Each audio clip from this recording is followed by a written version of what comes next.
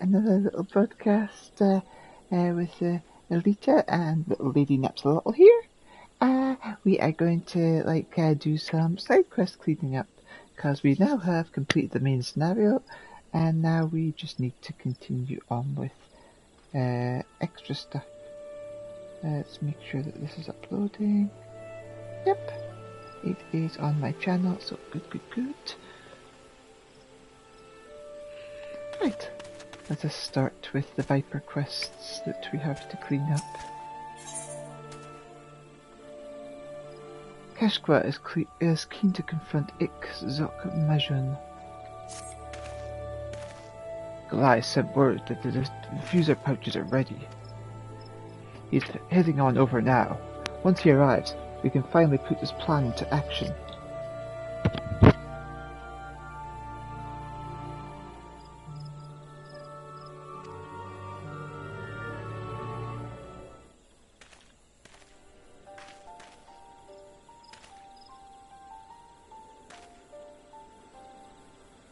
The pouches have been distributed amongst the twin adders, along with instructions on correct handling.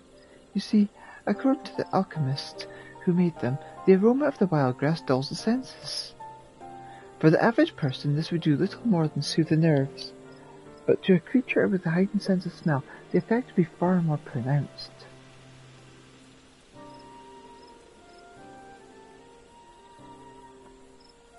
As for where we will entrap Ixux Majun, Innocent Stork has proposed a location in the Draconia hinterland she believes is ideal.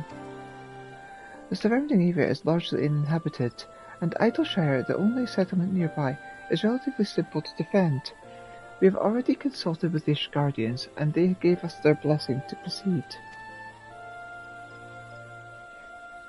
That's all well and good, but by the looks of your face, you're not. I ain't going to press, but I will suggest that once we get to Draconia, you best hang back and leave the fighting to us.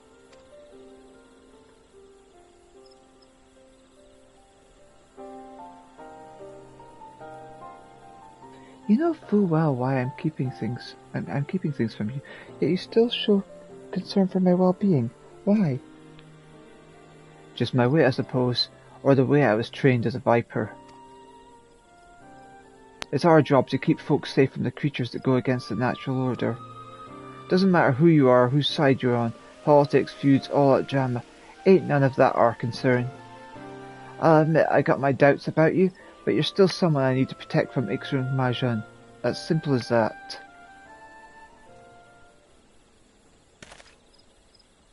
There's nothing you need to know. Out in Western Corthos is...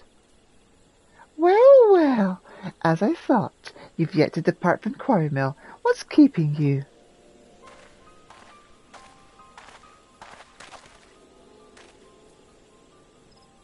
Lieutenant Goliath, whatever is the matter? You look like someone just walked over your grave.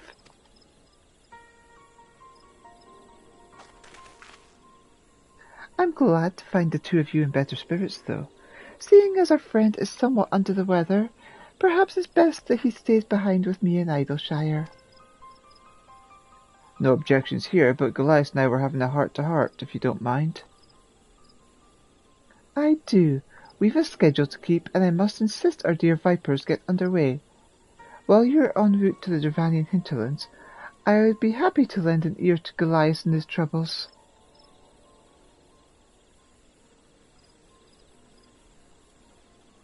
You needn't worry yourselves. It's of no import. I wish you both good hunting.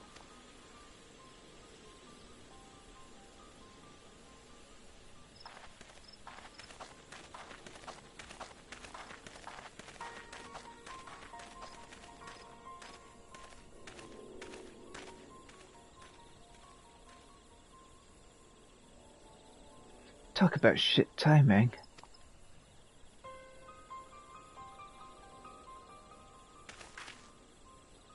For better or for worse, we'll find out why he was holding back soon enough.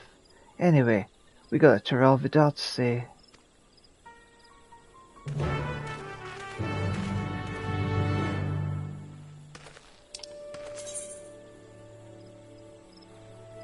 To Draconia. Get on that damn thing. There we go.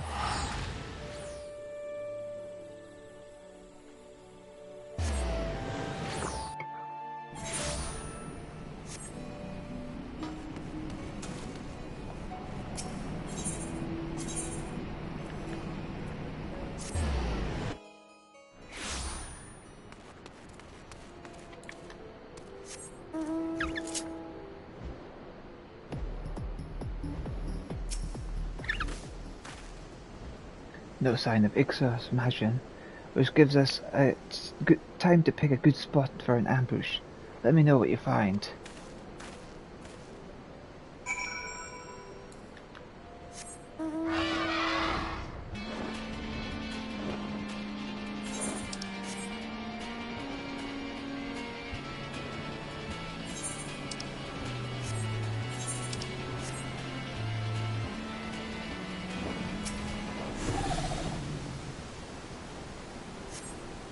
Although the view is obstructed by the wall, you should be able to remain concealed easily.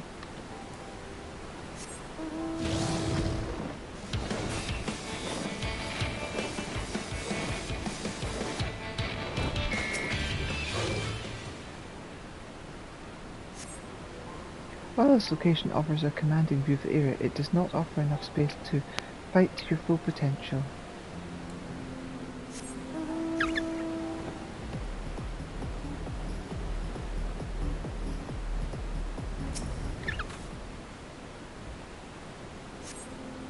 The cramped conditions offer only a limited field of vision, and combat would doubtless prove difficult. You've surveyed a number of locations, each varying in suitability. Kashgar will be eager to hear your report.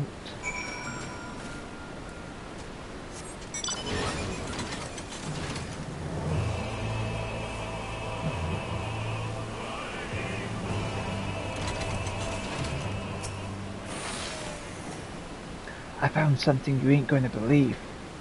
You smell that? Gotta be one of them innocent stork diffuser pouches. Somebody must have hidden it nearby. With a bag of wild grass stinking up the place, no way Ixos Magian is going to ever show. Goliath and innocent stork set us on a wild alpaca chase. So where's our Turel Vidal if it's not ain't here?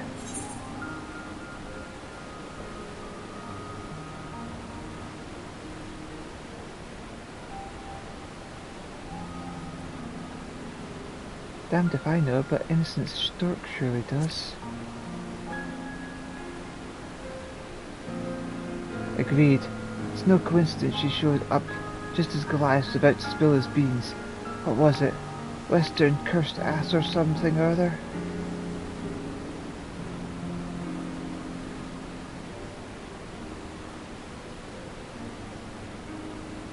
Wait, cursed ass. Sorry, Corthus is a place? Because if that ain't name, it conjures all kinds of unfortunate imagery. I don't know what is. With any luck, that clue will lead us to Innocent Stork. She's probably still plotting to capture Ixos Shaman alive, this stubborn fool.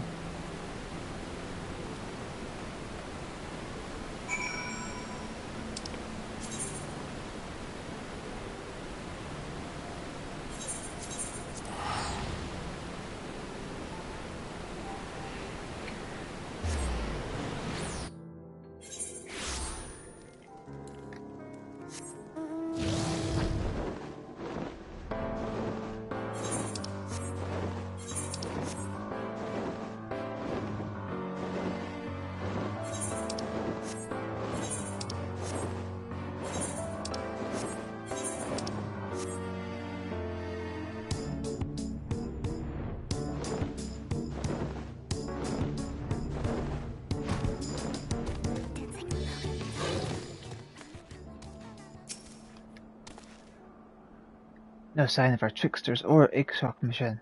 We best keep searching.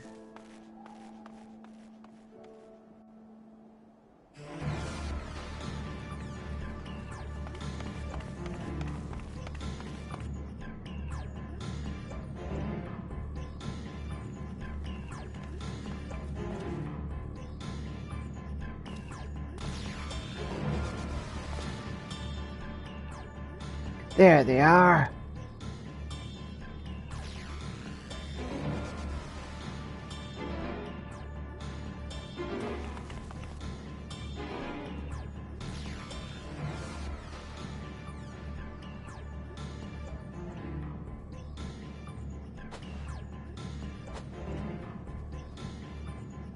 Well, if it isn't the esteemed Vipers, who with all their supposed skill and intellect asserted that capturing the great Ixochmajan was nigh impossible. Or perhaps you were simply afraid. As you can see, I proved equal to the task. All it took was a little ingenuity.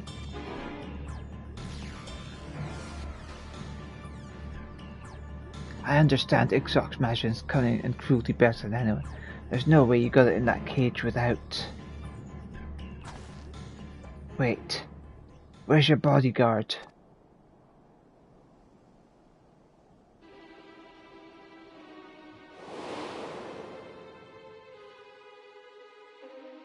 You yourself observed how attempting to lure Ixochmajan with obvious bait ended in a failure, but a beast is still a beast, a predator that is compelled to hunt. Casualties are inevitable, and a prudent strategy must account for them. An exceptional one, however, must leverage this element to its advantage, as mine did.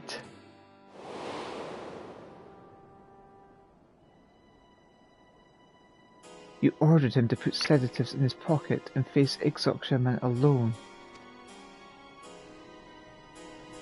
It was over before it began, his screams still ring in my ears.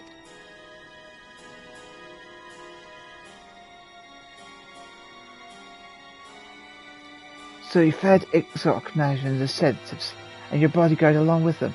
You're telling me he willingly offered himself up? Enthusiastically even, all to ensure his plague-stricken family received treatment, the duration of which would be determined by his performance. He all but leapt into the beast's maw.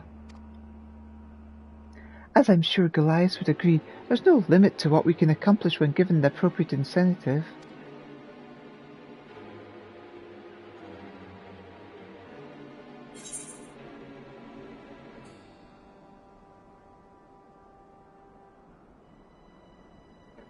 Why go to such despicable lengths to capture Ixochmajan?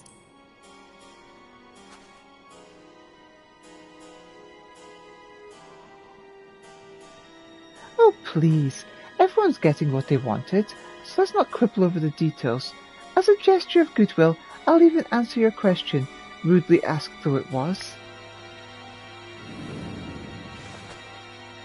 Everyone has their own unique proclivities, and I am no exception.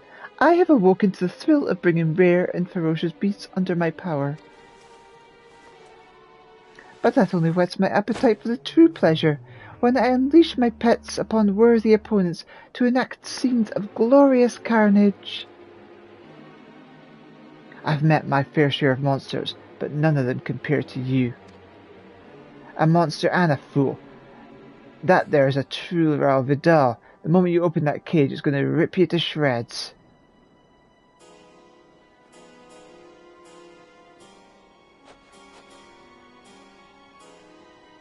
Indeed, it would, if it were so inclined. But if Ixochmajan is intelligent and bloodthirsty as you say, it will soon learn that I can provide a constant supply of worthy prey. In return, it will accept me as its master.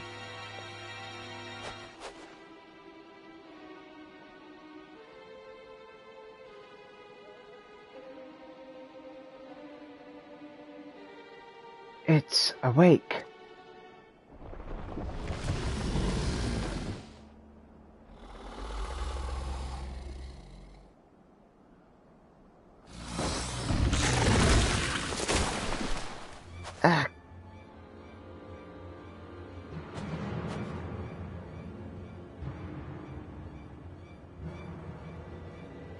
I grow tired of this place.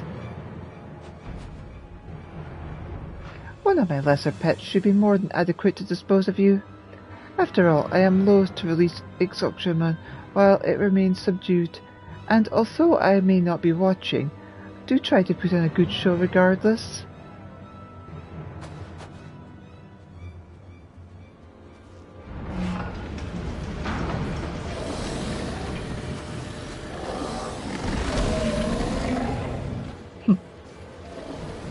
You think this thing stands a chance against me?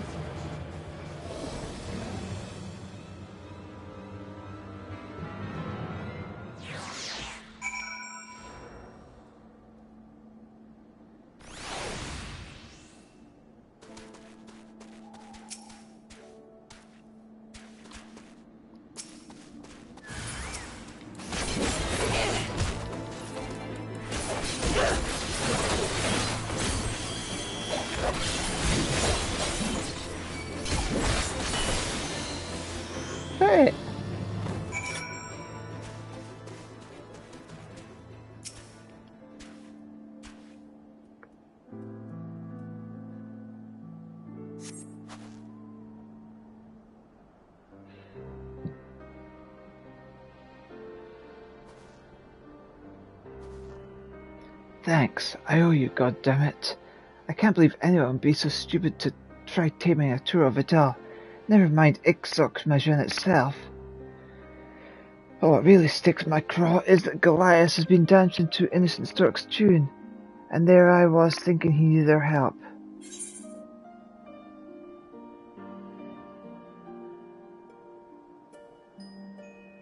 He seemed afraid of her, like before.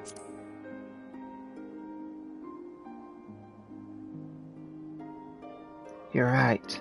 There's more to this than meets the eye. Anyway, no point freezing our asses off here. Let's get back to Quarrymill to think things over.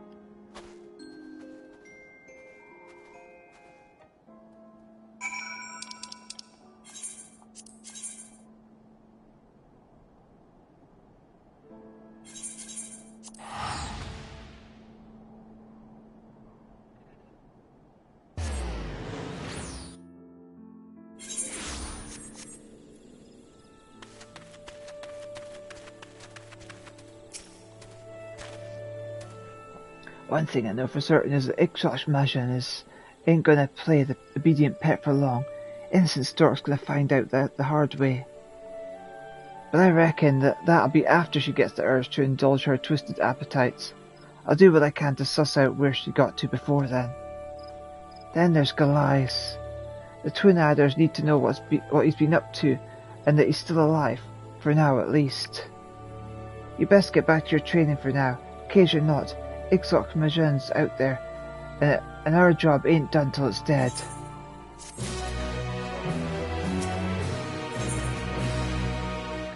Keshka is as tense as a coiled viper. Since the last time we spoke, the twin adders have been looking for Goliath, but they ain't found no hide nor hair of him. Meanwhile, there are plenty of Ixoxmajan sightings. Seems Innocent Stork's eager to put her new pet to work. I expect that's why Goliath's commanding officer asked for our help. Let's head to the adder's nest and hear what he has to say. Do-do-do-do-do-do-do.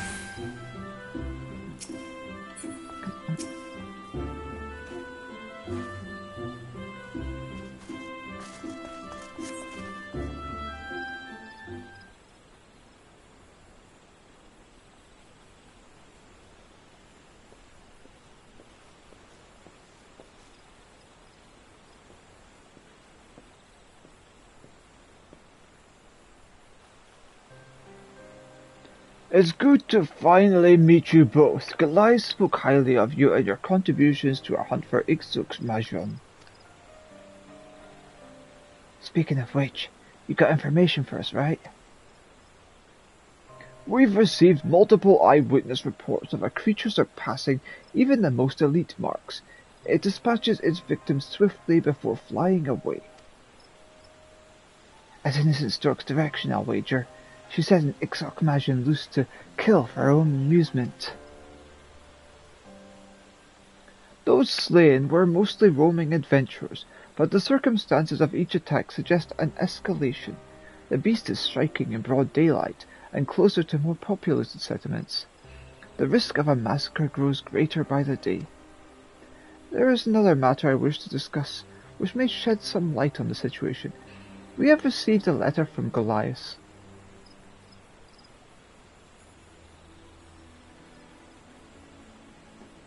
Though details are sparse, he wishes to resign from the twin adders. The letter also includes a message for the two of you. Do you recall our discussion in southern Thanalan? Though my aspirations were beyond me, I pray that you succeed in fulfilling your own. I remember, Goliath. You wanted to prevent those with bright futures from dying before their time. That's why you joined the Twin Adders. Wait. We had that talk in the Shroud. Not Thanalan. And he mentions our aspirations, which is to protect people from rampaging beasts. Don't you see, he's telling us that Ixok Shaman is going to appear in southern Thanalan. A hidden message? Albeit not a particularly well hidden one. If Innocent Stork read this, she would have surely divined his intent. I can only surmise that she knew and allowed the letter to be sent regardless. What better way to lure you to a confrontation with Ixok Shaman than by taking advantage of Goliath's sincere plea for help?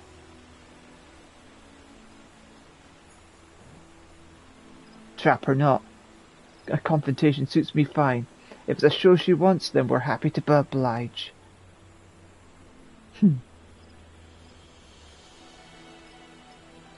As for the where, she doubtless wishes to avoid attracting the attention of the Immortal Flames or the Amalja. The Sagoli Desert like as not, I would send word to Ul'dah, but in the meantime, I wish you every success.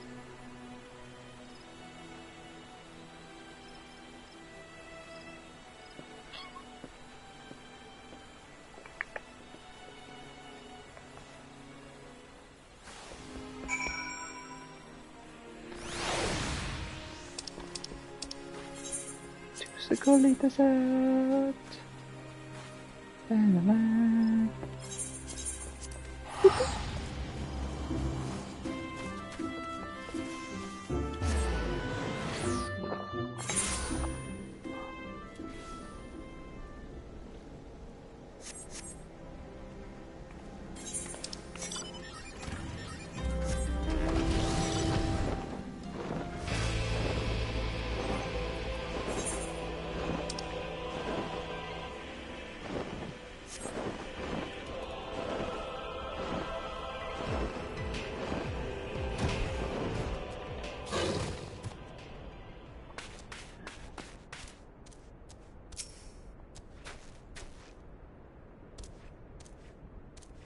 Another carcass. This was Ixos Mansion's work. Didn't expect the trails to be this easy to pick up, but perhaps I should have. All that's left now is to walk straight into the trap. No viper worth their salt ever shied away from danger, am I right?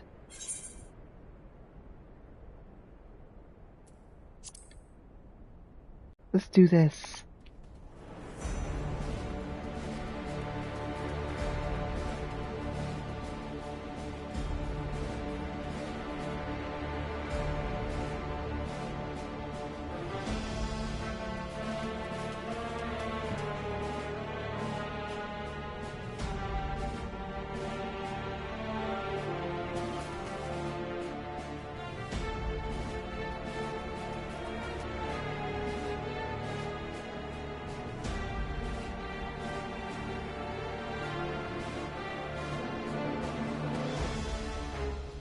Such grace, such power, magnificence itself given form, worthy of awe. Alas, these mediocre distractions are poor canvas for your art.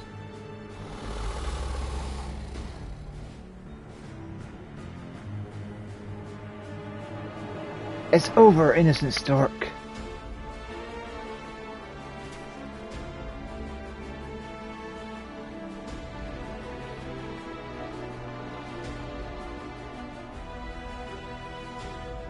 Oh, on the contrary, the main attraction is just beginning.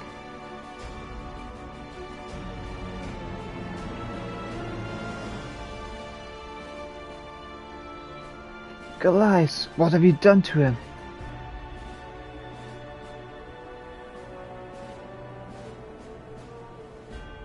After his childish trick with the coded letter, I decide to let Ixok Shaman punish him. An appetizer, if you will.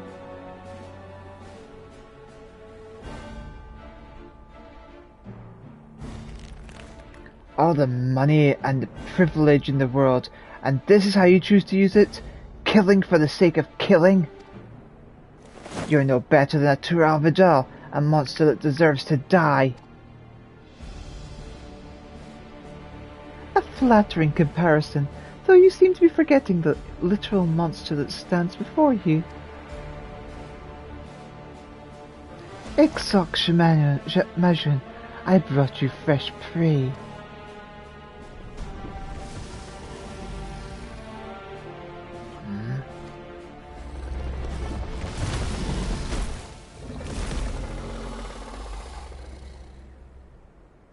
Oh, I haven't forgotten about you. A coward through and through, I knew, but one I thought had some pride. Guess I was wrong.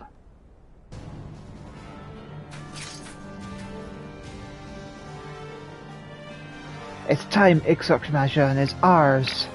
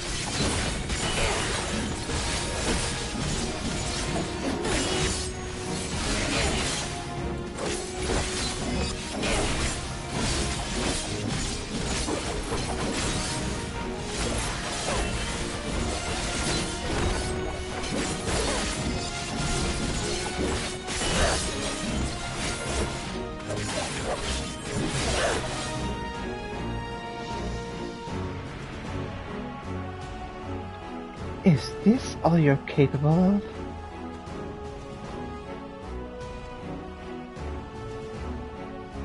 Are you not satisfied with the prey I have provided? You'll have all that you can want and more, but only if you obey. Kill them! Kill them now! I demand it!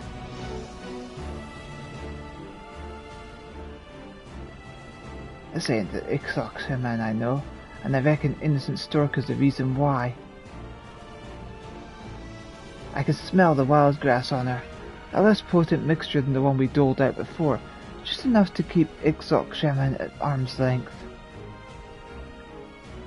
But even that's too much for the Vajra's senses. That's why it's adult and can't think straight.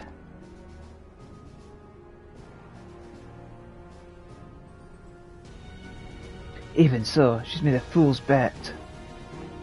Ixok Shaman only tolerated innocent Stork and her shenanigans to sate its own bloodlust. Two apex predators can't make nice forever.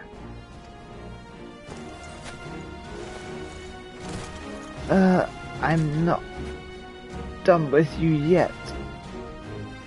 Goliath, you stubborn worm.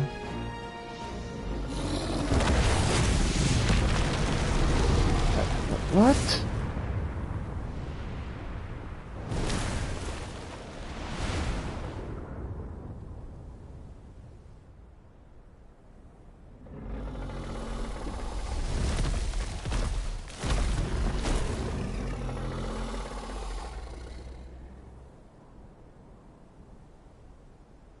Maybe now it can concentrate on the fight.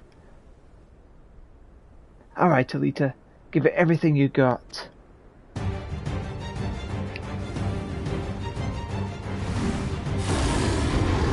It is time.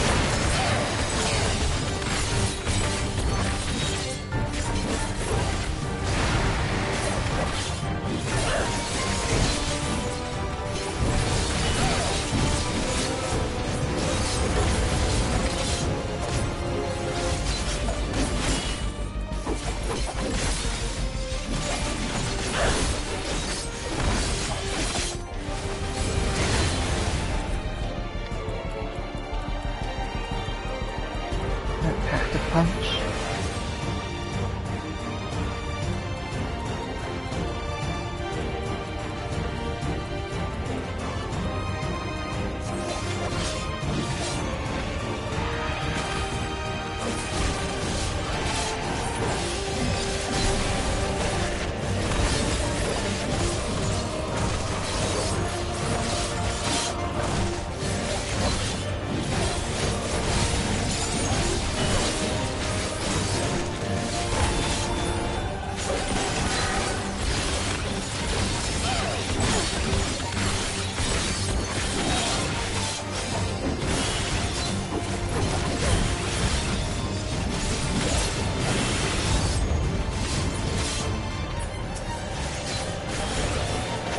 Go for the wings. Keep it pinned down.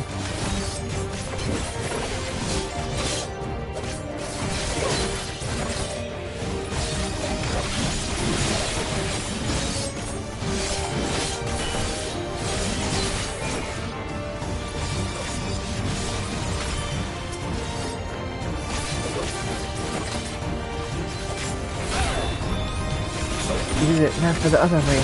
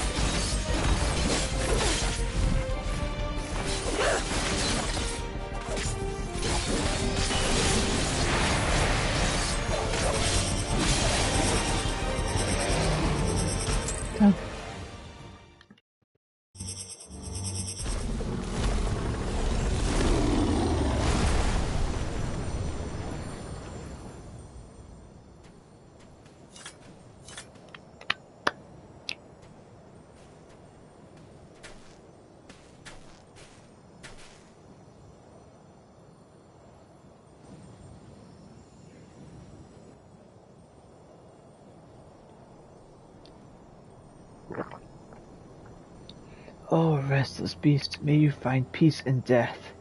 As the serpent sheds its skin, relinquish this husk, that you may rise again to greet a new dawn.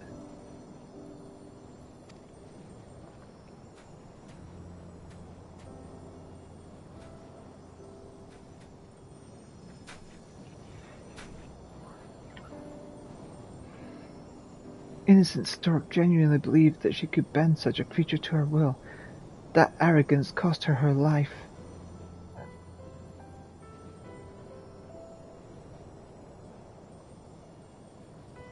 She never understood what she was dealing with, or afforded it proper respect.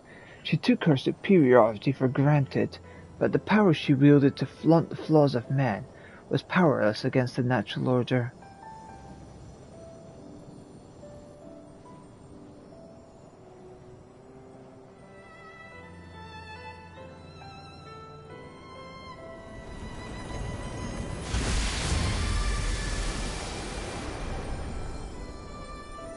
Goliath, Elita, thank you for everything.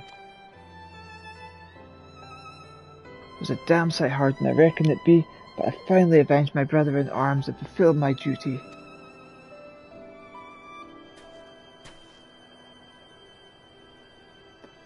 I can once again hold my head high.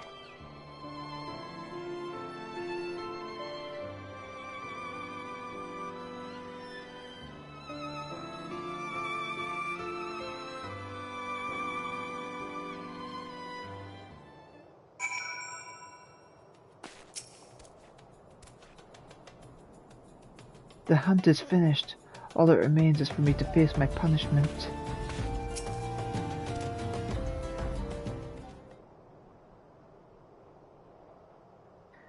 Ixoxaman might be dead, but we still got a loose end or two to tie up.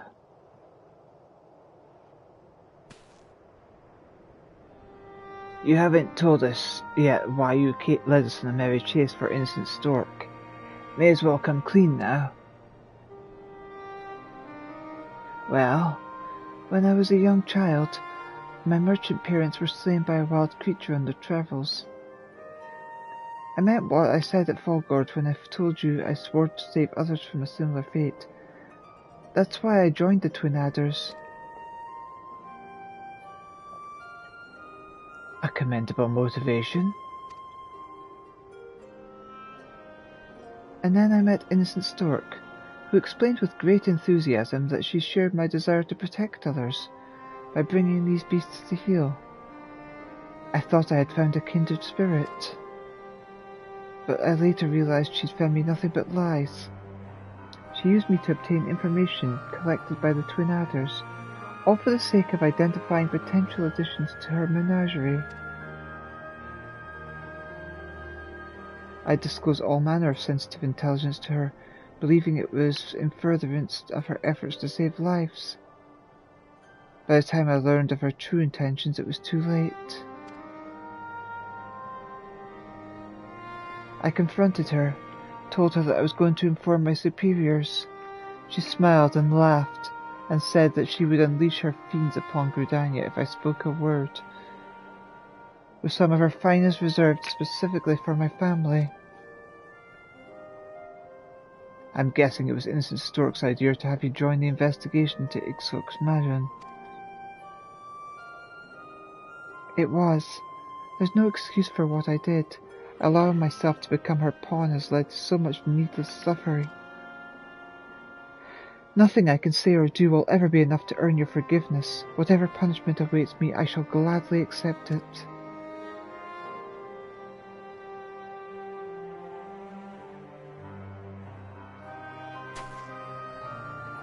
Well, Elita, what do you think?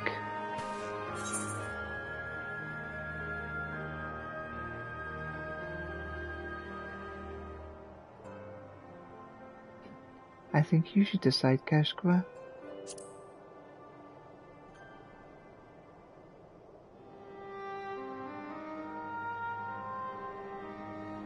If he'd only done me wrong, I'd be willing to look the other way. But his deceptions caused all kinds of trouble for the Twin Adders. They're the ones who need to stand in judgment. Quite right.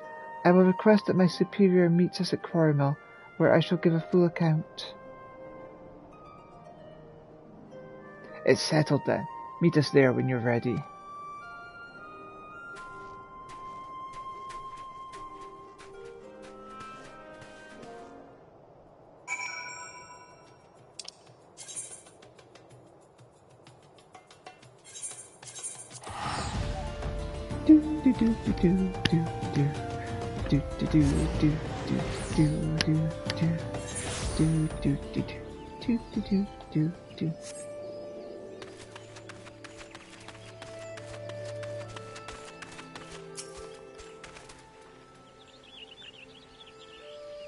I take it there is more to your report than the slaying of Ixox's.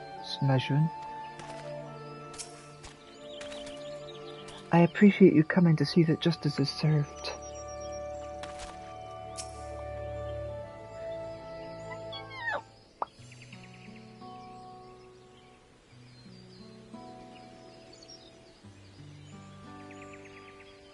As a soldier of the Twin Aders, your actions are inexcusable. Once I have made my report, expulsion will be the least of your worries. There will likely be a trial.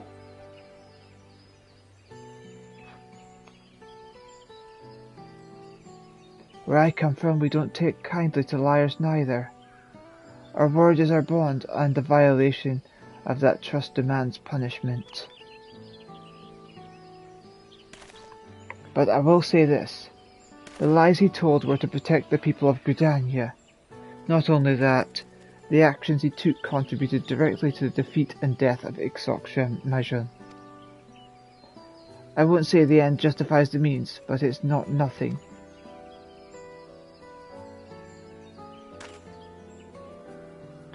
Duly noted, though I trust you understand that this consideration may not change the outcome. Yes, sir. Ain't my place to tell you folks how to handle your business.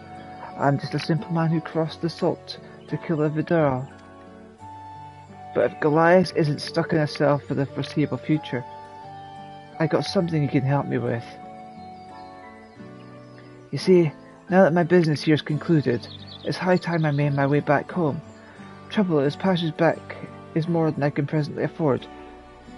I'm going to need to put in some work, and I reckon Goliath can help me find clients in need of a Viper's skills.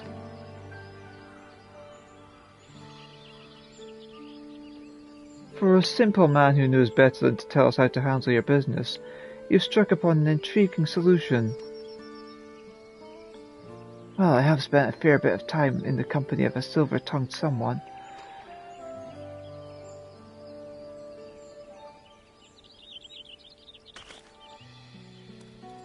Goliath, your conduct cannot easily be forgiven. Even so, it must be acknowledged that you played a vital role in slaying of Ixox. Swear to never again stray from the path of righteousness, and no charges will be brought against you. Moreover, I will accept your voluntary resignation, as you did previously request. With this arrangement, you may yet pursue your dream of defending the innocent from nature's most deadly threats. In your capacity as Keshqua's assistant, what say you?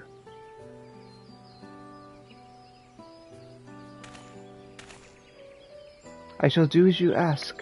You have my word. Though I will bear the shame of my misdeeds as long as I live, I shall endeavour to redeem myself through the service to the people.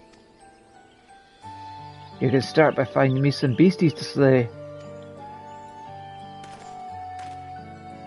Well, seems I'll be sticking around yours there for a while longer. In the meantime, you're sure to find clients of your own. I reckon this continent's more than big enough for the both of us. Wherever there are folks in need of a Viper, that's where we'll be.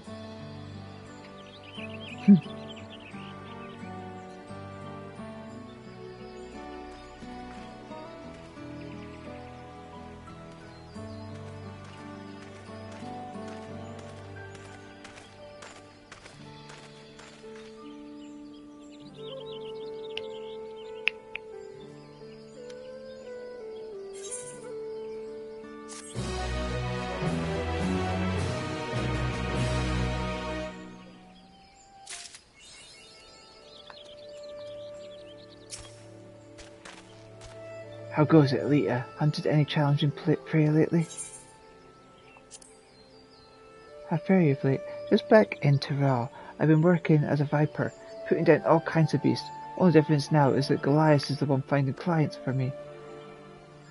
We must be doing something right, because the guild's been rolling in. Still got a ways to go till I've earned enough for the ferry ride back home, though. Goliath actually suggested using some of my savings to pay for trips to Ishgard and Charlene, so I can hunt marks further afield. I'm happy to go wherever I needed, even if getting there sets me back a few gil. What is a viper? The art of the viper has been passed down in Tyrrell since ancient times. We use it to protect folk from deadly creatures. Back home we got beasts called Tyrrell Vidral to deal with. They're usually an offshoot of a more common species, but are larger, meaner, and often have strange powers to boot. That's why our ancestors looked to snakes for inspiration, because they can take on foes a lot bigger than themselves. Our fighting techniques are designed to mimic their quick, agile movements. After a while, people started calling us vipers, and I guess the name stuck. We still specialize in hunting Tyrrell Vidal, but we'll deal with any beast that needs killing. So while there are no Vidal here in Eorzea, I can carry on like I would back in Tyrrell, putting my skills to use for the benefit of all.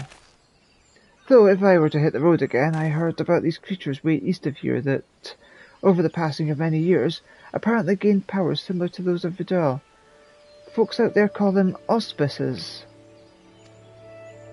Might be nice to meet one in the flesh, see how they compare to Tyrrell Vidal. Oh, look at him in this new little outfit! Now that I'm no longer in an adder, I had no choice but to hand in my uniform. With my new garb, I'm ready to fend off forest-dwelling fiends alongside Keshkwa.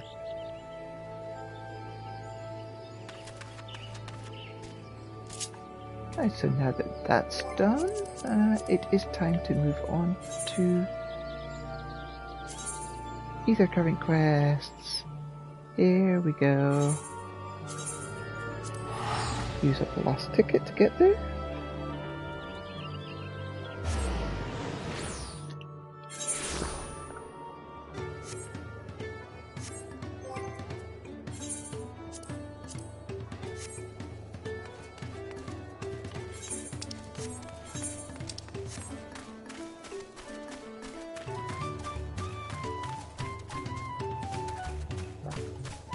Now I just need to find some blue crystals.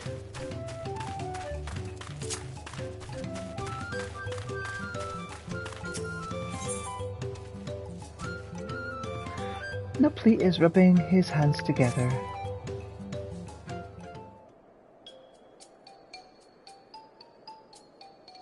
Hey, I recognize you. You're Elita, yes? I've heard about you. Companion to the Third Promise. A most dependable individual. My name's Nupley, and I'll have you know I'm a merchant blessed by fortune, if I do say so myself. Indeed, I believe our meeting today is no chance encounter, but the hands of fate guiding us for one singular purpose, the exchange of invaluable items at an unbelievable price. If I could direct your attention over here for just a moment. Feast your eyes on these, crates of exceedingly rare and precious corrupted crystals. Beautiful, aren't they? They were extracted from remote regions of Eorzea and shine a brilliant orange hue, quite unlike your run-of-the-mill crystals, no? For you, I'm willing to offer them for the low price of 1 pel in the millions column. It's nigh a highway robbery at this valuation, but anything for a friend of the Third Promise.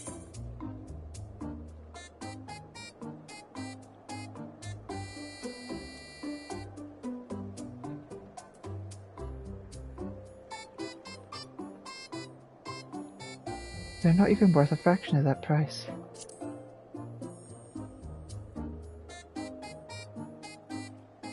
What do you mean? Considering how much it set me back to purchasing, the price I'm offering should be perfectly reasonable. Strange, these are precious crystals, are they not?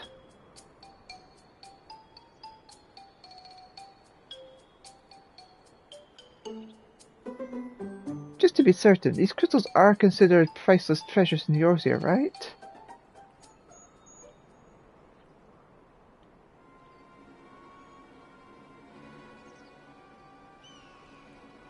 see if I'm getting this right. Not only are corrupted crystals commonplace across the salt, but they're also highly volatile? And in the past, you once used such crystals together with an elemental converter to do battle with powerful entities you call primals. What's more, you kept them in a warded container at all times to protect against their deleterious effects.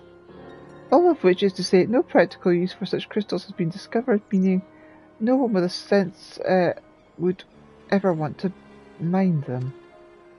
The peddler who sold the crystals to me never mentioned a word of this. He claimed they're extremely rare in Eorzea, which is why I decided to purchase them in the first place, even at the exorbitant price he offered. Naturally, I believed him. Having never seen crystals of their like, could you blame me? But if they really have no use... Have I, no play the lucky, been swindled?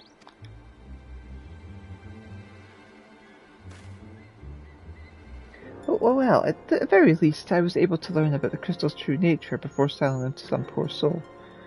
Fortune hasn't abandoned me completely yet. At any rate, I'd like to verify whether these crystals truly hold no value. Would you be willing to help me look into this, Elita? I need someone I can trust, and that you'd be willing to share the truth with me says a lot. No need to answer right away. Give it some thought. If you've no interest, you're free to be on your way. If you decide to assist me, however, I'll be here waiting.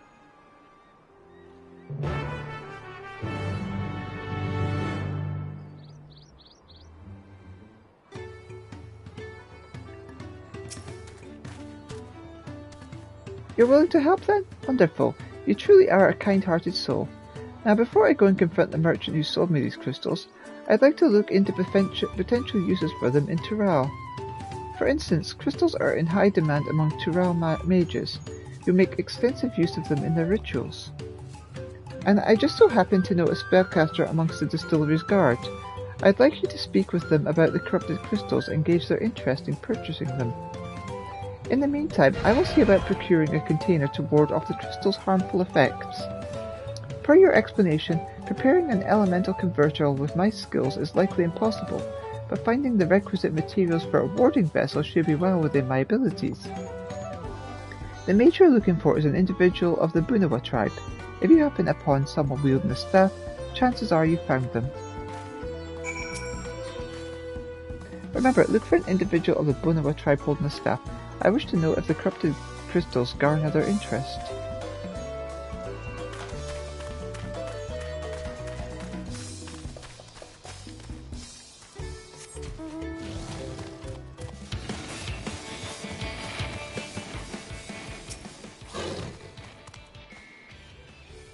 I don't know the first thing about crystals. I'm not an arson nor a mage. I don't know the first thing about crystals. Try asking a mage.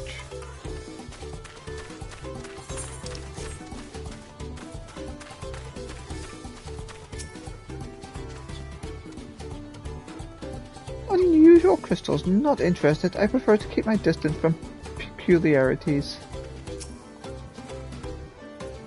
I told you, I'm not interested. Your time better spent asking someone who is.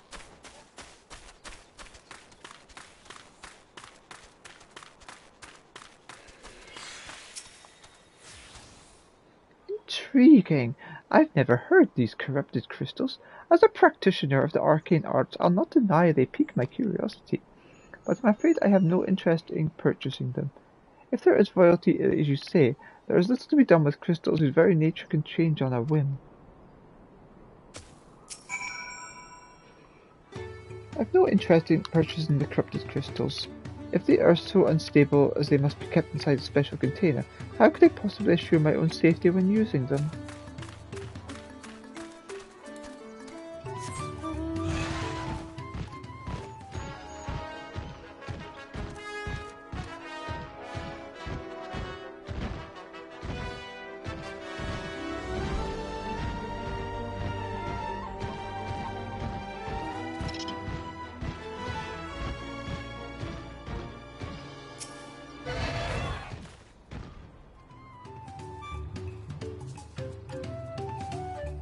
Ah, so even the mage was not interested. Nevertheless, I thank you for speaking with them on my behalf. It seems you were right, these crystals really are worthless. I may be unable to make back what I've lost, but there's still one thing I can do. Elita, I wish you to stop that pernicious peddler from continuing his crooked ways. Will you help me? What a relief. Allow me to offer you a small token of my thanks. When you have a moment to spare, please come and see me again. We must stop him before he has a chance to swindle anyone else.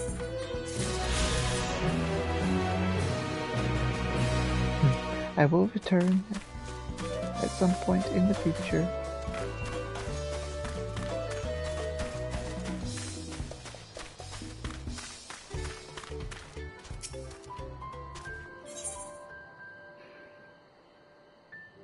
A traveller to the rescue. The flustered merchant appears desperate for help. Oh, thank goodness! A capable-looking traveller. Please, I need your help. My caravan was attacked by beasts. I had a bodyguard, a young mammal Jah mercenary, but he could barely fend for himself, let alone me. He somehow managed to throw me over his shoulder and carry me all the way here, but no sooner did my feet touch the ground than he ran back to the jaws of death. Damned if I can figure out why. Injured as he was, I don't like his chances. Please, I beg of you, go to the Chabaquea and save him. Please, he's in danger. You must go to Chabaquea and save him. I beg of you.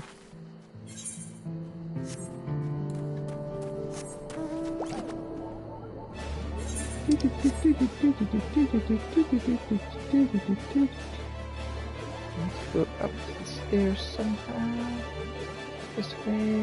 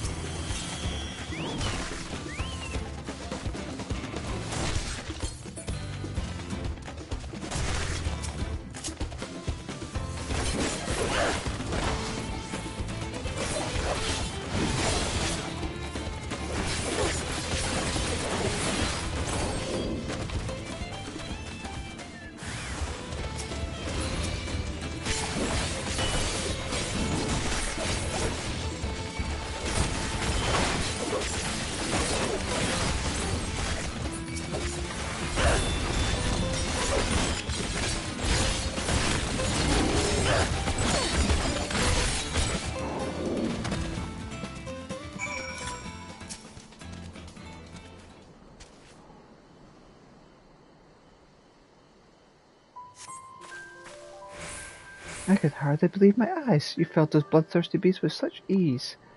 But I'm getting ahead of myself. Thank you for saving me. As a mercenary for hire, I'm ashamed that such help was even necessary.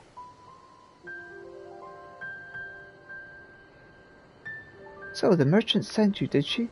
The attack on the caravan saw her wares scattered all over. I figured the least I could do was to retrieve as much as I could. Thanks to your timely rescue, I could still do just that. No need for you to stay with me, my friend. Go and let her know I'm safe. I'll grab what I can and be along shortly. Don't worry, I'll be fine. Once I've assessed what's worth taking, I'll take as much as I can and head back.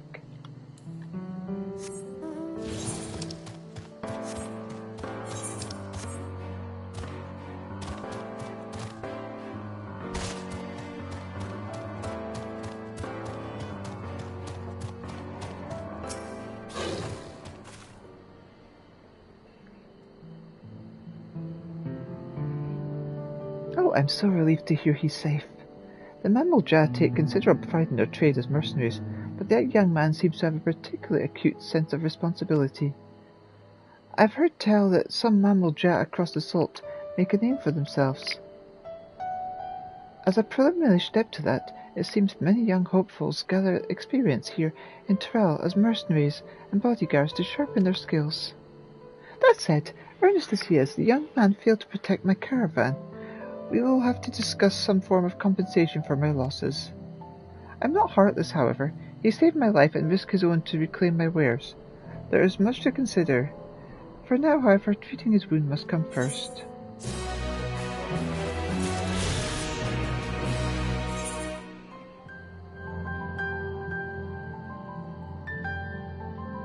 So there's more down there, but I am going to go to Tulliola because there is something I need to do.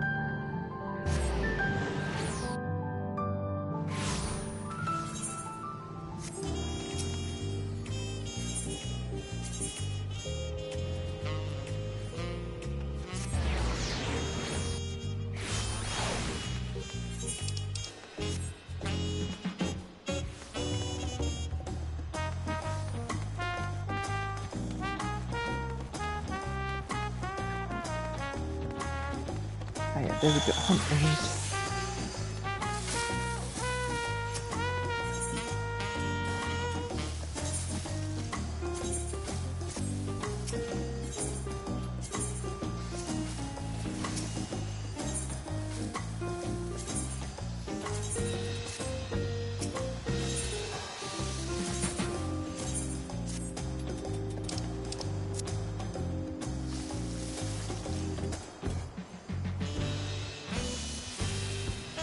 Beginner, intermediate, advanced, and elite.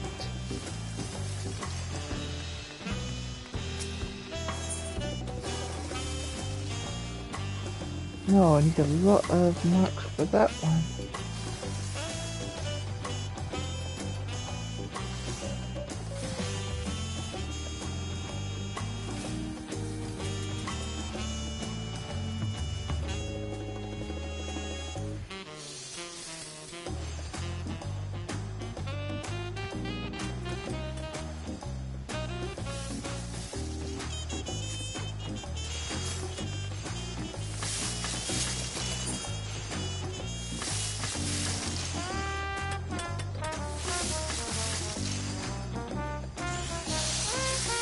So let us go to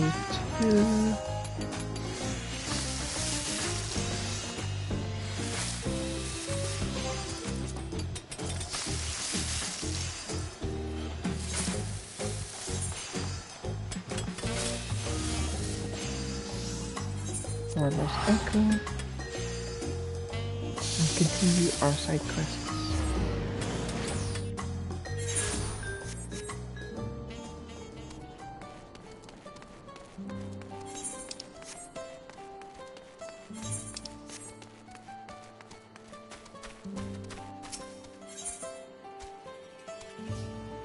Murfler regards you with a mixture of reverence and uncertainty.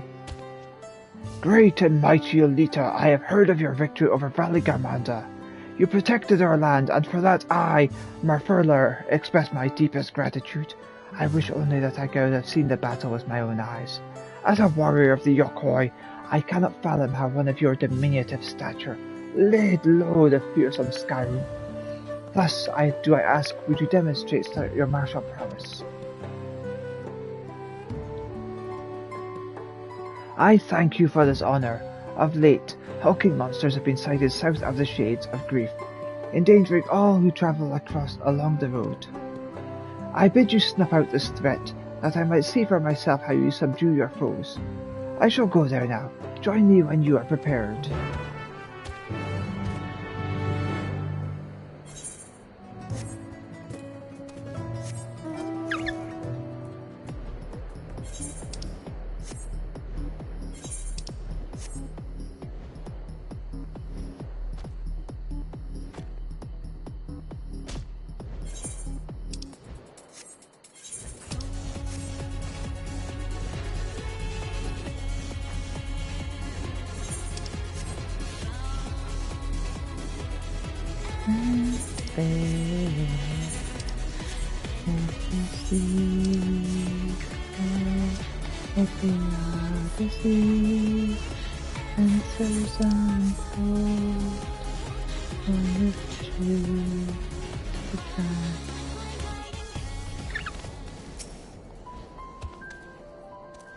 Glad I am to see you did not lose your way.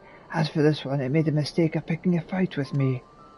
There was another, but unlike its comrade, it had the good sense to flee.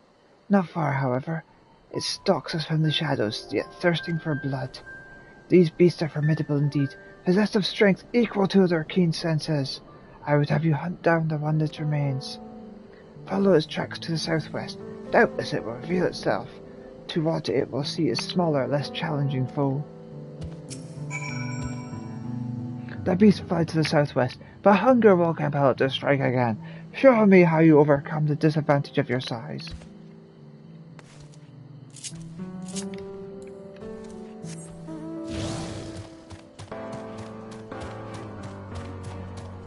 Look, I know I'm small, but...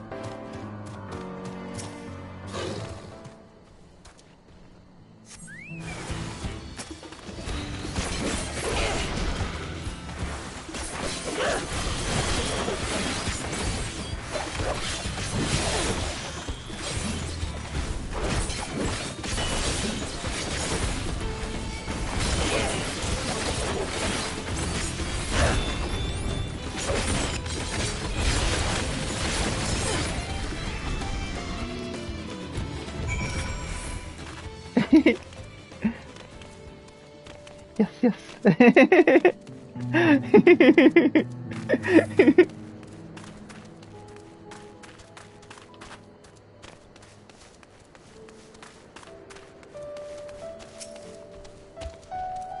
Impressive, Elita. Not once did you falter before the tower in Halopen. Quick to react and adapt you were indeed. Yes, I have seen all that I need to see. Now that the threat is no more, let us return to Warlar's Echo.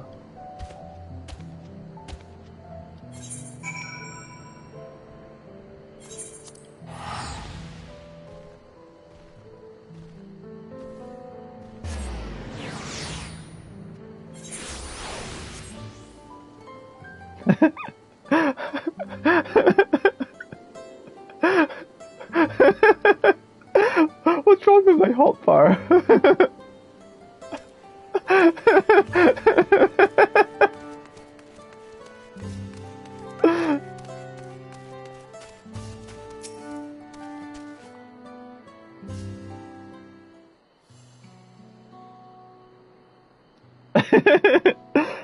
This has been an enlightening experience for me.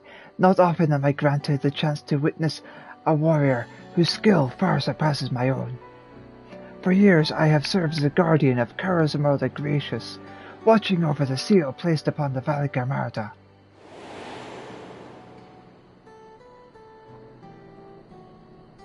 I would have aided in the feat of ice too, had the Sky Ruin not rendered our plans meaningless.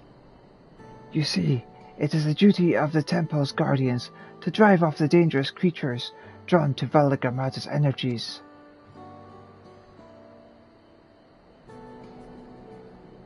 This is side quests. This is me doing the ones for the ether currents.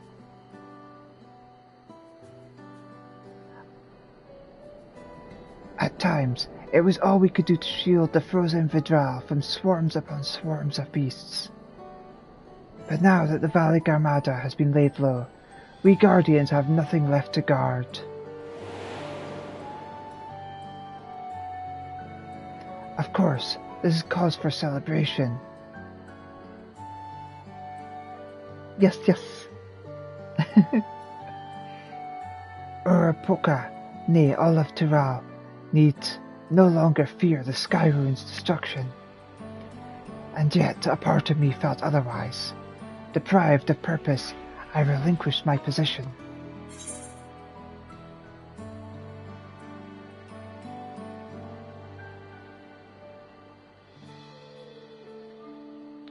Because we killed Valley Garmarda?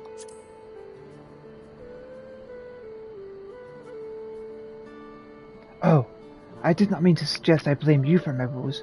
Were it not for you, I would surely not be standing here to bemoan my plight. At any rate, I thought seeing you in action might move me to seek my next passion, or at the very least, provide inspiration for a new combat technique. But given your somewhat delicate frame, I remained skeptical until I observed your power firsthand. I would also be remiss not to praise your economy of movement. always thinking ahead, looking for the shortest route to victory. What calling has led you to develop such commendable skills? God, I'm gonna hate doing this voice. Ah, so you're an adventurer. Does this mean your life's purpose is the pursuit of adventure? How intriguing. Alas, much as I would love to hear your many tales, I will not keep you. When next you have a moment, however, it would be my honor to speak with you at length.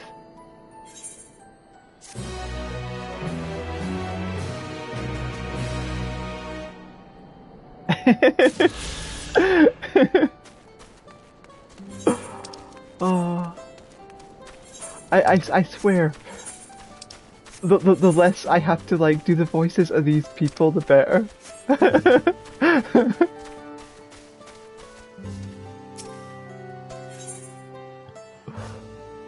Garhor is eager to lighting things up around here. Hail, visitor. Care to partake in one of our customary rituals?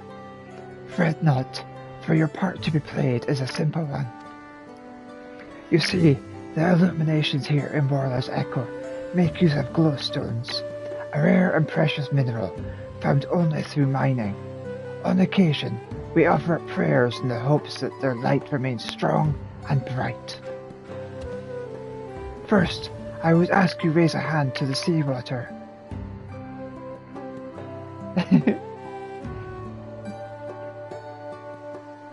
And pray for light everlasting. Strange though it may seem, I assure you it's a necessary step in our ritual. Now, great warrior, slayer of Valigamada, open your heart and focus. Once I've unlocked flight with Elita, it's my plan after that to progress more MSQ with Elitania.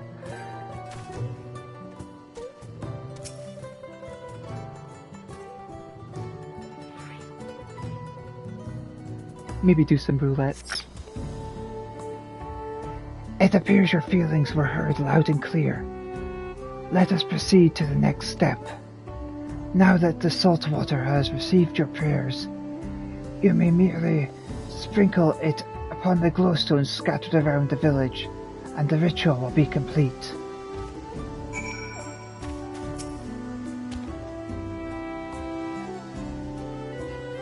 Pet pet. Take the salt water imbued with your energies and sprinkle it upon the glowstones scattered around the village. With that, the ritual will be complete. I am thinking of like having a few more characters, like end game. Infinite head pads. I like giving head pats.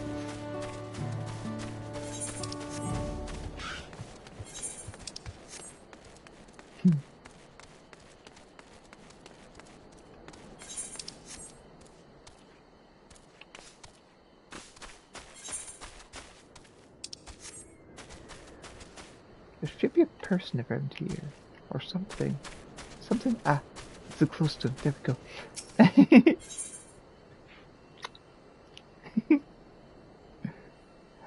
Your fervent prayers have given it strange aftertaste, or maybe that's just the salt.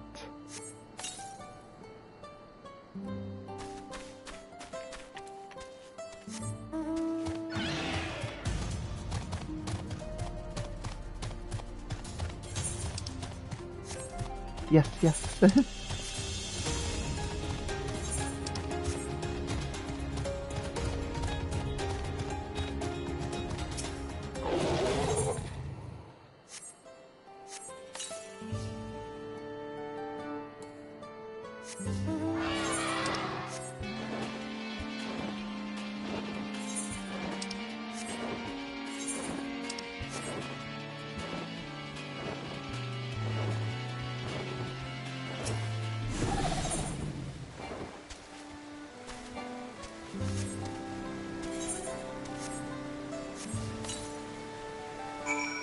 There we go.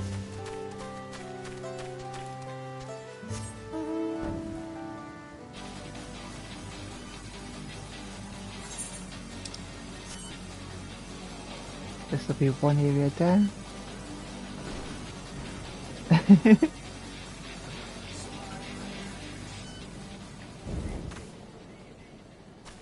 Yes, yes. I miss those too. I love doing those with you.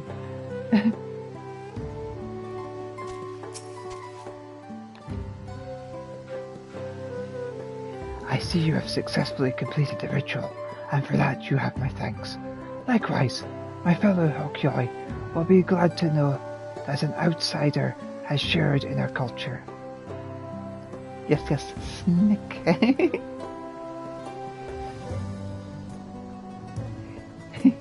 When mining the peak for glowstones, we occasionally discover shellfish fossils. Some have wondered if perhaps this tall mountain was once submerged beneath the waves many long lifetimes ago. The stone's radiance is a reflection of their joy, shining all the brighter when offered water that smells of the sea. Or so the story goes. Thus was our little tradition born, knowing that it's the will of a great warrior that now illuminates our humble village. Our spirits are sure to lighten as well. Suffice to say, we are fortunate indeed that you were willing to join in our prayer with an open heart. May the light of the glowstones ever guide your steps.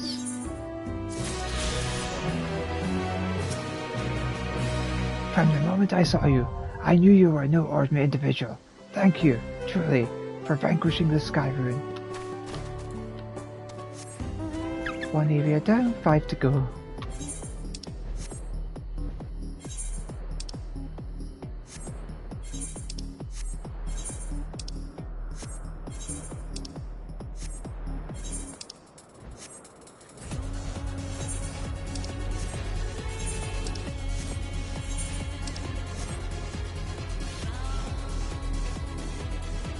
And fair.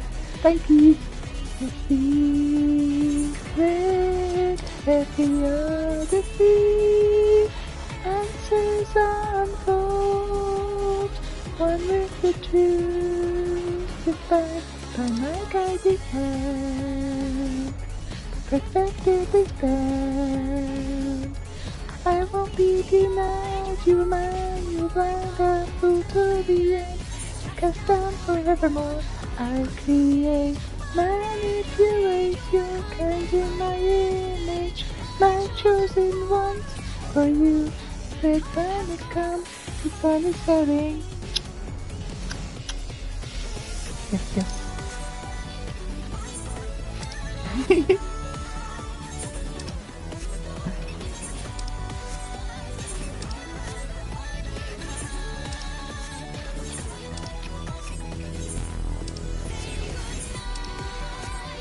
3 people be happy.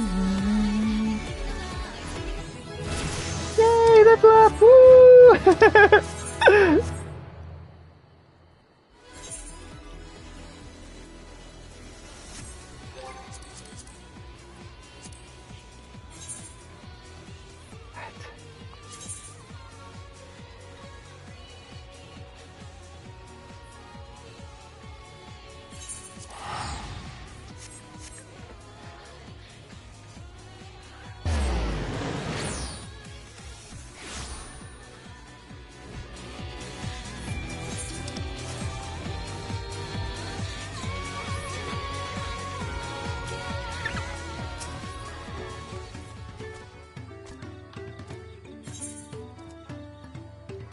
Lanuhanu needs help performing an honor tradition. Oh, Kali Elita! Of course I know your name. Who isn't familiar with Wuklamad's companions? Not to mention your friends can't seem to go a moment without mentioning you. Ha! I am Lanuhanu, and I have the honor of being the wind's chosen. It is my feathers which adorn the festival float. I feel the wind has guided you to me for a reason. As a visitor to our village, who has fast become an honored friend, I would offer you the chance to strengthen our bonds. Perhaps you're familiar with the Lance Guard. It is customary among the Wind's Chosen to save their molted feathers and present them to these brave protectors as gifts every few years. At this very moment, one of their number is making their way to Okahanu to receive our offering. There's much more to it than just a simple delivery, and I think you'd be interested in taking part. It would deepen your understanding of our ways, and perhaps you and this member of the Landsguard would become fast friends. I would start with a small task, if you're willing. Nanase is the name of our guest, and he was due to arrive some time ago. I fear he may be lost. Could you search the road for him? I'll stay behind in case he arrives here after all. Nanase was due to arrive a while ago, but he seems to be running late. I'll stay here in case he comes. Could you search the road for him?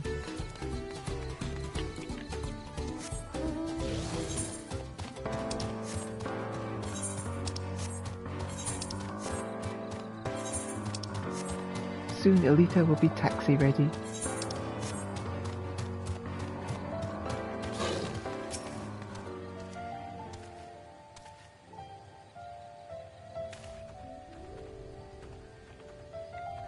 You're looking for me. You're not a Hanu, unless you're molting something awful.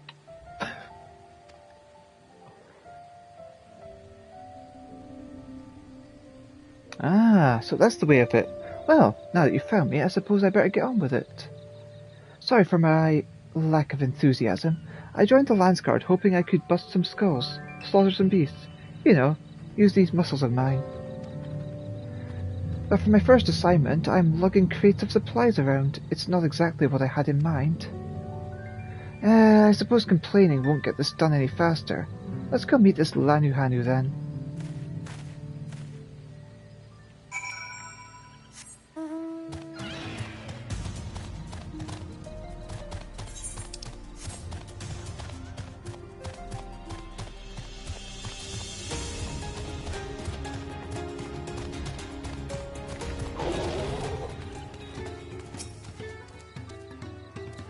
I thought I was just coming here to pick up some feathers.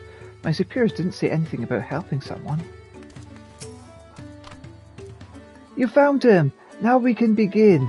Before the gift of feathers is to be bestowed, there is proper steps that must be taken. Firstly, I bid the warmest of welcomes to Nanase.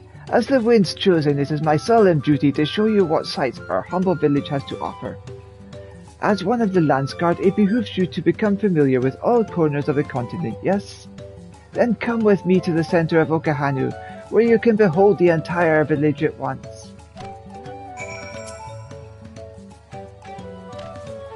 Perhaps you've seen this sight, or perhaps not. Either way, feast your eyes upon Okahanu. What a load of...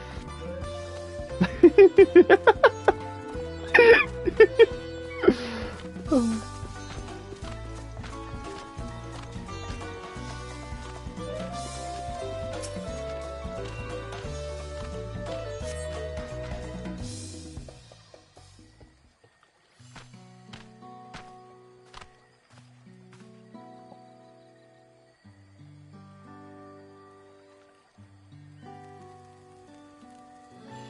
Take it all in. This is Okahanu. As you can see, our homes are made from wood and reeds, both of which the forest blesses us with in abundance. But nature's blessings are to be treated with care, for dry reeds can easily catch flame, and if they do, we risk setting our entire village alight. Building waterways to Okahanu is a way to protect us from such incidents, but aquatic beasts can travel them as well. And when these beasts become too great in number, we beseech the Landsguard to cull them. Do you now? I always thought that hunting duty was just a way to keep us sharp. While I'm here, I'll make sure nothing troubles your home. All of Okahanu would thank you. And now for the reason you've came, the feathers of the winds chosen. They're used to adorn the equipment worn by the Landsguard. The design evokes the image of Kihalia, the great bird revered by all Hanu. The feathers give it a touch of authenticity that make the soldiers appear all the fiercer. Every soldier's outfit is designed according to their profession, and each feather must undergo an elaborate process of dyeing and oiling to meet the Landsguard's varied needs. So, without further ado, let us begin. I first ask that you come meet me at the gate to the southeast. Fine. I should warn you, I'm not known for my delicate hands.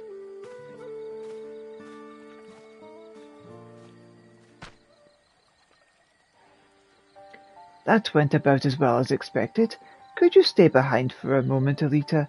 I would like to hear your opinion of Nanase.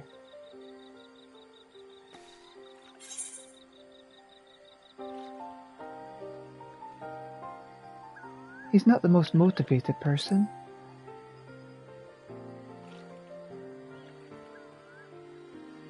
I have the same impression. Truth be told, his attitude is the same as every Landsguard troop who comes to receive this gift, and we're meant to fix it. Consider this a rite of passage of sorts. The Landsguard sends us troops whose rough edges want for polish, and the tasks we set before them serve as a whetstone. Over the course of our work, they gain great insight into the history and meaning behind the exchange of gifts. Soldiers with a tangible bond to their charge will protect it all the more staunchly.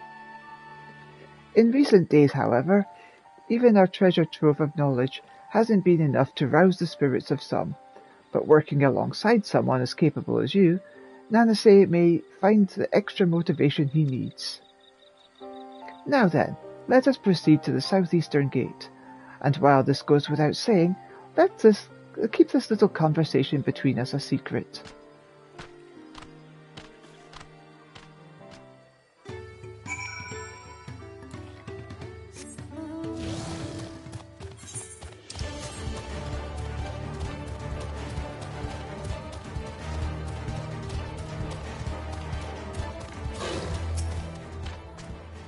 The feathers we send the Landsguard are for decorative purposes, and since they can lay untouched for quite some time, they aren't fit for use on the float.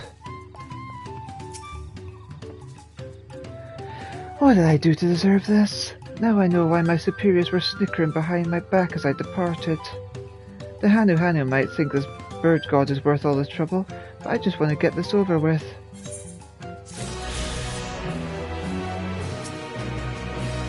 Let's get this over with. Later. I need to do more quests here for flight.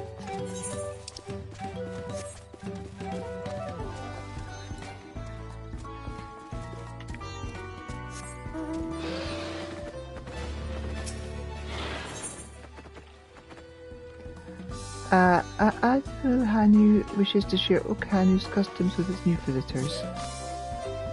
You're Wuklamat's companions, aren't you? Kikaya smiles upon me. I had hoped the great bird would guide me, one to the village as saviors to me. You see, the time has come for us to make our customary offers to Kikia. It is a ceremony we hold dear, and I would invite you to participate as an honored guest. You will join us then? Oh, that makes me so happy. My feathers are standing up straight. The tradition's offering is a fruit that grows to the southwest, and it must be so ripe that they fall into the earth. Gather 3 and deliver them to Lanuhanu at the shrine.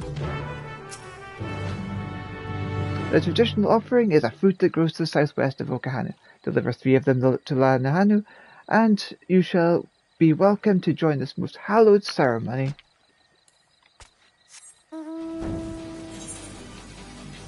And somehow doing this helps me fly.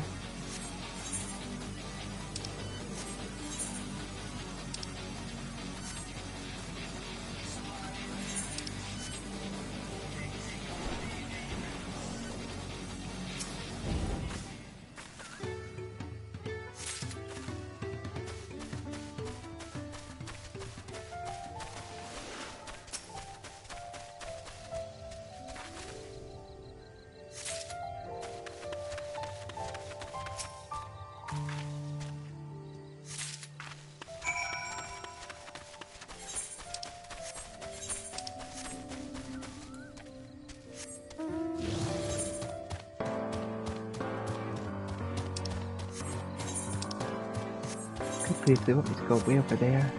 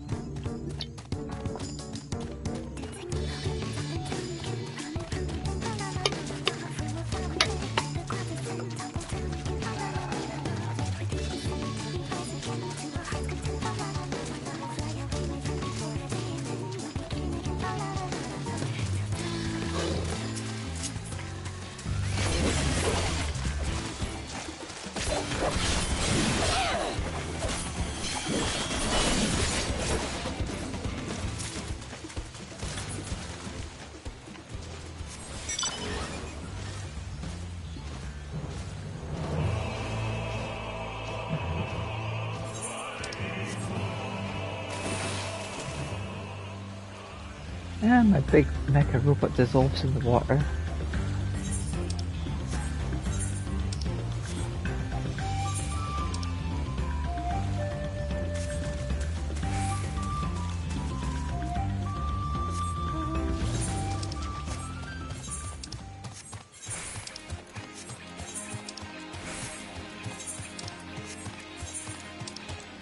I'm actually going to just go up here and cover that part of the map first.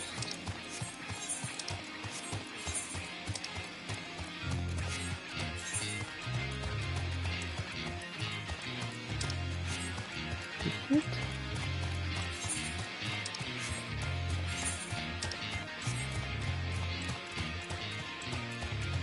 Now we need to go up here.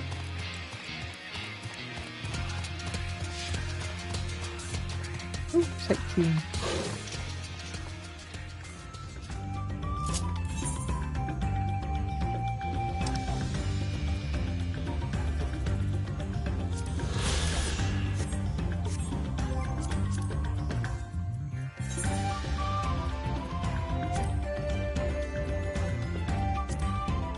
A reed-woven statue of the Hanu deity Kikiha is ensourced here in this place of worship. The shrine is believed to stand on sacred ground, a holy dry land, blessed by the sun's rays in the otherwise swampy terrain.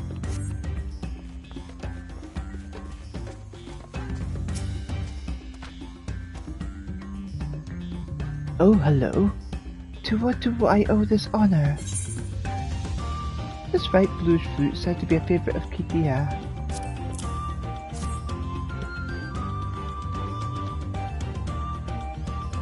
Ah, Kikiha, are we most satisfied with these?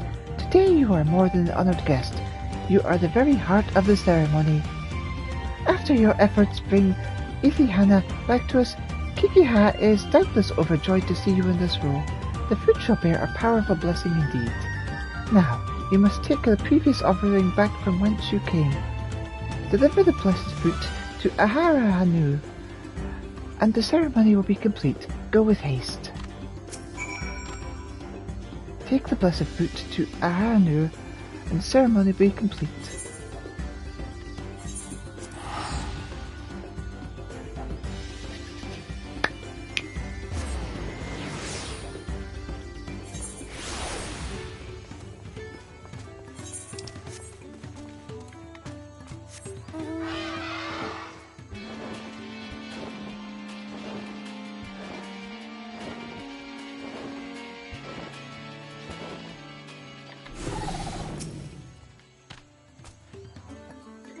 Welcome back.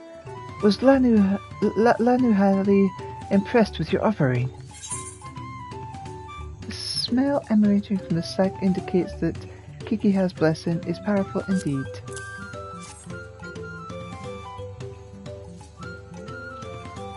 Yes, I can feel Kikiha's grace emanating from these.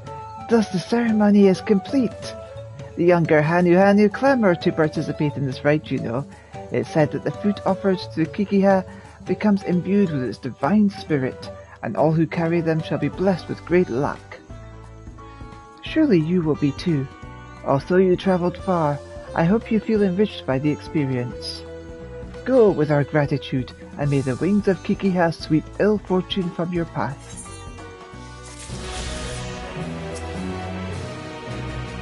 Thank you for your efforts to bring the reeds back to life. If not for you and yours, we Hano would be as limp and lifeless as they once were.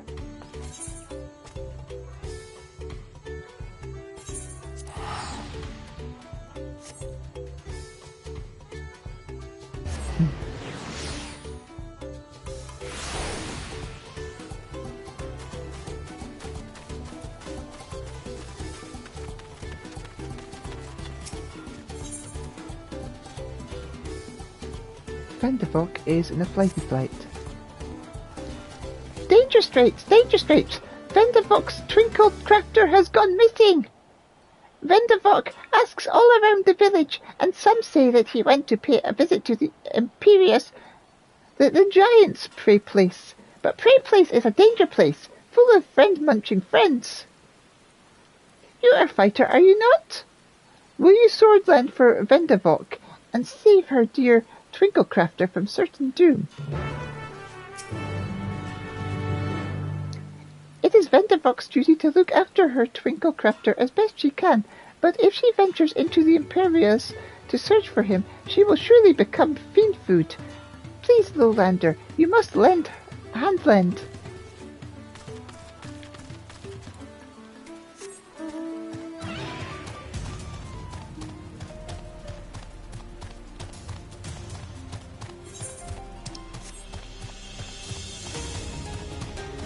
Copy voices are fun to do.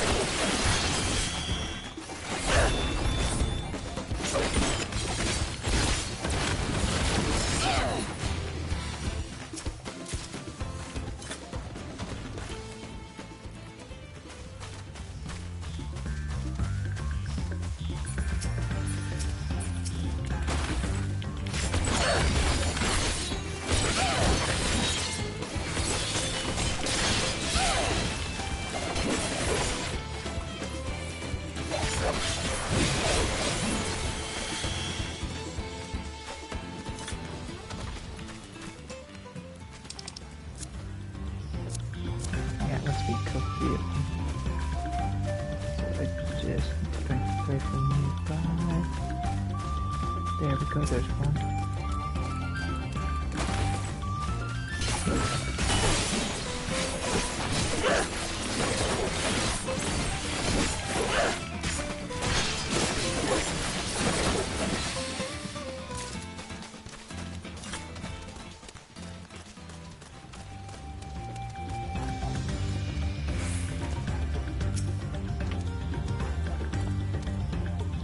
You're looking for a Twinklecrafter. That's me, most likely. I'm one of the Moblin's contracted artisans, specializing in jewelry making. Vendavok was concerned for my safety, you say? How kind of her to send me my own personal guard. I've ever been fascinated by the unique visual language of the Yokoi. You see, I often visit this place to bask in its grand imposing glory. Yet I have never once taken a step beyond this point. The beasts that lurk within are far too dangerous to risk delving any further. But with you at my side, I can finally make a detailed study of the rest of the ruins. Such as what remains of them, of course. 500 years have come and gone since the giants returned to their ancestral lands, and they have not been kind to the creations they left behind.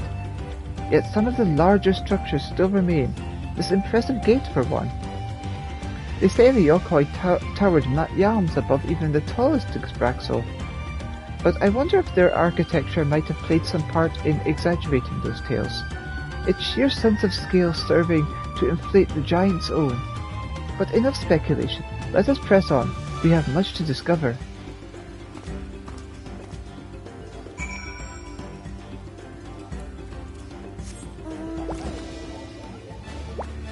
Me, Elita.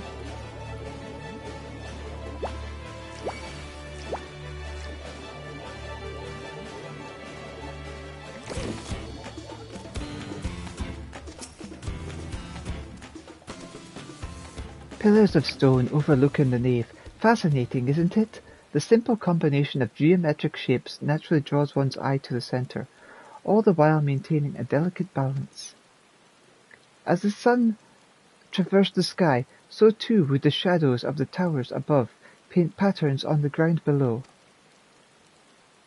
And not just any patterns, oh no, calculations, every stone cut and placed with mathematical precision, divining the movement of the stars and changing of the seasons, a triumph of both form and function, true artistry.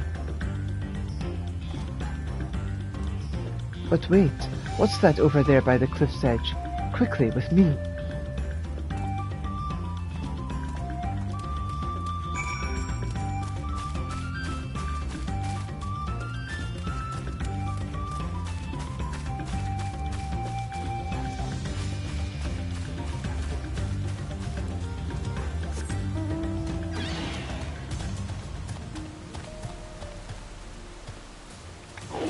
Look at yourself caught by a couple of...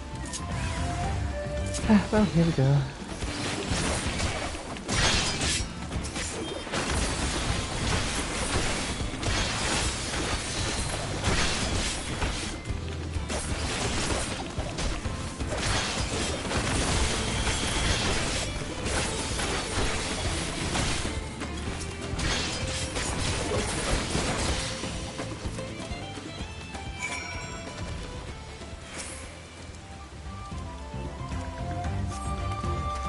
Thank you, and forgive me for racing ahead like that.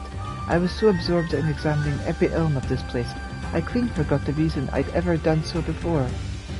But if anything's worth risking one's life for, it's surely this. Why, just look at this tower, it's a work of art. To the untrained eye, it might appear little more than a pile of stone, but look at how each brick is cut and positioned perfectly, to align with its neighbours, and not a drop of mortar to hold them in place. The engravings, too, surely have some religious significance.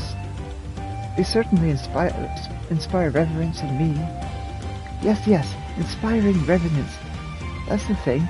Why else would the giants build their temple upon the cliff top, if not to make daily proof of their predomination over those who were beneath them in every way? One cannot help but admire them, that their creation should awe and exhilarate us even now, centuries since they have been gone. Thank you, my friend. My passion for jewellery craft has been cooling of late, but now I am positively burning with inspiration. If the Yorkhoy's creations can echo through the ages, then so can mine. To Earthenshire and eternity.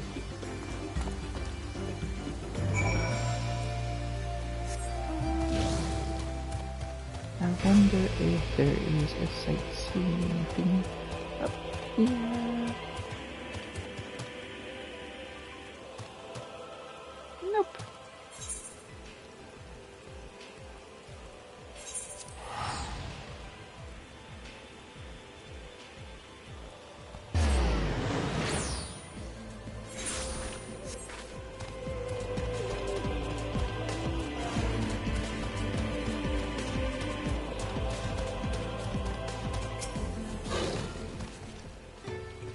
Big thanks for bringing the Twinkle Crafter back to us.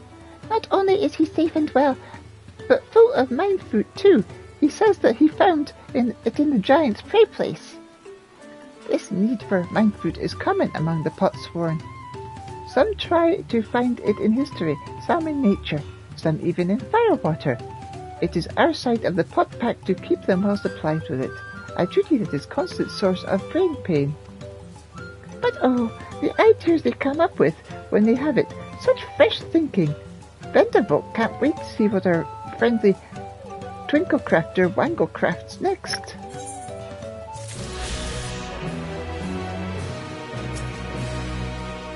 Vendervolk has heartwarmed to hear that a new Dawn servant is a double servant. Every mobby in Earthenshire knows that teamwork is best work.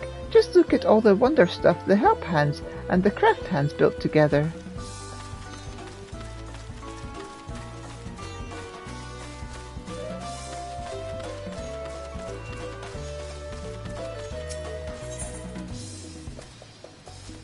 Movermuck is searching for a strange face to Earthenshire. Oh, and all good pot packs must come to an end.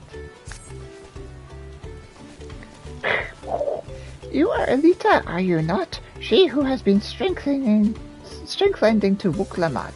Could Movermuck ask that you strength-lend her in turn? The matter is this. Movermuck's craft hand is to retire after long years. He lips that he intends to fancy craft one last masterpiece before he does so. But for this, he needs the hand help of a strange face to the village. Anfroy is his name. He is always very murky-worded with his requests, so Movermuck is not sure what hand help he needs. But if you could exchange tongue flaps with him, she would surely be very, very happy feels. Movermuck and Anfroy have pact shared for long years. Always Movermuck must think he gets what Anfroy needs. But this time she is stump-brained why he needs the hand help of a strange face.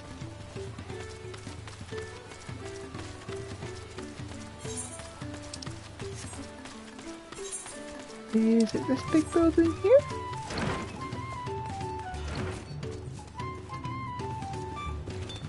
Hey, Fonchadane! Even now, with the fighting over, there remains much to be done. This is my home now, and I intend to take every advantage of my potsworn privileges to help Tuliole recover from the conflict. Even with everything that's happened, I've been able to craft safely here to my heart's content. I aim to show my gratitude for this daily blessing with each fine priest I create.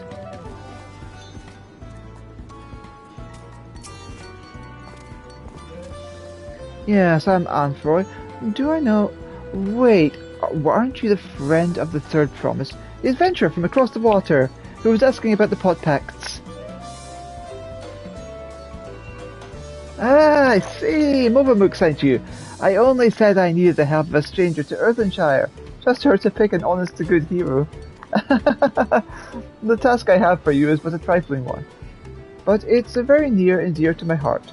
I want you to find out all you can about Movermuck. There's nothing untoward about it, I assure you. I'm interested in what she's interested in. Her hobbies, her likes and dislikes, what she holds dear, and so forth. But for certain reasons that I'll share with you later, she can't know this. We've been working together for decades, but now, as my pot pact is about to end, I find that I know next to nothing about her, but perhaps others who work closely with the Moblins might. Remember, don't tell anyone that I'm the one who's been trying to learn more about Movermuck. I can't risk her finding out before, well, I'll tell you about that later.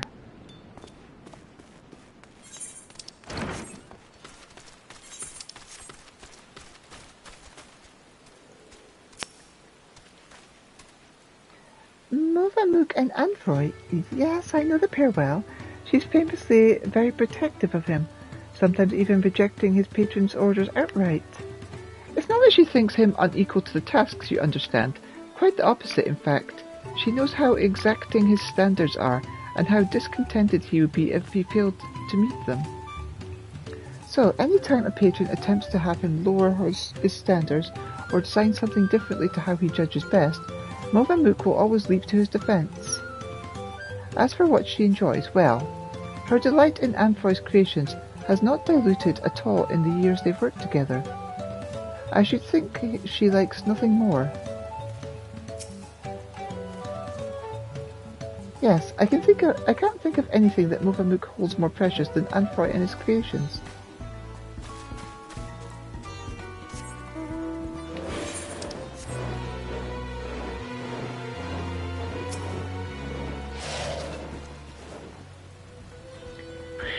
A planter wants to know what brain tickles Movermuck. That's an easy ask. Movermuck never lip-flaps about anything other than her potsworn, Anfroy.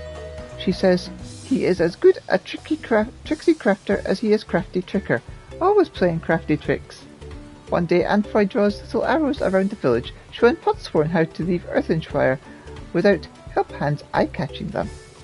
Many laugh-minded pot friends follow the arrows and leave for secret hiding place in the woods. Mobbies are frighty feels over disappearing potsworn. Potsworn come back all glitter teeth, but help hands are stream ears, all except Movamook. She goes around the village saying guilt words to every mobby for Anfoy's sneaky trick. Deep heart, though, it is clear that she is nothing but happy feels to have him back.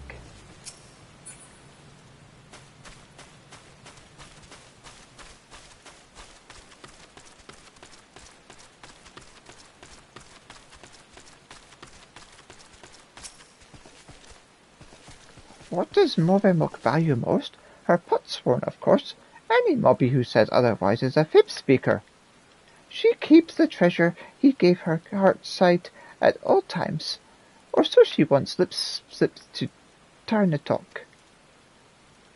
He hasn't a flimsy thought what this treasure might be, but whatever it is, it's a sure proof of the friend bond between them. What might Movamook's treasure be? Tarnatok wonders, and why hasn't Tarnatok's potsworn given him one?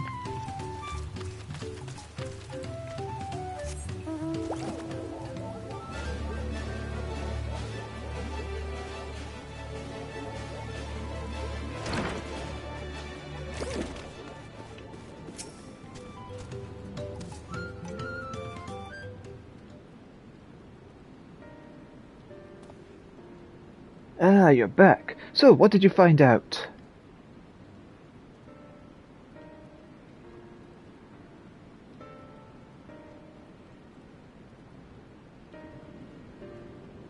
Ha! She really thinks that much of me. They say that Moblin help hands love nothing more than helping their charges, and it seems that's true. So it wouldn't hurt for her to show a little more often. But that's not the only thing you learned, and I thank you for it. You've given me exactly what I need. So I suppose it's about time I told you what I need it for. The truth is...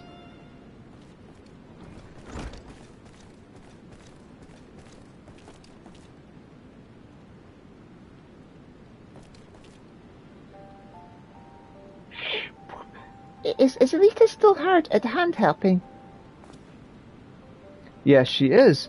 So I'll thank you for not bothering us. You do remember that I specifically asked you to leave me until my work was complete.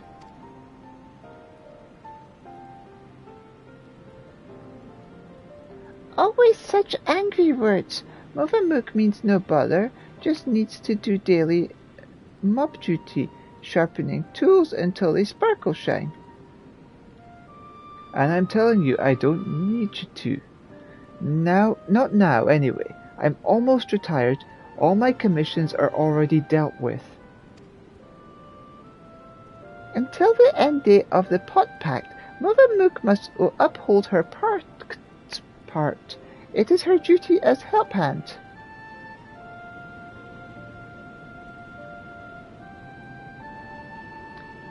Why do you always have to be so...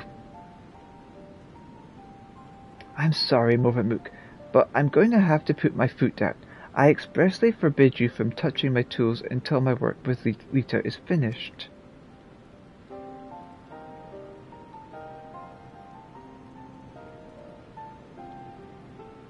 Then Movamook will do as Anfroy asks, though it makes her shamefaced. She will hand turn to other duties. If Anfroy needs her, he only has to hail call.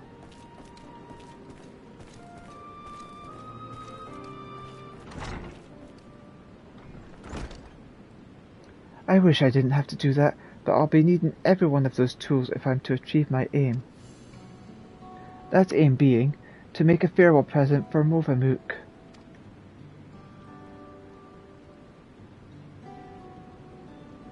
In all the years I've been working here, she's been my guardian angel, answering my every prayer before it even makes it to my lips, even in these recent times, when the help hands have grown too few for the number of potsworn.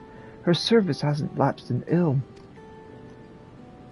Now that my service is coming to an end, I wanted to do something just for her, to thank her for everything she's done for me.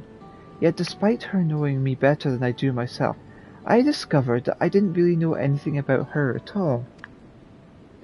I tried to speak with her, to learn what really makes her tick, but she always brushed me off, said that her only wish as a humble help hand was to see my wishes realized. That got me thinking. Perhaps she and the other moblins might be more willing to open up to someone who wasn't bound by the Pot Pact. Someone like you. And by all the gods, the plans worked. I have an idea for her present now.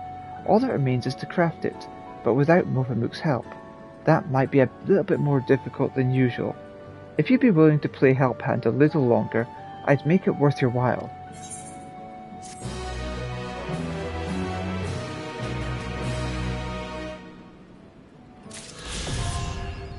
Well, I'll have to see what I can do later. Like that.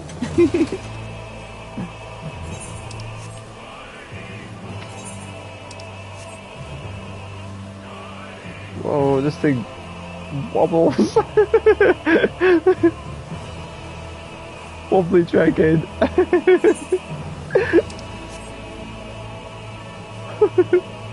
I'm experiencing bad turbulence.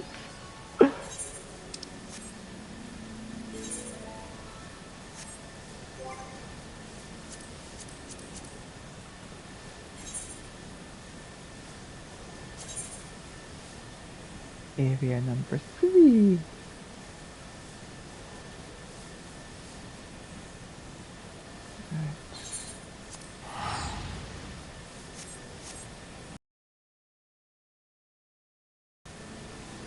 This is a beautiful place, I like this.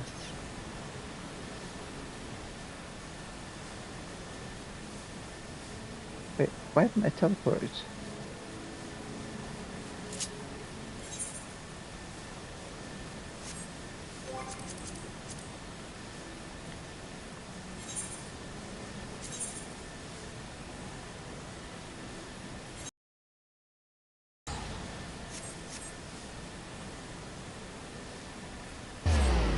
There we go, it's better.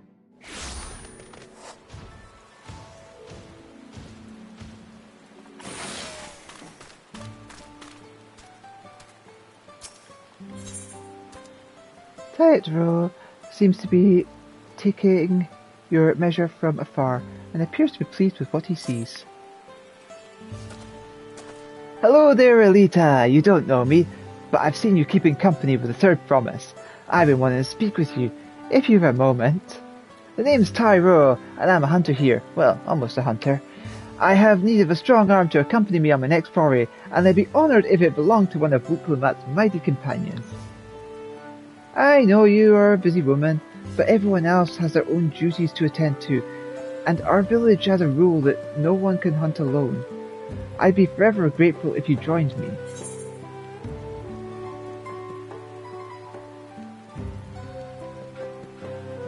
Why does it have to be me? Well, I need to take every chance I have to gain experience if I want to be accepted by the more senior hunters, and working with you is sure to be enlightening.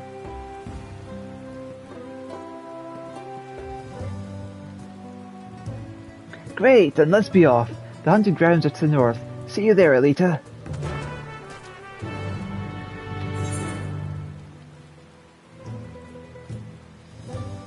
That's it. Second one's up there.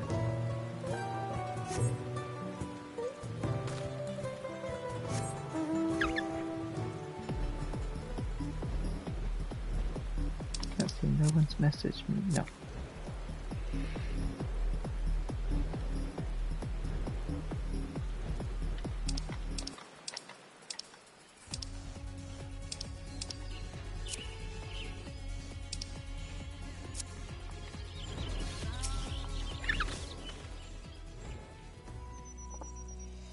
Our quarry is Tayata.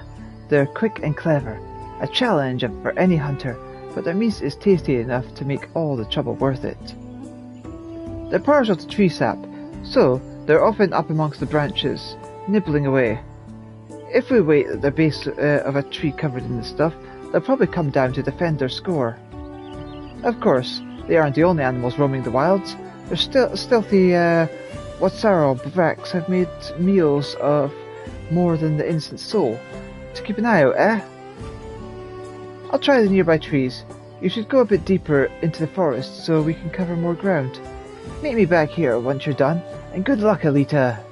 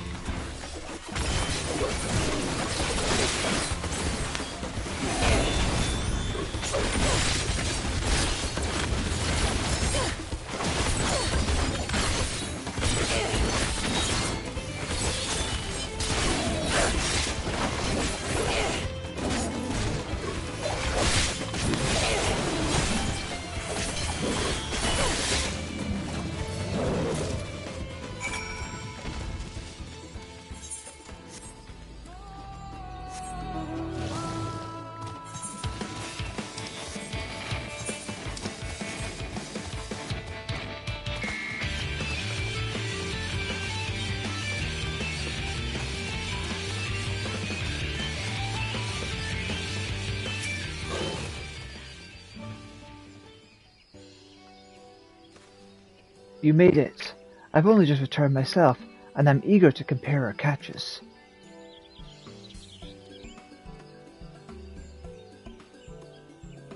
What? This is Dawntrail Elita. You went against it alone and won? I know this isn't exactly what I was looking for, but like I said, these pose a danger to the whole village. Having one fewer hungry bracks out there is something we can all be thankful for. I had a feeling about you, and I'm glad I know I was right. I'm sure they'll let us attempt the trial after this. Trial?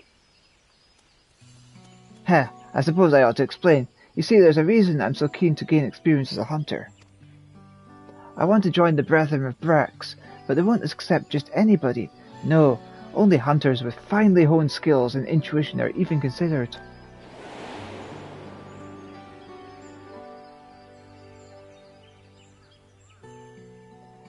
I still remember the day I decided I would be one of them. I was young, foolish, and I thought I could hunt on my own in defense of the rules. Then a beast snuck up on me, its fangs bared. I thought I was done for, but then an arrow struck it down. It was one of the Brethren of Brax. He saved me, and ever since I've wanted to do the same, to watch over the forest and keep it a safe place for others. I can't think of a better way to spend my days.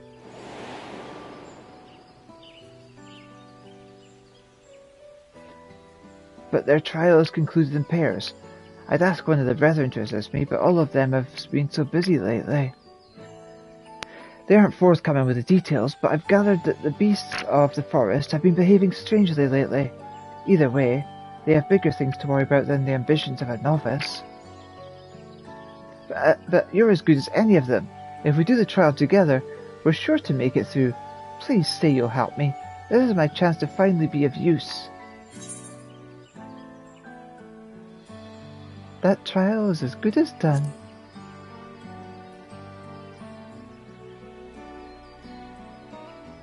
That's what I wanted to hear. There's no one else I'd rather have. This brings me one step closer to my dream. And I have to do everything in my power to go the rest of the way.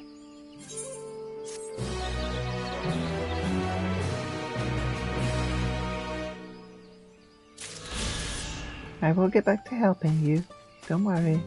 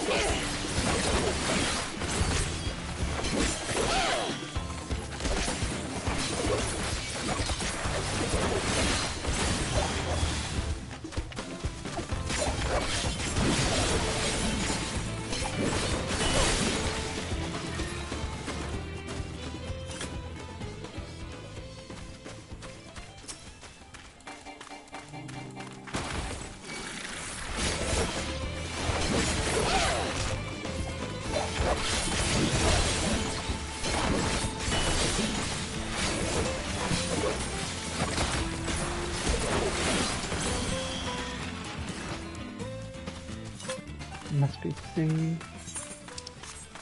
Where is the third one? There we go.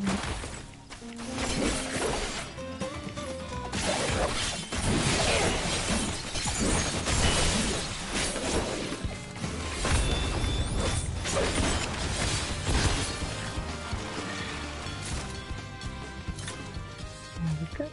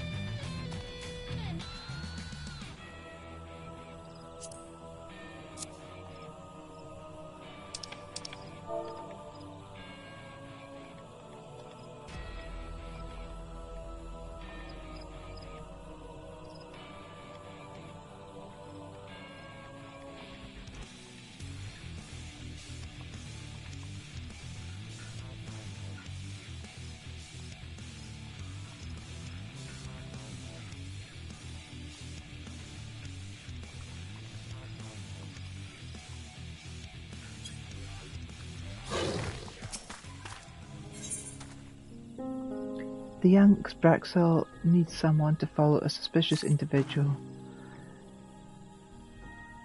Oh there, friend. I require someone with a stealthy tread to help me shed light on a little mystery. Interested in a bit of work? Recently, I've observed one of the older residents of Ixbrac coming and going from the exorbitant Cinderfield. Quite unusual, since that place is nothing but a barren wasteland, ravaged by war. Of course, I don't want to be seen prying into private matters, so I can't ask the others about it. But if he's up to no good, I need to know about it. Will you follow him for me? He usually makes his regular journey to the Cinderfield around this time. Once you find him, stick to his tail. But don't get too close, or else this will all be for nothing. Look for an older man near the Cinderfield and follow him to his destination. Remember, stealth is the order of the day.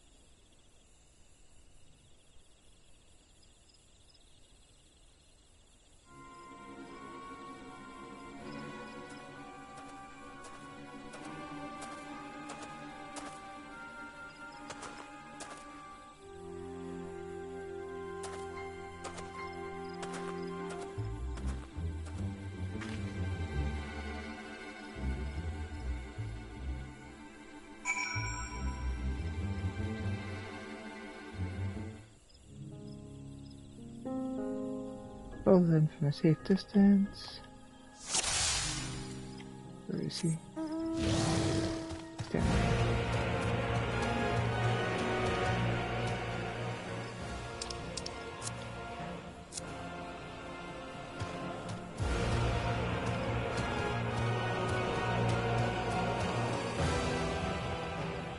There's someone there.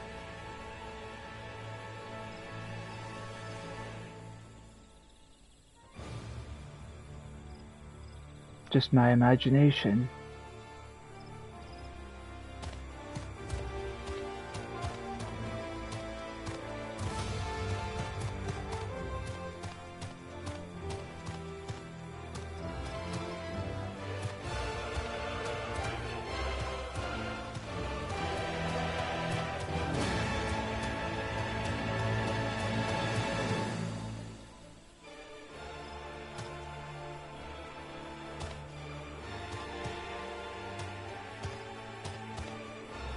I feel eyes on my back.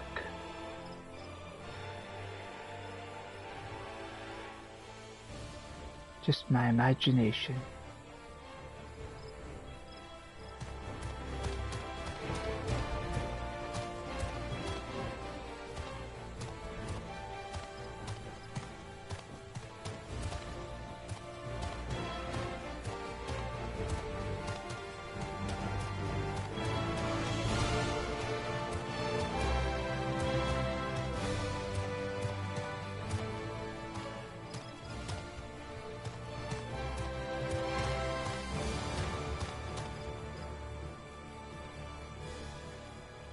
I feel eyes on my back.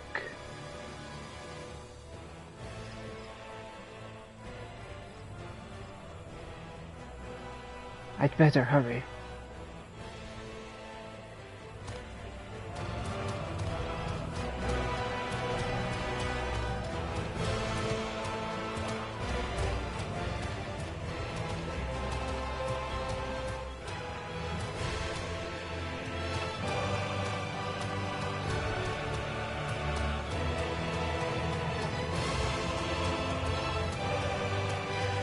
I should be safe here.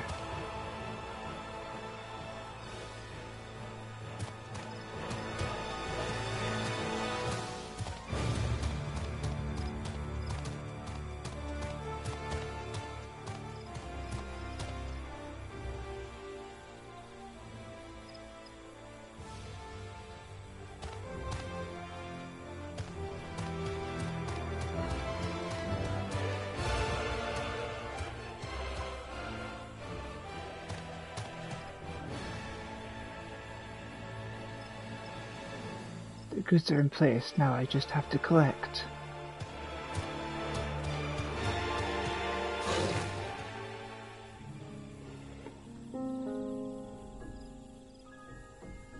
Alright, no one saw me, now I just have to wait until the goods get here. Maybe I'll be home in time for dinner.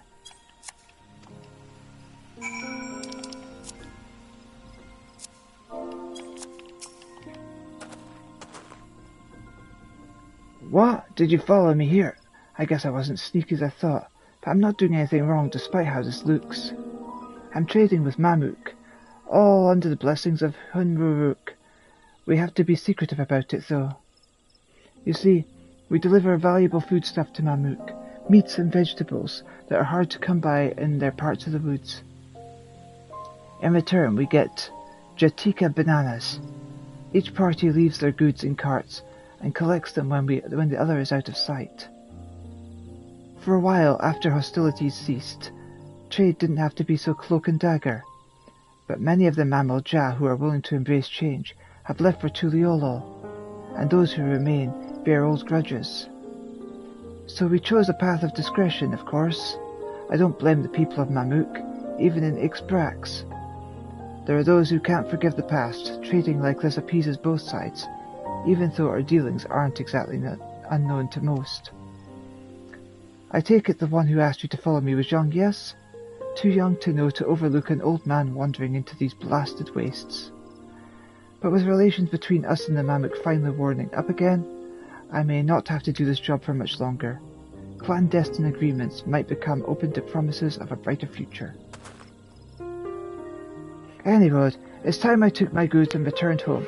If you could tell that lass you lost sight of me, I'd be grateful. She'll accept the truth more easily if she discovers it for herself.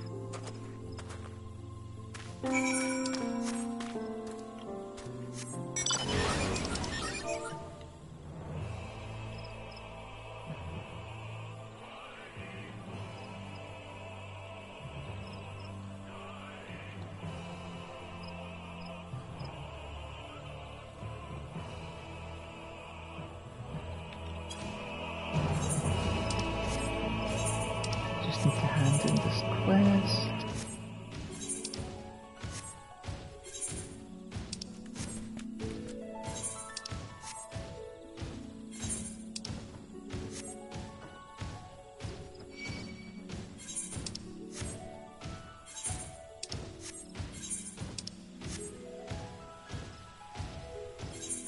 Why is it so far away?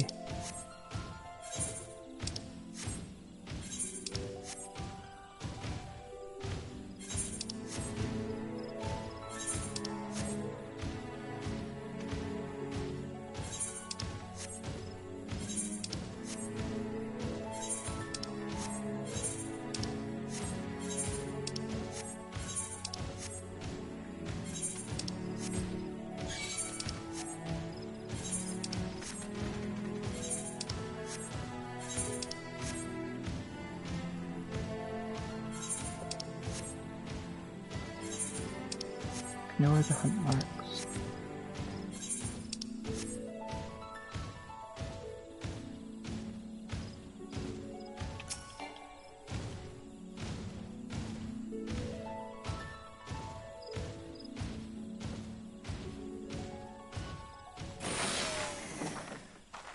You returned. Did you find out where he was going?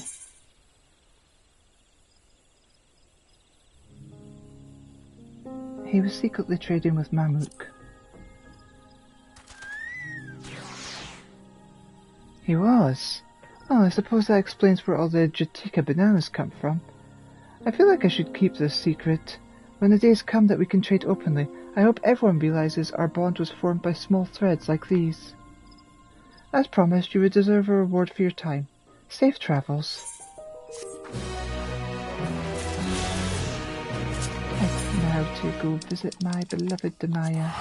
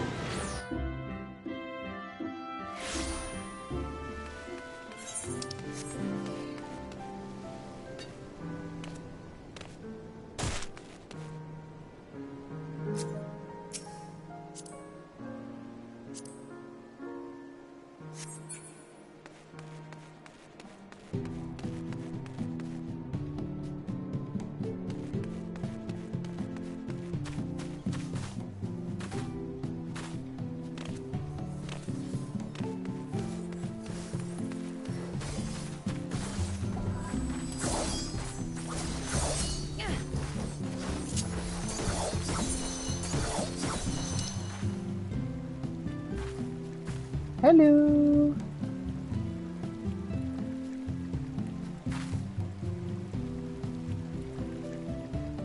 You are tall.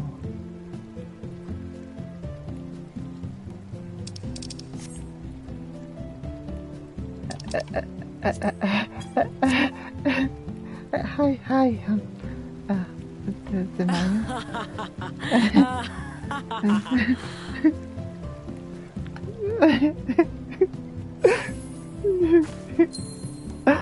Hi. Hi.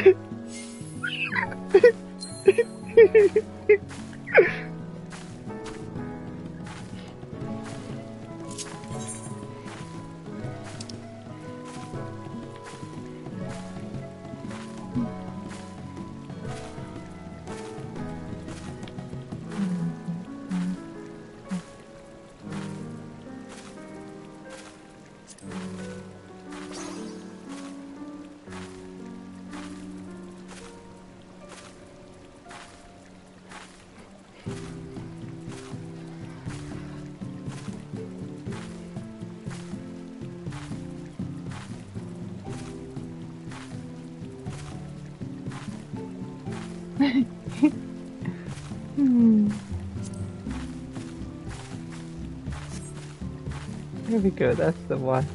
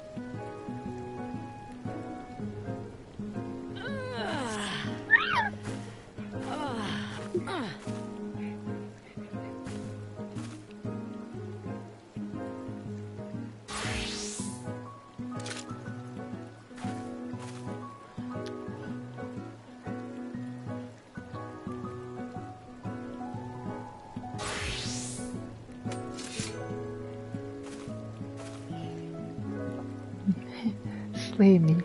I mean,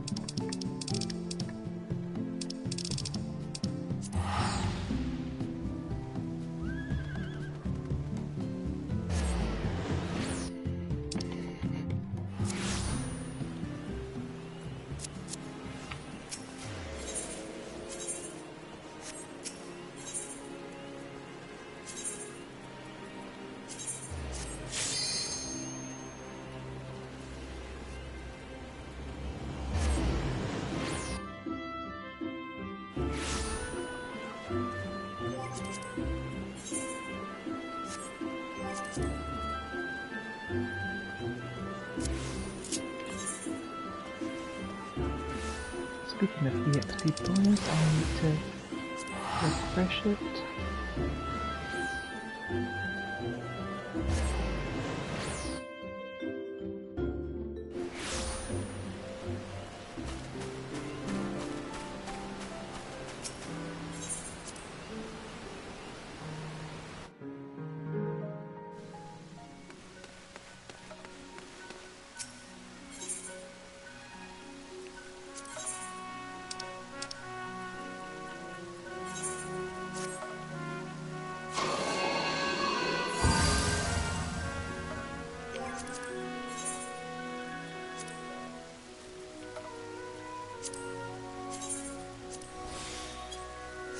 I'll use that, and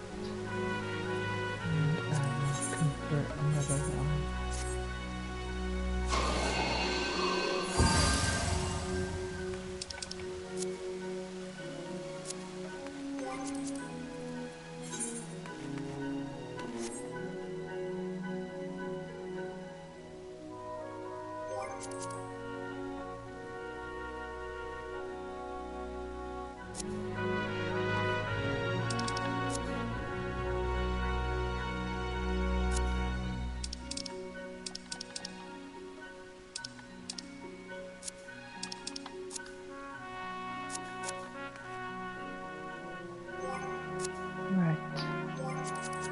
Back to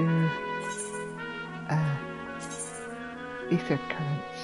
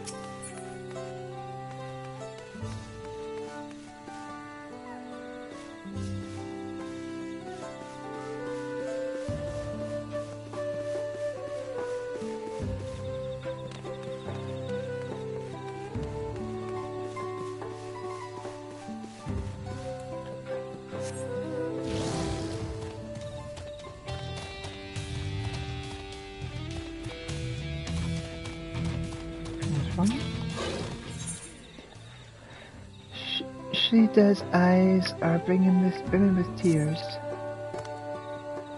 You're one of the Third Promise's retainers, aren't you? Please help me. My name is Shilja, and my husband and I were attacked by wizards outside the city. He fended them off so I could escape, but he's no match for them alone. I know I have no right to ask, given how our people treat outsiders, but I'm begging you, please save my husband. His name is Gotolja, and he's near Gulmajak Grove. Please hurry. My husband is named Gotolja, and I left him by Gulmajak Grove. Please save him.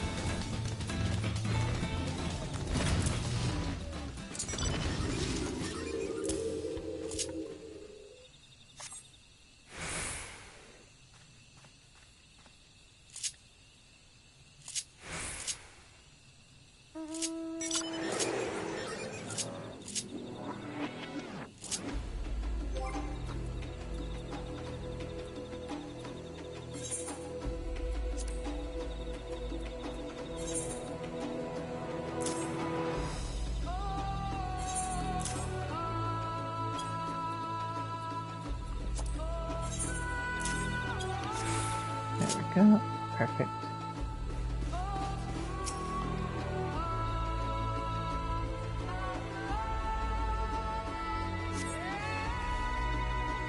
You have my strength, stranger. I take it my wife sent you. Wizards don't usually attack people. I hardly knew what was happening before they were on us. But that's neither here nor there. Let's return to Mamuk and see that you receive a proper reward. Shidil Ja should be anxious for our arrival as well.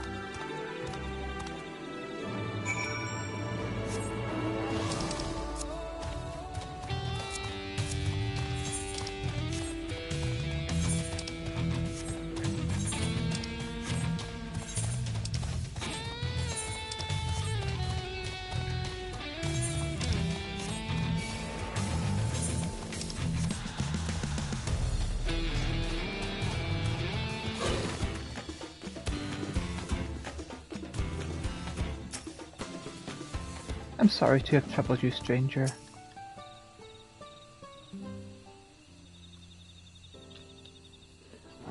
Oh, 1,000 blessings upon you.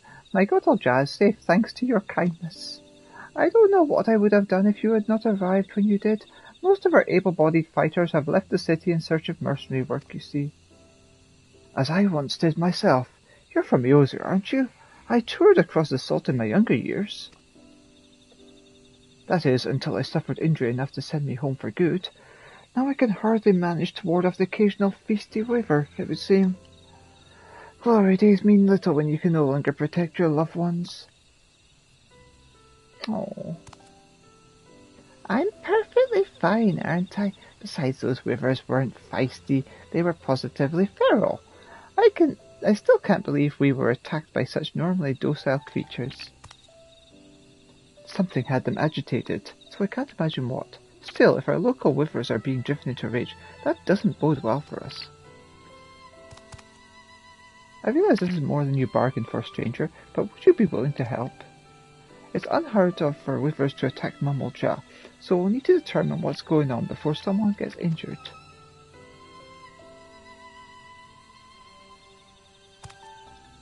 There's little in it for you, mind. Don't get your hopes up. Thank her, dearest. She is doing us a kindness. Right. Just not used to the generosity, that's all. Thank you, stranger. We're counting on you.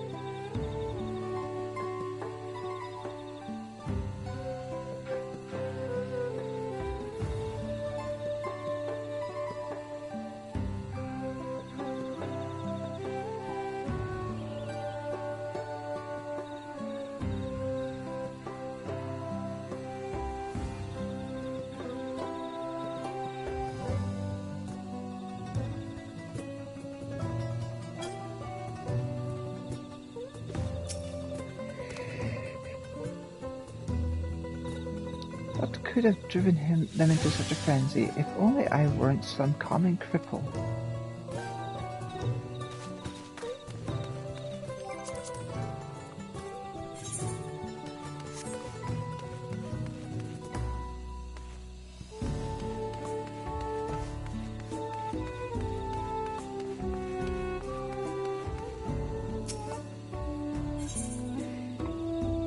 This prudent hunter would appreciate your discretion.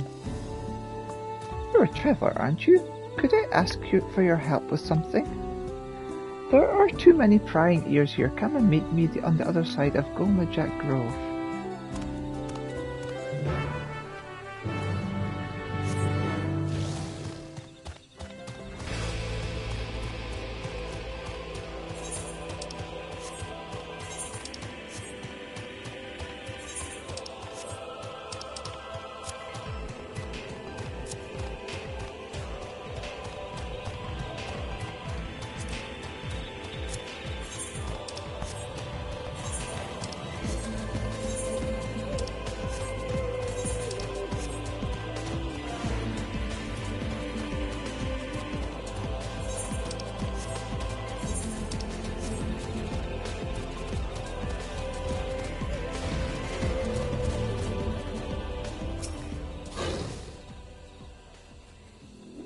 Good, you made it. I need your help handling a small but quite irritating problem. Have you heard of blue leafkin? They supposedly were once mammal Jah who were cursed for misdeed of another. Those who believe in that sort of thing are terrified to make any contact for fear they'll be cursed as well. I personally don't believe there's any truth in it, but that wouldn't stop people from thinking I was contaminated for crossing paths with one. For a blessing, blue leafkin generally keep to themselves deep in the forest, but recently one's been spotted wandering around these parts. That's why I need someone unbeholden to Mammoth superstitions to dispose of it, and to speak not a word of the deed. The blue leafkin wanders through here regularly. You shouldn't have to wait long for it to appear.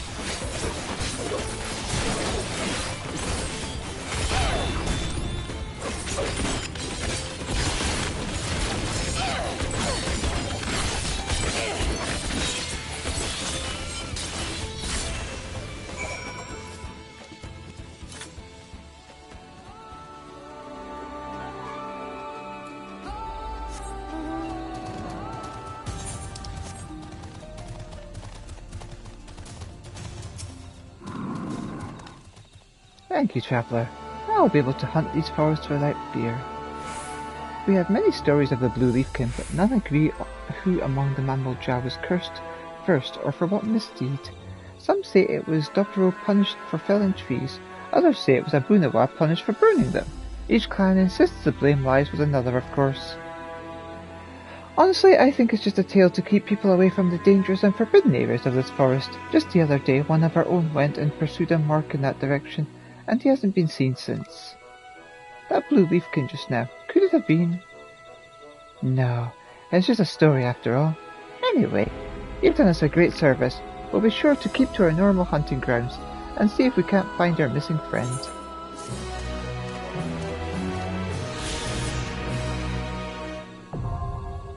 Yay, another flying area. Woo!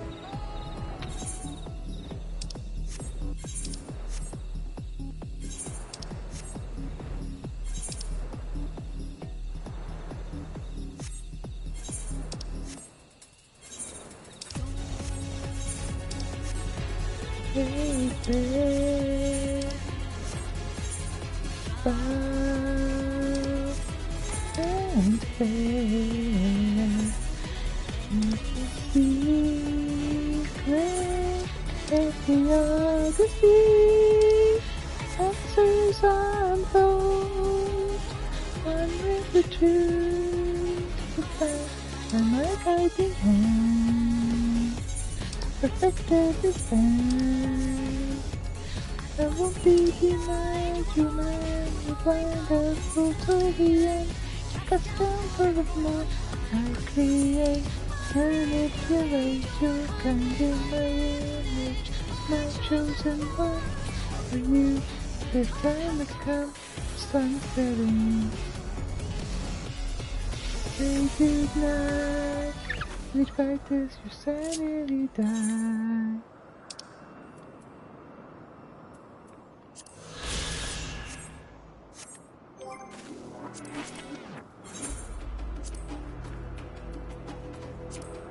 This enormous pillar of rock in the Jatika heartland is thought to be a remnant of the upper forest from when the meteorite fall split the region into two elevations.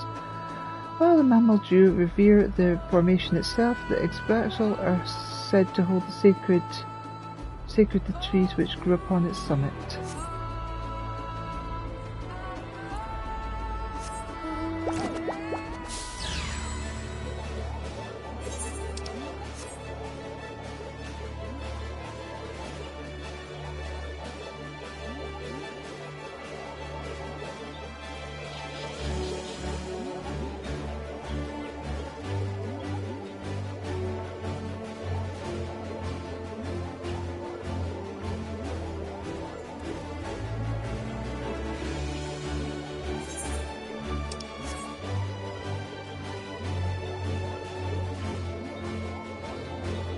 Itty bitty tiny Elita.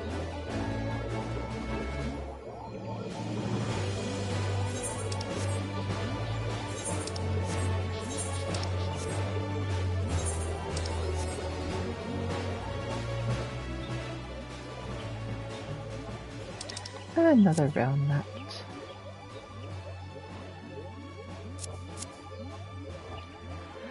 Right, where to next?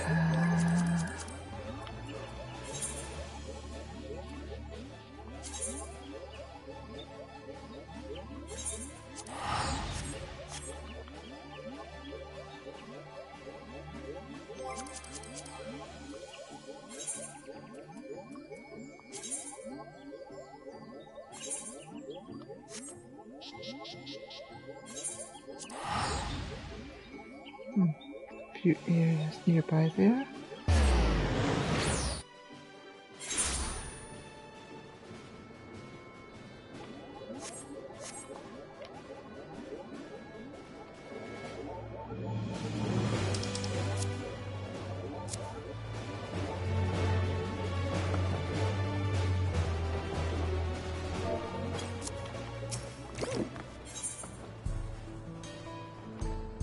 So-and-so is seeking help with a family matter.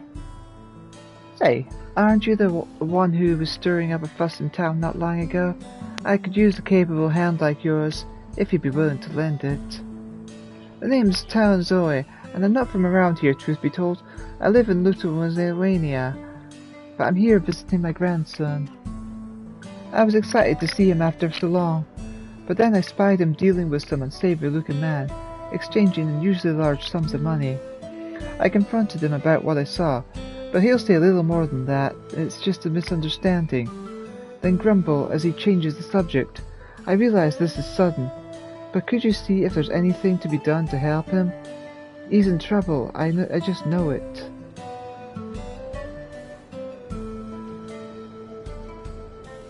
Oh, a weight's been lifted off my heart. Bless you, miss. His name's Zitakawa. Last I saw him, he was headed inside this saloon. The Tonawata with a red cap. Pulled him down over his face to cover those bruises. Most like. You can't miss him. He's quite fond of this saloon, so I'm sure he's still in there. I hope he's alright.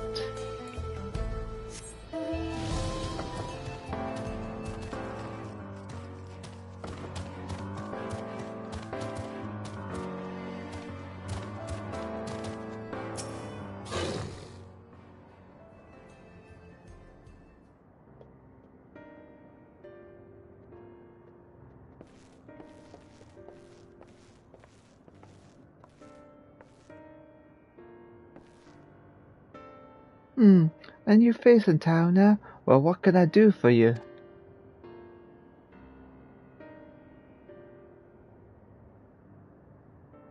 Thinks I'm in trouble, does he? Heh, there he goes, jumping to conclusions as usual. I thought I'd be less of a hassle if I didn't tell him. Truth is, I've been helping other folk in town with their money troubles. Matter of fact, the man you saw leaving just a moment ago is one of my clients. I should probably explain from the beginning. My work involves loaning gil to folks having trouble with coin for one reason or another. There's a reason I don't lend and pell, but I'll get to that in a moment.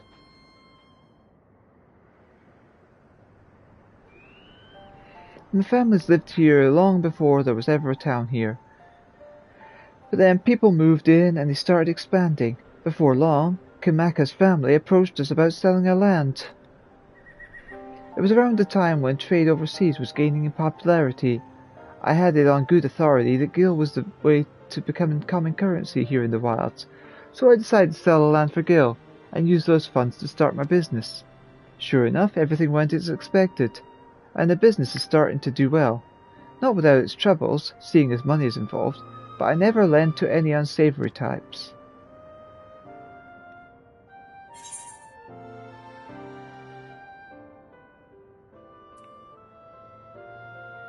Why not simply explain all this to your grandfather?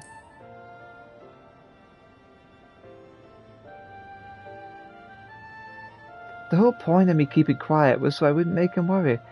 Seems my silence has only made things worse. He found himself a real tight corner once. Gil's what got him there, and now he wants nothing to do with his stuff.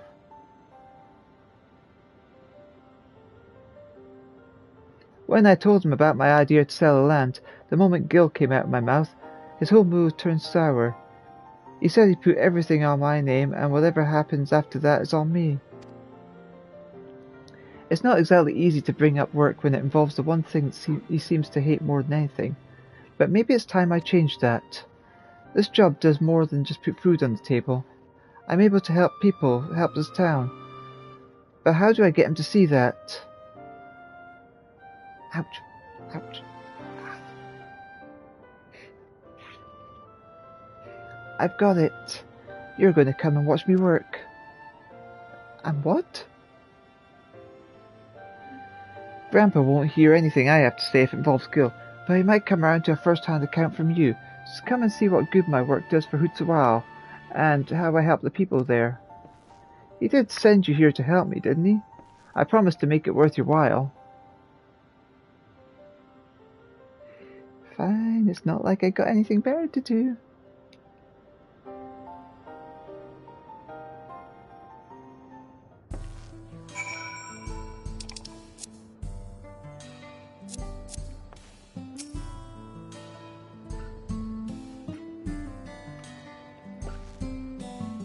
Right then, before we get started, I should probably know who it is I'm working with. Elita, eh? Well, Elita, our first job is to go and see a miner named Wakawase. He had a pretty bad accident on a job a while back, had no money for treatment or much of anything, really, so I loaned him the gil he needed to keep on his feet. But now it's well past time he returns what he owes, and he hasn't said a word. There's been time enough for him not only to return back to work, but also receive his wages, several times in fact. He usually comes here into town when he's not working, and his shift ends soon. Meet me just outside the town. If we're lucky, we'll catch him just as he arrives.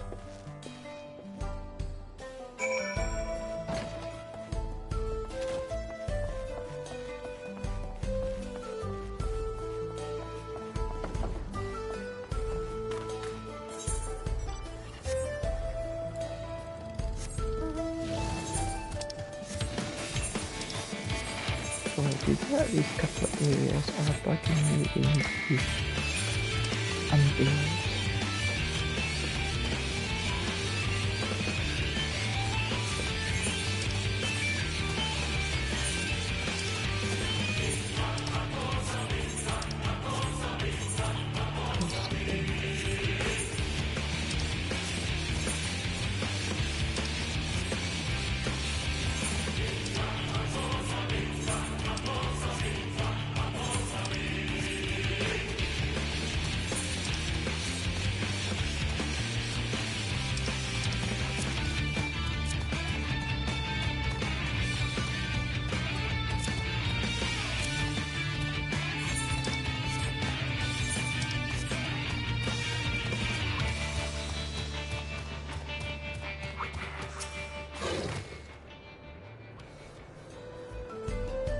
Explain yourself, Wakawase.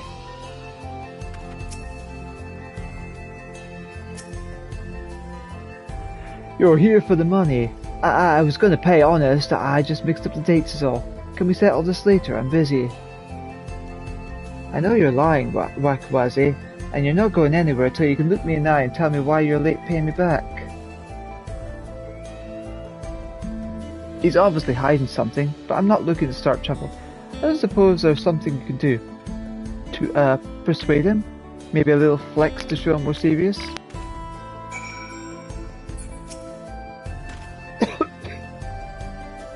I'd never dream of hurting him, but I'm willing to bet a quick flex would be enough to show him we're serious. Don't look at me like that, I just forgot when the money was due, I swear.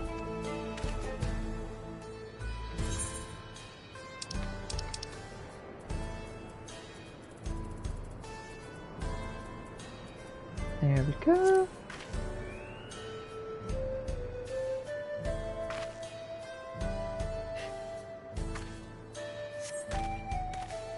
You gods, look at those arms, and those obscenely ripped neck muscles. Fine, fine.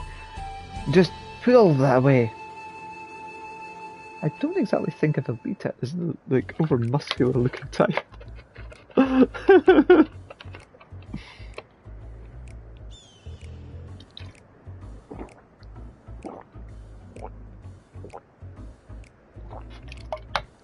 It's all here, and with interest. If you had the money, why go through the trouble of avoiding me?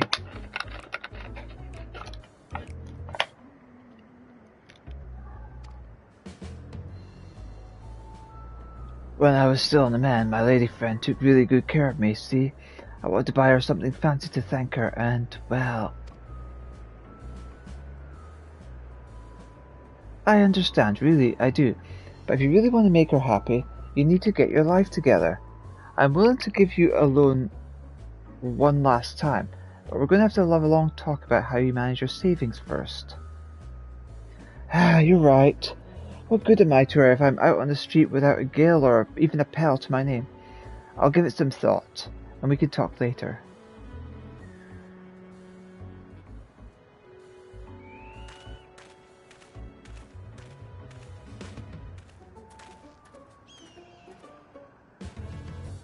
I can't blame him for wanting to show his appreciation to a loved one, but it's no excuse to get carried away with his spending. So what do you think of my job? The money I loaned him to pay for his treatment and supported him through his recovery, that has to count for something, right? Seems like more of a happy accident to me.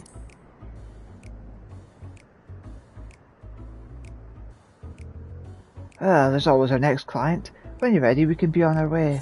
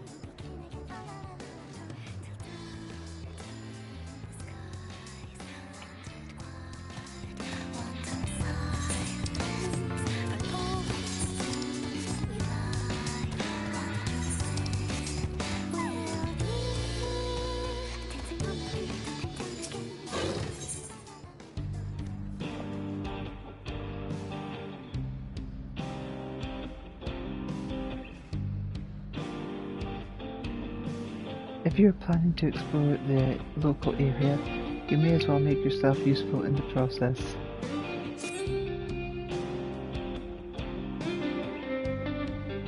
Welcome, traveler. I wonder if while you're out exploring you might be able to do me a small favor.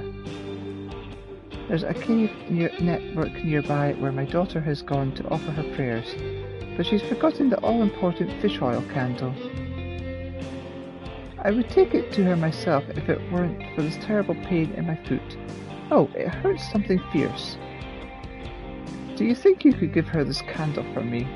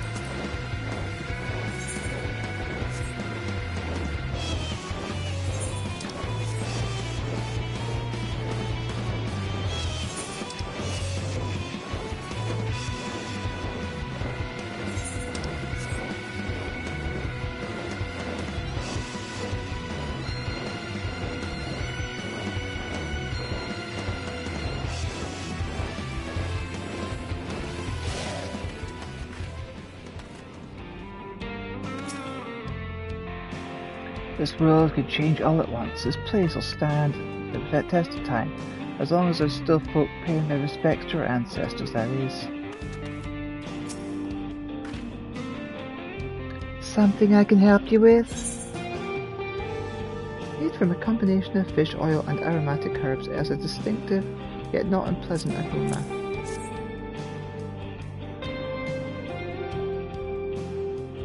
You came all the way to deliver this? Oh, I'm awfully grateful to you and my ma for realizing I'd forgotten to bring a candle. You see, these caverns are on sacred ground. When we come to pray to our ancestors and the more recently deceased, these flames provide the living a way to communicate with the dead.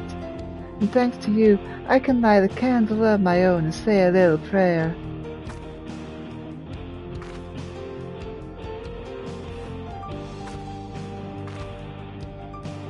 Since you're here, maybe you could stand before the flames and offer a few words to your departed loved ones.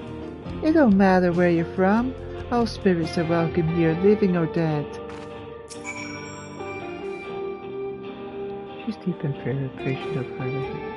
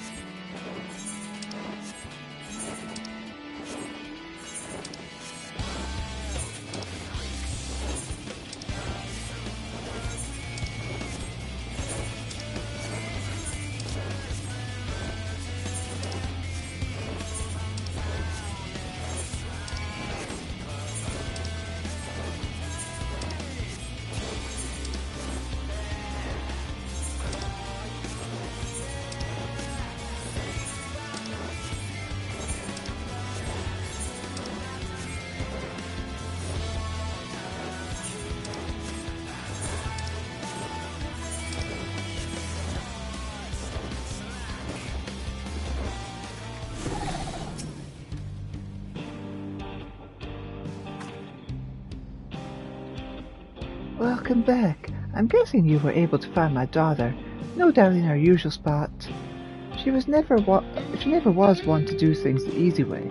You know, as much of a stickler for traditions as she is, she actually works for a railroad company. Still, I gotta hand it to her. She manages to work towards a promising future without losing sight of her roots. I sure am proud of her, but don't tell her I said that, would you? Wouldn't want her getting a big head or nothing.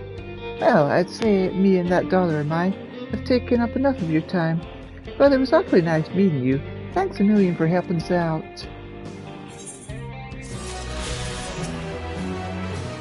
In the end, Lieutenant Lazia avoided the attention of the mysterious invaders.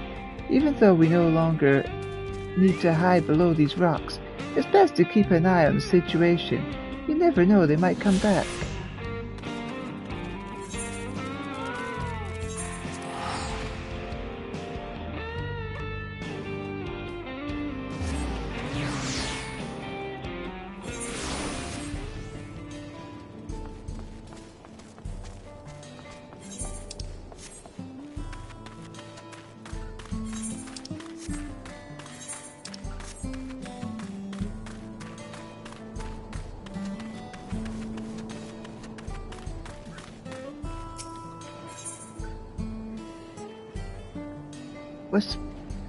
Wasanpi of Shinsawai Springs is a short one porter.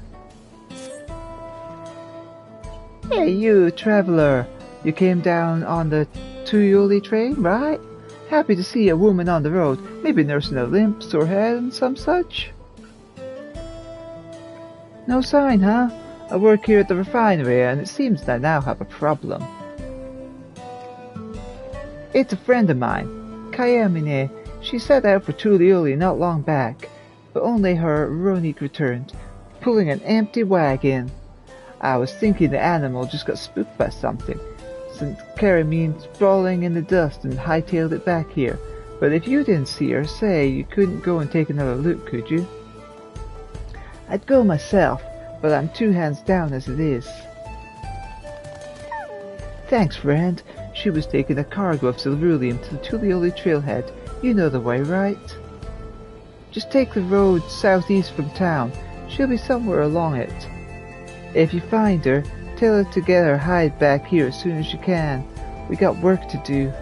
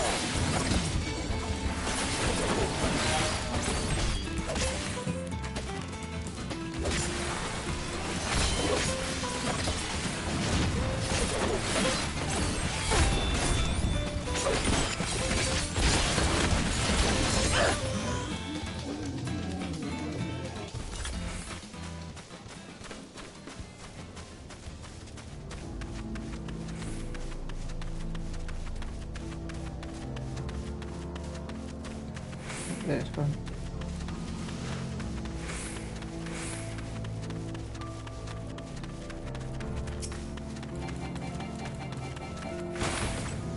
Damn it.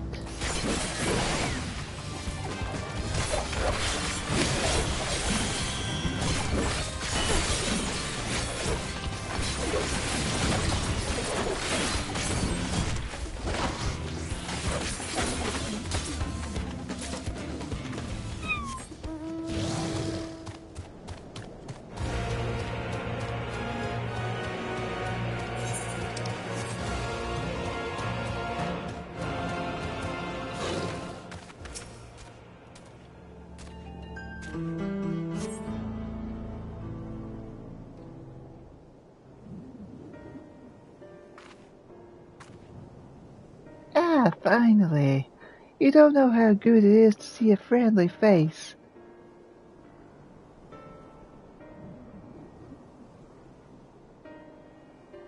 Wesley Nappy sent you? Gods, he's going to dock my pay, isn't he? Well, at least that Ronique and the wagon made it back. A good thing it all happened after I dropped off the ceruleum, too. Don't want to think how much the company would charge me if I lost the load. Maybe that's what the beast was after. Oh, I didn't tell you about the beast, did I? I was just out from the trailhead when it sprang up on us out of nowhere. Naturally, my Ronique wrote it. Managed to hold on this far, but eventually I lost my grip and took a dirt bath. Still, it could have been worse. At least I didn't break anything, and it was you that found me, not the beast. Speaking of, you didn't see it on your way down, did you? A horrible blue blobby thing. You mean that thing right there? Right there. Right there. Right down the road. Right down the road.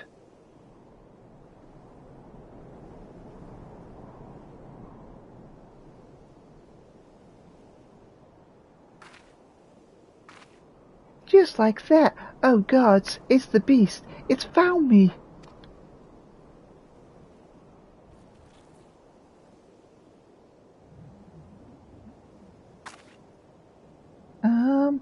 It was a lot more aggressive down by the trailhead, I swear.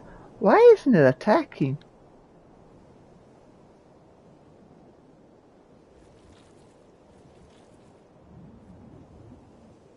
Huh, I guess it took one look at you and lost its appetite. Thanks, partner. I lived here my whole life, and I never seen anything like that blue blob before. But others have. I heard from them about them from my fellow trappers, like cerulean with skin, they said, started showing their ugly faces a few years back, prowling around by the wells. They reported it to the foreman, but they weren't interested. The way they consider it, so long as we've all got our limbs attached, the blobs aren't a threat. But they damn well better change their minds about them now. It's not enough that one of their best employees could have been killed. They could have lost a wagon load of ceruleum. Say, Elita, would you come back to the company offices with me? They can't wave it away so easily if the both of us are telling the same story. Sure. Thank you kindly. Come on then, let's head back to the Shansawani Springs.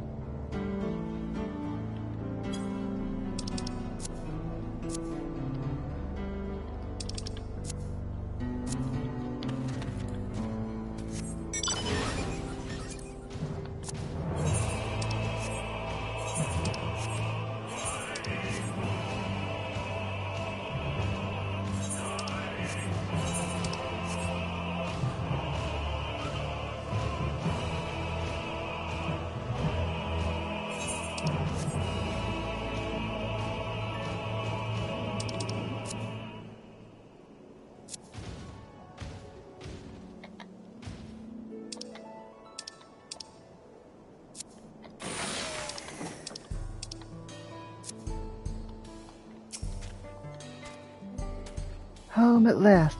For a moment there, I didn't think I'd ever see the old place again. And I can tell you right now, I'm not taking another wagon out until the company tells me exactly what they're going to do to protect their precious employees from those rotten blobs. Are you with me?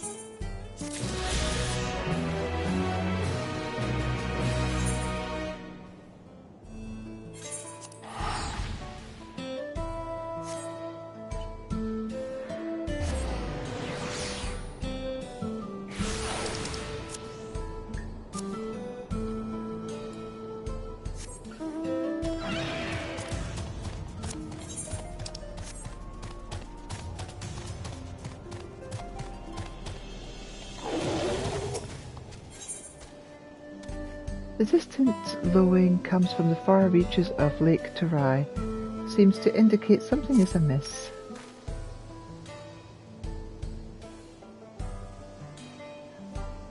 Well met, traveller. Have you perhaps seen a Ronnie calf around here? I spotted a youngster south of Lake Tarai. It seems they've gotten separated from their kin. With all the hungry fiends that roam the area, the poor beast doesn't stand much of a chance without someone to protect it. Thing is, I'm not cut out to defend it from any would-be predators. You, on the other hand, seem more than capable of handling yourself. Would you be willing to seek out the calf and scrub it back here in my stead? They ought to be somewhat to the south of the lake. As I said, I spotted the calf near the southern shore of the lake. Can I count on you to bring them back safely?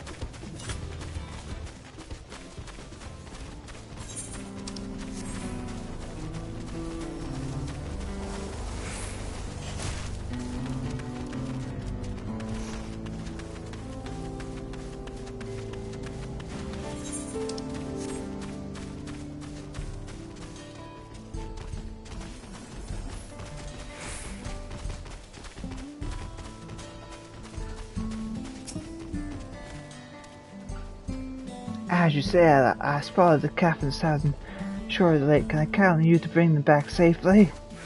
They're right here, dude. Ah, there you are.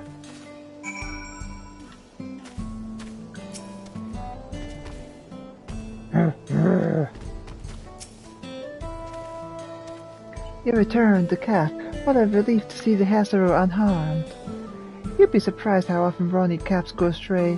In many cases they fall prey to some fiend, but such is the way of nature. Though if you manage to get there before the fiends and raise a calf from the young age, they make for excellent beasts of burden. I'm not suggesting I'd go as far as to kill a calf's parents to single one out, yet I do make a point of trying to rescue any stragglers I happen across. The way I see it, that's as much a part of nature as any other fate a raw-meat could meet. Thank you, traveller, for bringing this one back safe and sound. I shall do my utmost to care for it.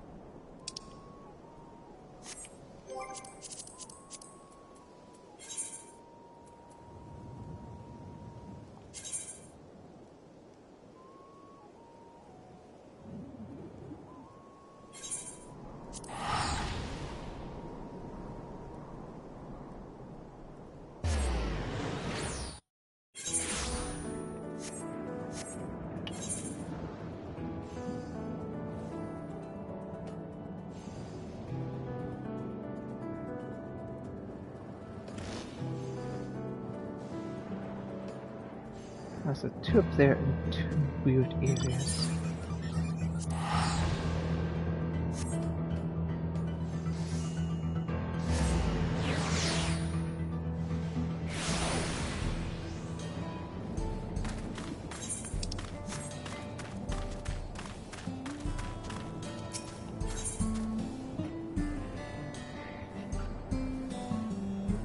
Dorian's uncertainty is palpable.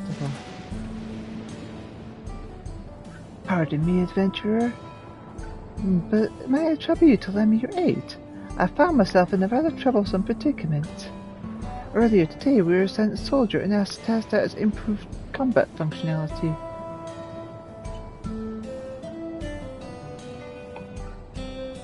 Check my Discord. Okie dokie.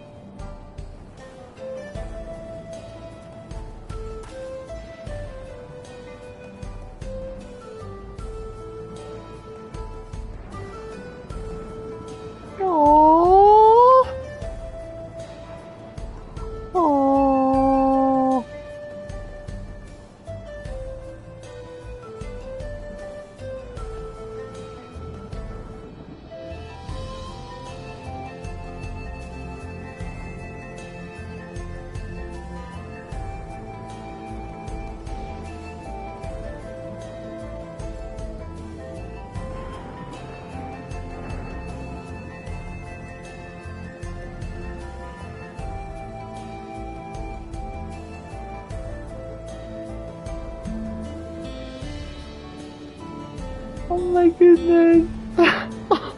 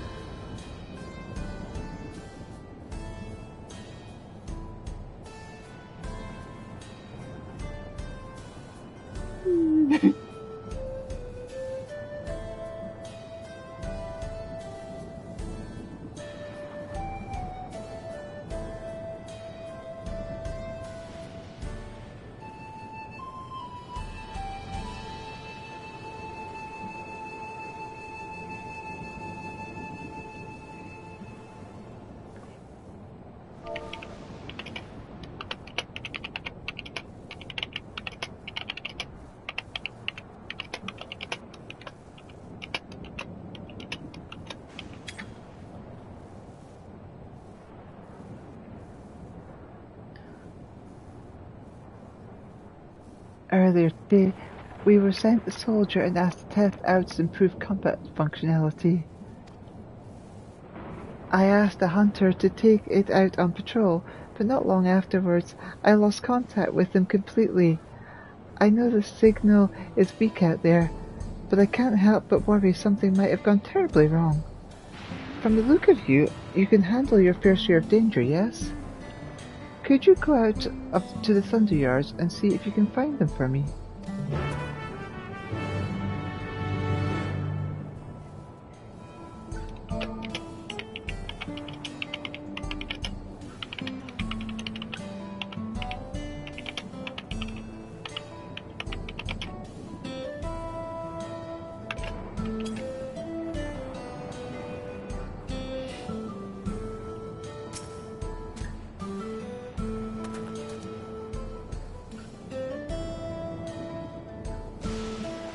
Last I heard, the hunter was headed to the Thunder Yards. I pray you find them.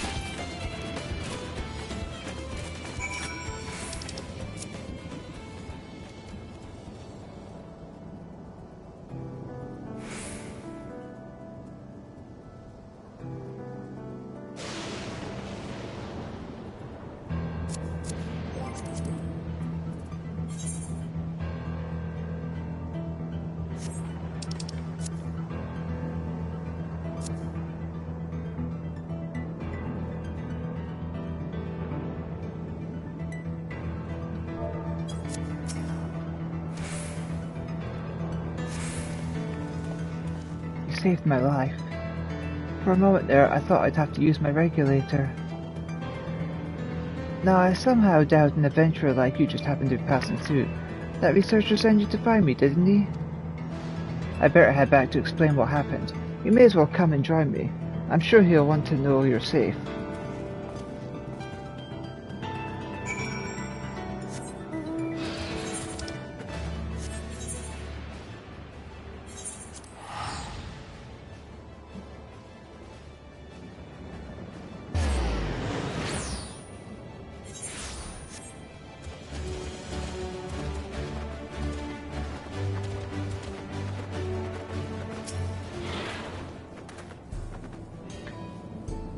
The hunter told me everything. From the bottom of my heart, thank you for taking such swift action. These soldiers require energy gathered from lightning, and yet lightning also proved to be their weakness. Apparently it took a nasty jolt in the thunder yards and went berserk. Honestly, why are they tinkering with offensive output when they could be correcting this glaring flaw in the design? Rest assured, the engineer in charge will hear all about this in my report. Sorry for the trouble. I hope this small token will suffice as compensation.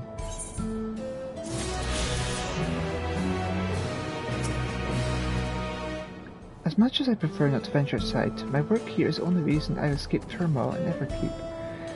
To think that my research could be linked in any way to such a catastrophe, I am considering my future very carefully indeed.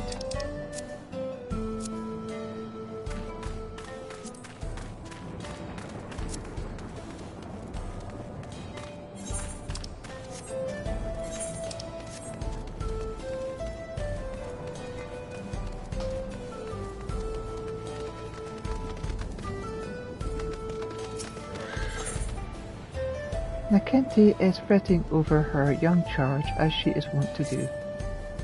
Oh, Shallow, what am I going to do with you? I keep telling you to take a hunter with you when you leave town. Well, if it isn't Her Majesty's guest, did you enjoy your tour of Yuppie Halo? I was told you even helped set the water distribution system to rights. You know, I could really use someone with talents right about now. The woman in charge of that very farm just left for the wilderness without a bodyguard. Seems to me she's investigating something, but that's no reason to put herself in danger. Last I heard, she was walking up the hill to the east of the farm. Could you go and make sure she's all right? Oh, what a relief. You're looking for a young Shintota by the name of Shosu. Now off you go, and thank you, dear. Shiloki was last seen walking up the hill to the east of the farm. I don't care what the problem is, it's no excuse to be throwing caution to the wind.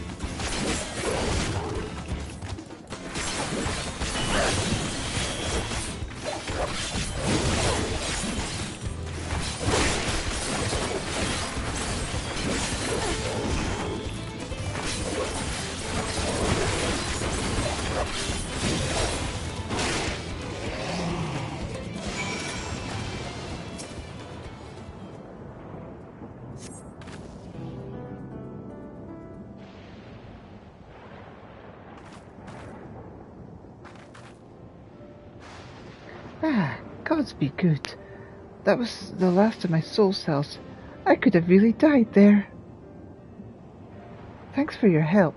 By the way, so, what brings you here to the middle of nowhere? Auntie Nakedi sent you after me. That makes 2 people who just saved my life then. Would you mind coming with me to see her? I want her to know I'm safe and grateful besides.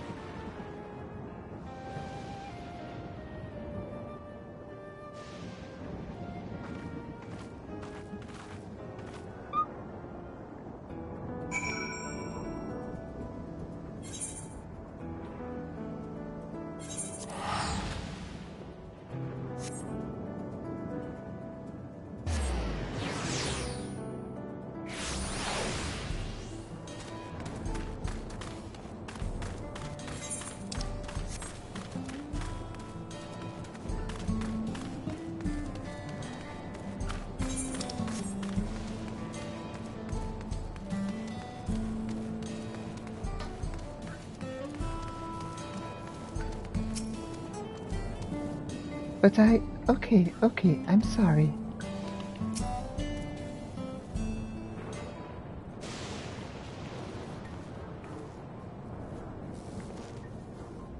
Welcome back, dear. I can't thank you enough for rescuing this poor, reckless fool of a girl. You're not a child anymore, Shallow. Act your age. Now, what do you say to the kind stranger who saved your life? I know I've already told you once before, but thank you, truly. I'm Shalosi, and I'm in charge of Yuppie's Hello. To tell the truth, I'm still learning how everything works. I used to be an electrope engineer, but for some reason the government reassigned me. And I'm Nakente, the farm's coinkeeper, or resident nag, depending on who you ask. Might we get your name, hero? Elita Draconia? Elita. Rolls right off the tongue, doesn't it? That's a name you'd best not forget, Shallow. You'd be dead if it not for her. Now, why in the world would you leave the safety of the outskirts all by yourself? You've been acting so strangely of late. It's clear you're hiding something, so what is it?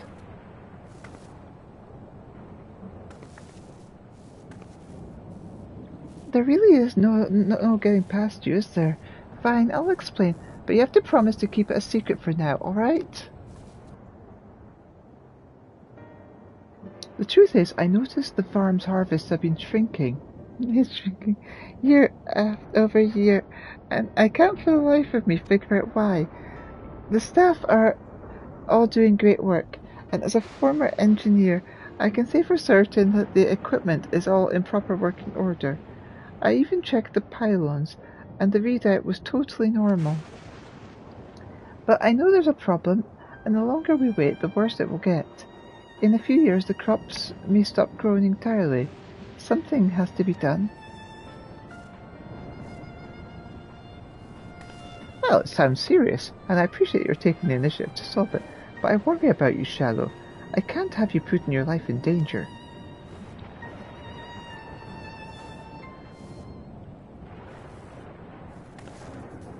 Elita, would you be willing to help her look into the matter?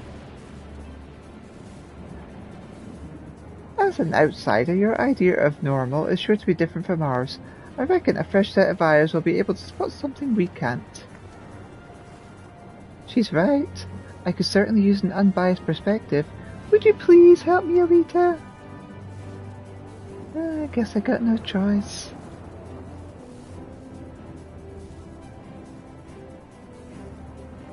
Right then, with that settled, I think what you ladies need now is a good meal.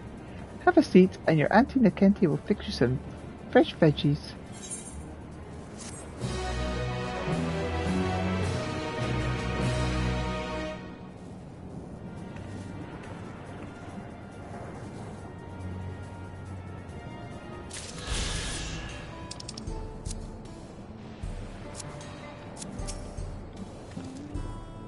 Enjoy the meal. It's traditional Tonawati cooking. If you can help Shallow figure out what's ailing the farm, rest assured there's more where that came from.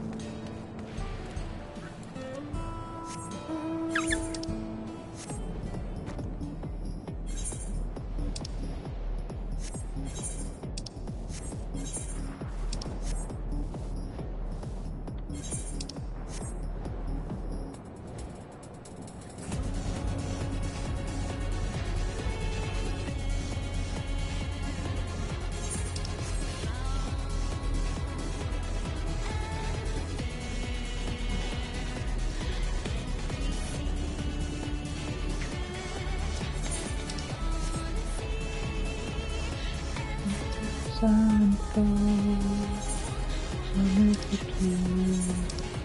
That's my guiding hand.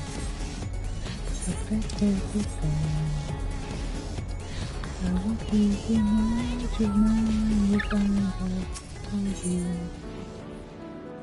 Yopa is gazing anxiously up and down the path. Excuse me, do you have a moment? If you're headed south, I would ask a favour. My friend went out to study the plant life and hasn't been back. He has a bad habit of getting absorbed in his work and losing track of time. Last I saw him, he was headed southeast of here. If you could just check in on him, I would thoroughly appreciate it. My friend should just be southeast of here. I pray he isn't in trouble.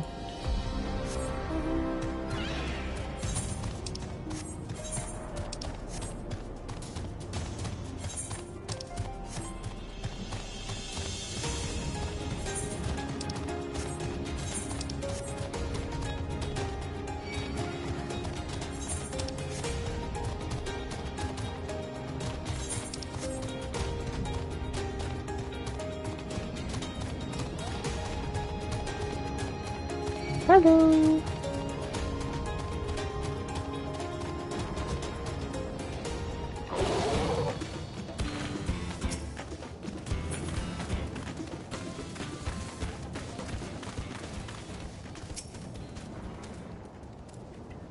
Now, this is a fascinating succulent. Its development is clearly abnormal proof. Perhaps this species has adapted to its new environment over time. Hello there, stranger. What are you doing out here? For that matter, what am I doing out here? Did I get distracted and wander out of the safe zone again? Eopa's probably worried sick about me. I'll have to thank her for sending you. But first, we need to hurry back to the Drift Towns before some terrifying creature ruins our day.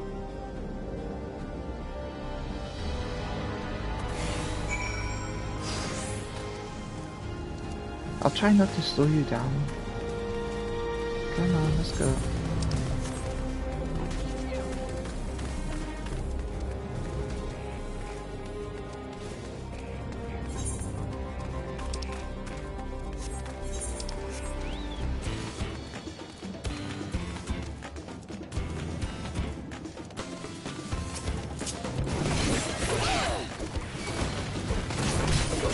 Not good.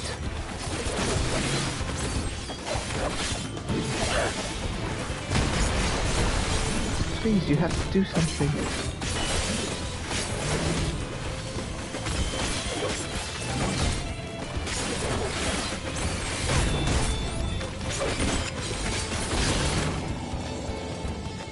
We must return to safety at once.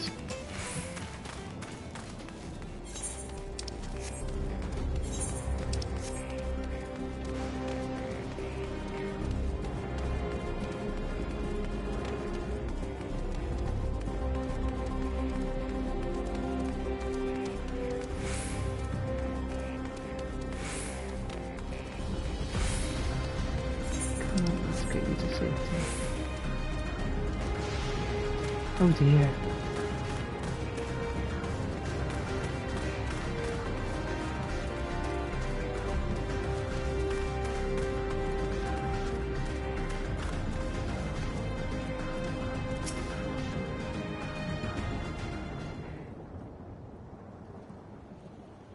Welcome back. Glad to see you both in one piece.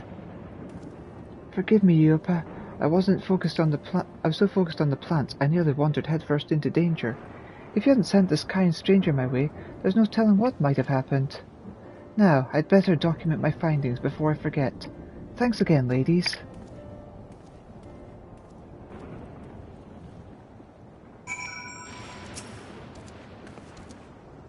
Sorry about him.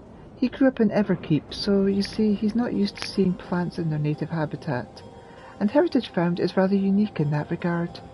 30 years ago, when the geography changed, vast swaths of native flora died out, while the rest were forced to mutate drastically in order to survive. Worthy of studying, I'm sure. Still, he ought to know it's not safe out there here. I wish he wouldn't be so careless. In any case, I'm grateful to you for keeping him safe, and seeing as he didn't think to reward you for it, I suppose I'll have to do it. I swear, he'd forget his head if it wasn't attached. It appears that 2 collector acquaintances of mine recently, passed on. I asked around in Everkeep, but hardly anyone remembers them. It's just as I thought. To suddenly lose all recollection of those you once knew, doesn't that bother the people wearing regulators?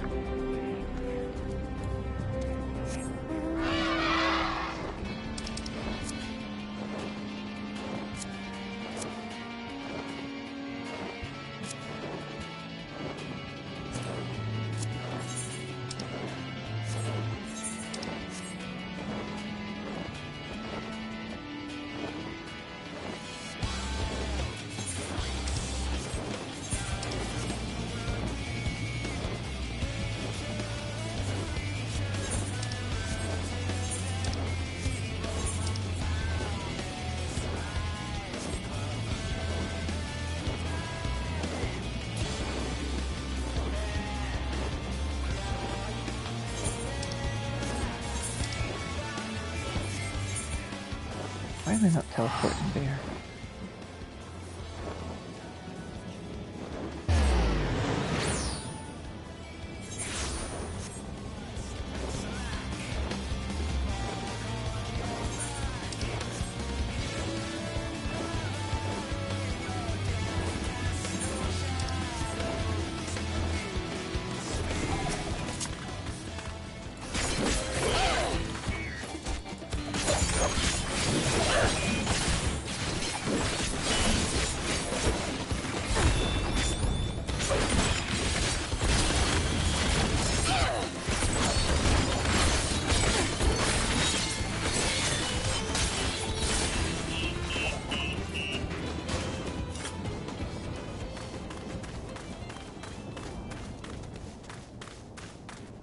Give me my sacks of nuts.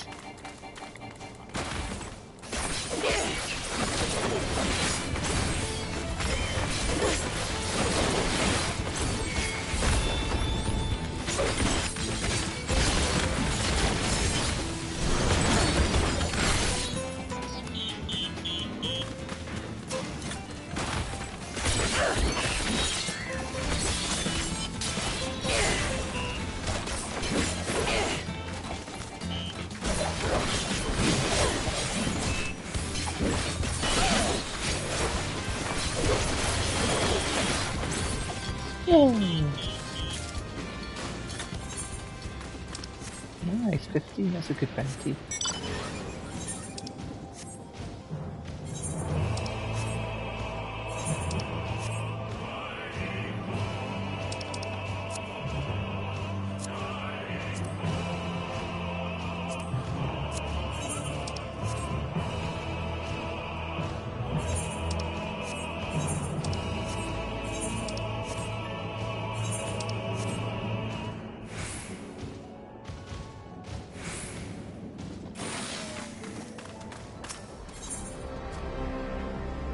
Ueshi's problem is perhaps best solved by an outsider like you. Now, here's a face I haven't seen around these parts before. Could I borrow a moment of your time? You see, a member of our group has been making frequent trips up the hill to the graveyard. I suspect there's a problem, but he doesn't seem willing to talk about it. Not to us anyway. A stranger willing to lend a friendly ear, however, may convince him to open up. If it's not too much to ask, will you travel out to the name slates to speak with him? The man you're looking for is a Shentoto like myself. Go to the name slates, and if you find a Shentoto man there, try to find out what's in his mind, alright? So over that way.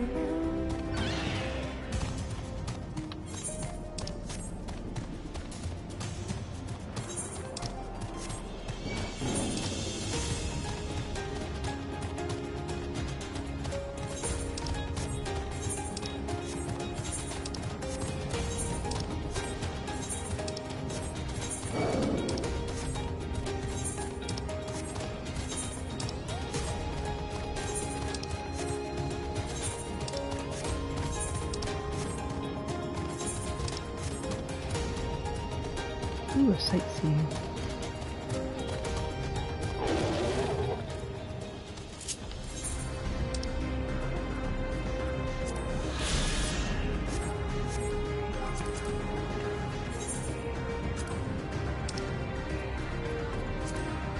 Tucked away in a remote corner of Usulani, this small cemetery is a relic of earlier times. Now that the wearing of regulators become commonplace, the culture of digging graves has largely been forgotten, and tombstones carved with the names of the deceased considered an odd and antiquated custom.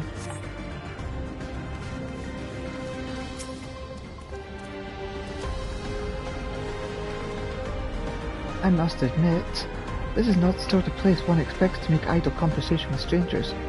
Are you one of those travellers from beyond the barrier everyone's been talking about? That explains why I haven't seen you around. Let me ask you something, outsider. Have you ever visited a grave to pay your respects?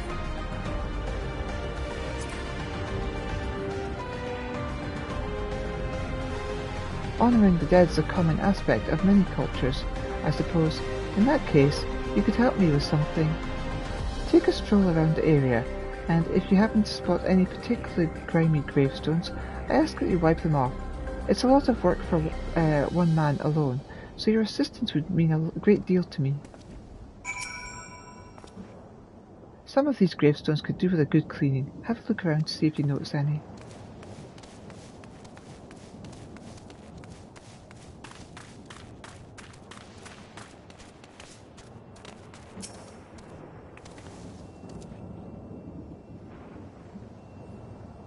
I love the sound of the thunder.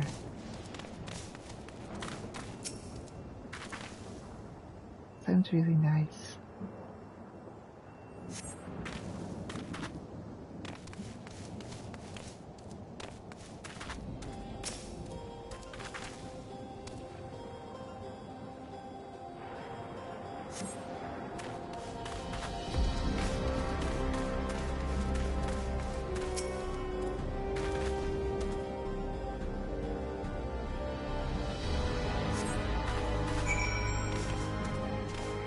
Yay! Those gravestones look much better now, thanks to you. Or perhaps I should say name slates. Too bad the names are all written in Alexandrian. I can't make heads or tails of them. You know about the regulators people wear these days. Whenever someone dies, every last memory of their existence is erased. As an unfortunate consequence, this graveyard has been all but abandoned. I'm going to fix that. What else am I to do? Stand idly by and let the headstones be lost to time? No. If no one else will give a damn, then it will have to be me. In Torel, I was taught to honour the dead, but here I am in the minority. Most seem content to forget and entrust their memories to the cloud. That's why I can't talk about it with the others. They wouldn't understand. Not like you. Thanks again, stranger.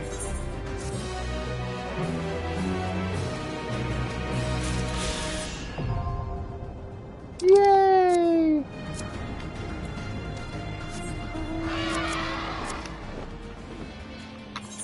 Let's see which areas. There's a bit to the west and a bit north.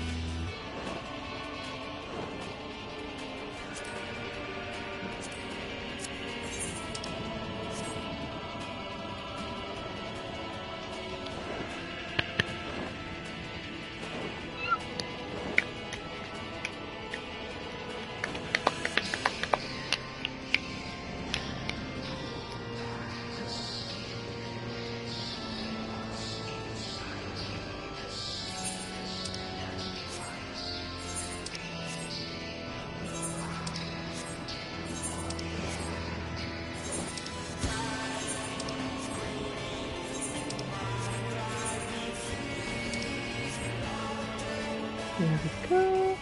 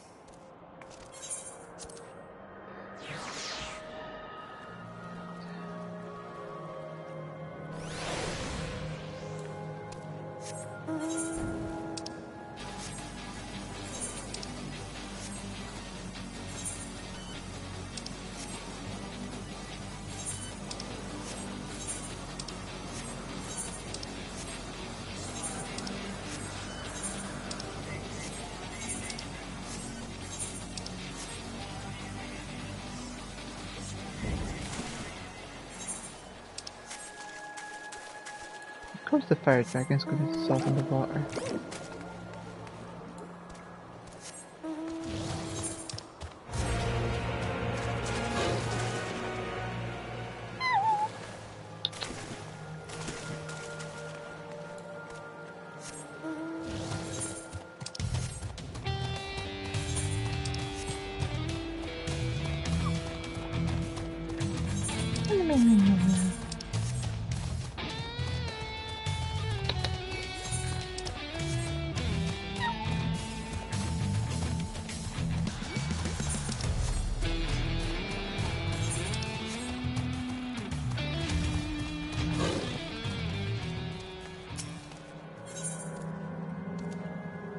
The tenacious tour guide appears to have some unfinished business.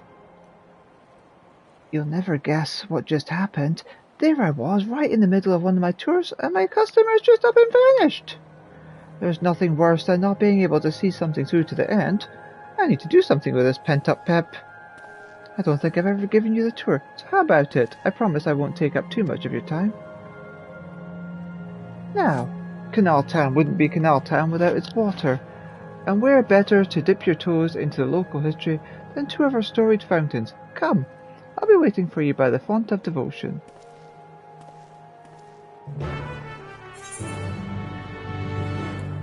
Fine, let's go on a tour.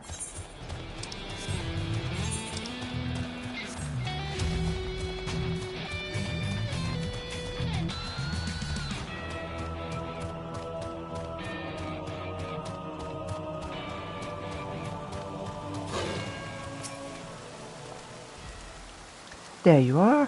For such an obliging participant, I'll have to pull out all the stops. According to the legends, there are two water sources imbued with mystical properties in Canal Town, the first being this fountain right here. They say that a mere mouthful is enough to fill you with vim and vigour. Given that the town prides itself as a resort of revitalization, there could hardly be a more fitting fountain. Whether you believe the old tales about its healing waters is another matter. Ahem. Myths are myths, after all. I hope you aren't too disappointed. Nevertheless, though its waters may be decidedly mundane, the fount still lives up to its name. Over the years, crowds have flocked to the fountain, invariably leaving soothed and refreshed. For those who display such devotion, perhaps there is something to be gained from a gulp or two. I hope that whet your appetite, because another fountain awaits. Come and find me at the eastern side of town.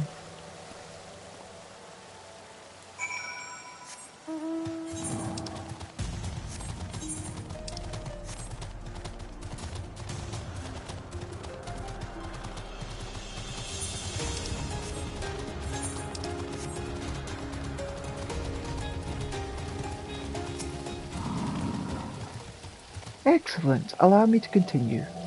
You stand before another storied fountain. The waters are said to bring happiness to whoever tosses a coin.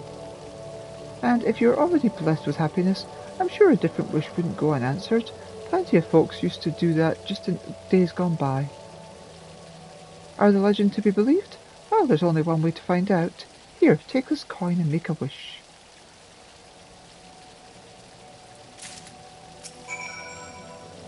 Toss that coin into the fountain and make your wish. An unadorned time-worn coin, the type you might expect to see languishing at the bottom of a fountain.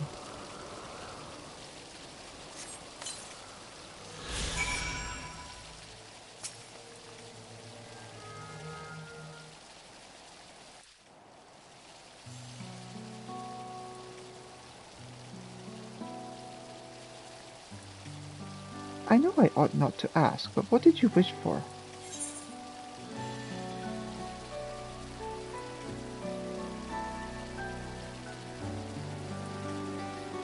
The strength to help as many people as I possibly can.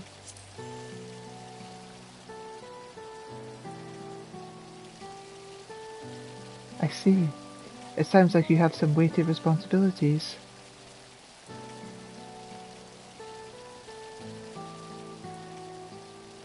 You know, I've given this tour for countless times, but not once have I made a wish myself. And not because I pour scorn on the legends or anything like that. I just never got round to it. But thanks to you, I got to finish my tour. To mark the occasion, I think I might just toss a coin in. Now, as for my wish, if I had another chance at life, I'd want to connect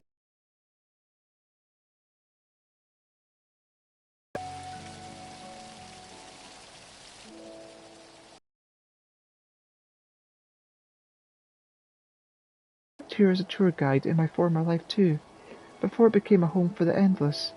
Living memory was open to living, breathing folk seeking relaxation and revelry. Boy, did I guide a lot of people back then. I never tired of sharing my knowledge and hearing visitors' wonderful stories. I suppose that's why I took up the same job as an endless, and I'm proud of that, proud of staying true to myself.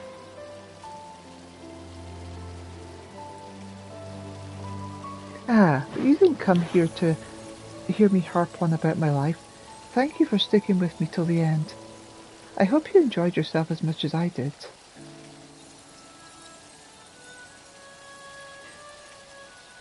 Here's hoping our wishes come true. Farewell, my final customer.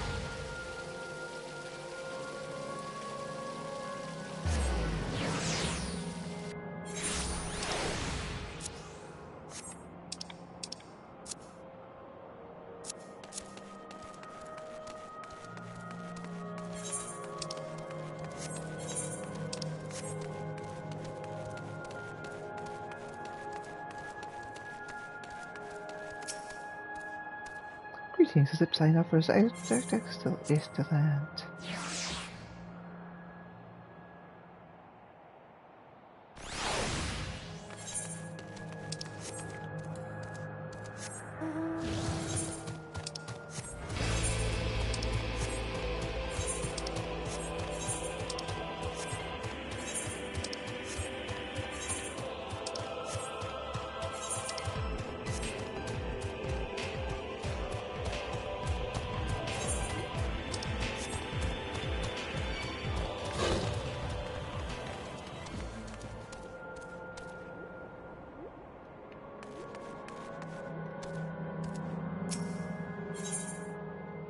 The lively lass is looking for a playmate. Hey miss, can you believe it?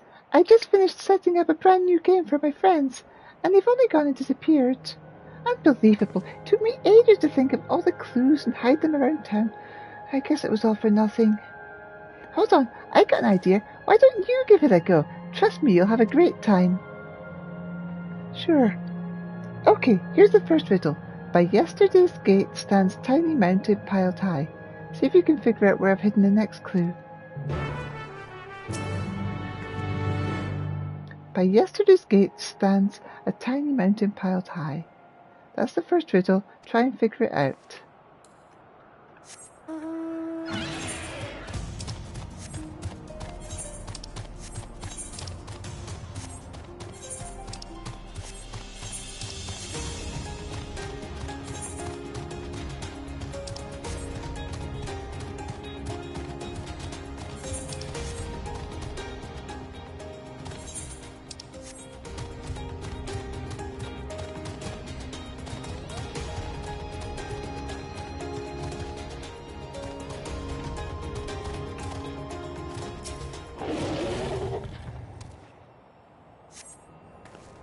You find a hidden scrap of parchment inscribed with the next clue. Congratulations on solving the first riddle. Here's your next clue. 4 lamps loom over streets of glass, but only one true light shines on Her Majesty.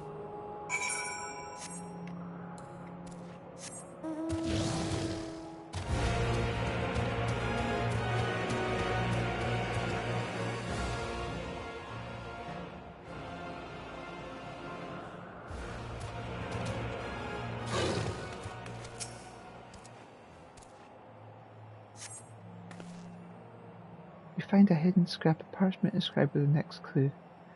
Great job solving the second riddle. Here's your next clue.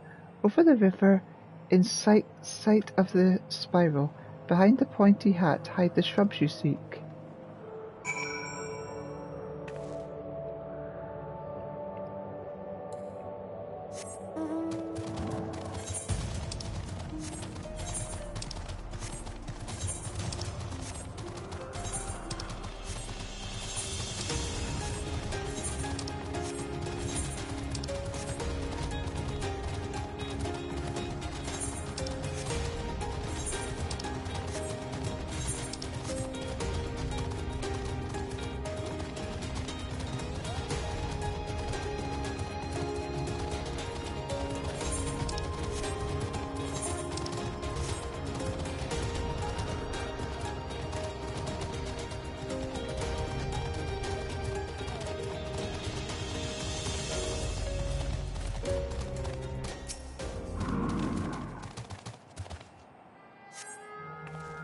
You find a hidden scrap of parchment inscribed with the next clue.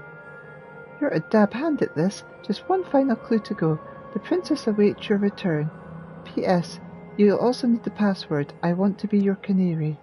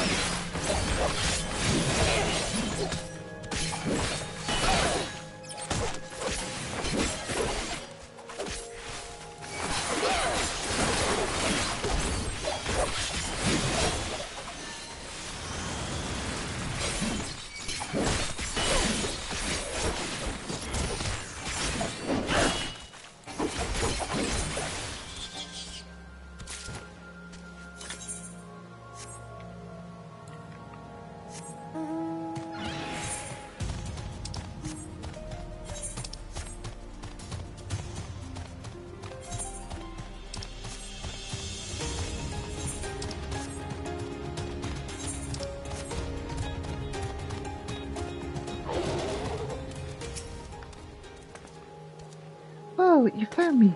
I'm guessing you know the password too, right? I want to be your canary. Amazing! You passed with flying colours.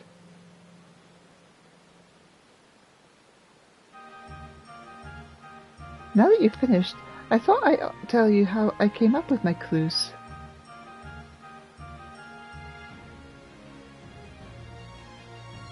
The first clue was, by yesterday's gate stands a tiny mountain piled high. Of course I meant the entrance to Yesterland with a stack of crates, a few steps away.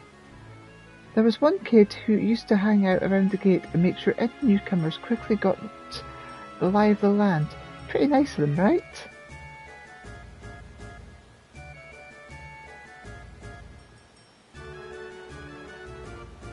Right, alright, time for the next one. The 4 lamps looming over streets of glass. Well, they're streetlights in star glass. A bit about the one that true light shining on Her Majesty is because you were supposed to look for the street lamp closest to the Mezzo Terminal. From there, you can see Queen Sophine's statue from in between the air cab and rails. Quite the sight, huh?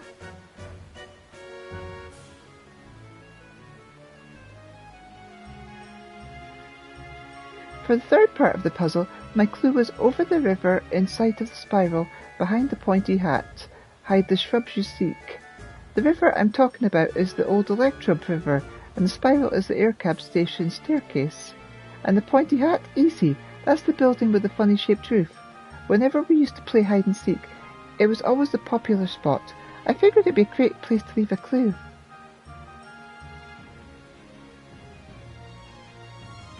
The last clue about the princess waiting for your return. Well, I wrote that because princesses live in castles, and that's where I was waiting. I bet you're dying to hear about the password too, right? I want to be your canary is the code we'd use when we needed to keep something secret. It's the title of an old play about a princess who falls in love with a commoner. That's the great thing about this game. It's not just about having fun, it's also a great introduction to Yesterland for anyone who's just arrived. Everyone who knows about the Bergam Ring and the Esperance Wheels, don't they? I wanted to take folks off the beaten trail and make sure they learned our password. Although I guess I won't need it anymore. Still, I'm glad you played my game, miss.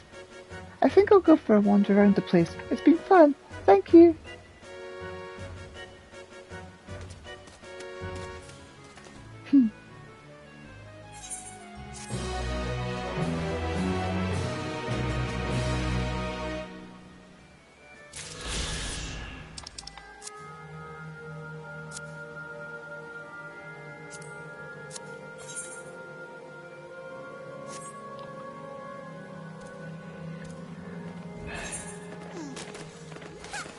Two more quests to go.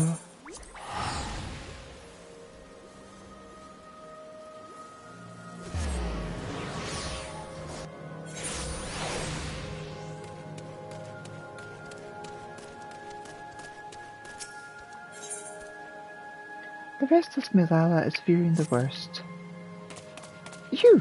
Yes, you! With the weapon! Pardon my candour, but you must accompany me to the Matchlock Menagerie this instant. What? No, I'm not asking you on a leisurely outing. I'm asking you to save innocent lives. I spied a trio of volcanic scorpions stalking after some defenceless animals. Were I to vanish and allow the scorpions to prey upon those creatures, I'd never forgive myself. We must make haste for the menagerie and defend them, no matter the cost. Obviously, I can't chase off a nest of hungry pests alone. I require strength, specifically your strength. Step lively, then. We've no time to lose.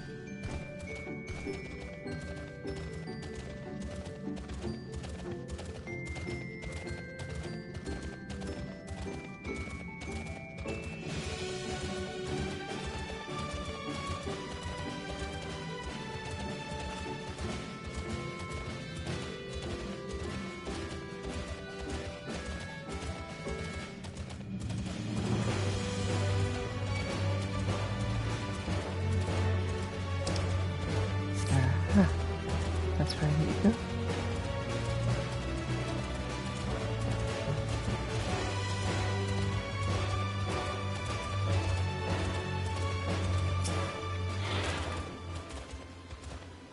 I saw them. I saw the scorpions.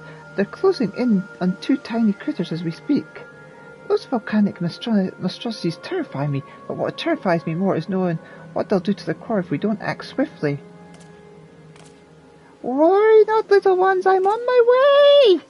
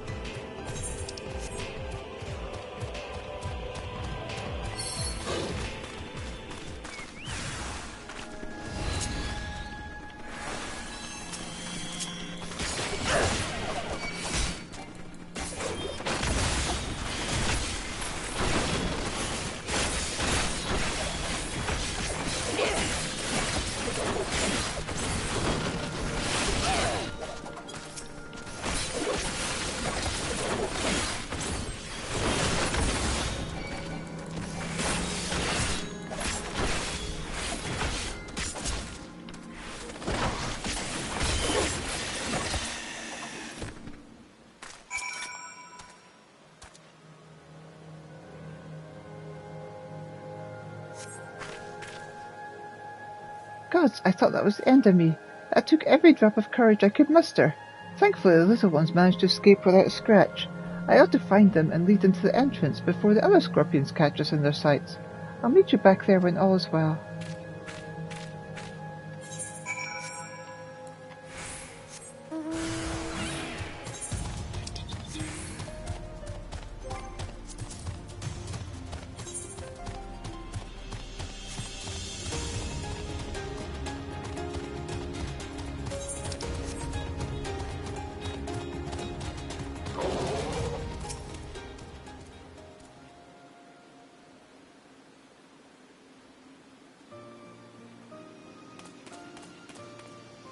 You, my weapon-wielding friend, are a lifesaver. I realize this all escalated rather quickly, but you performed admirably under the pressure.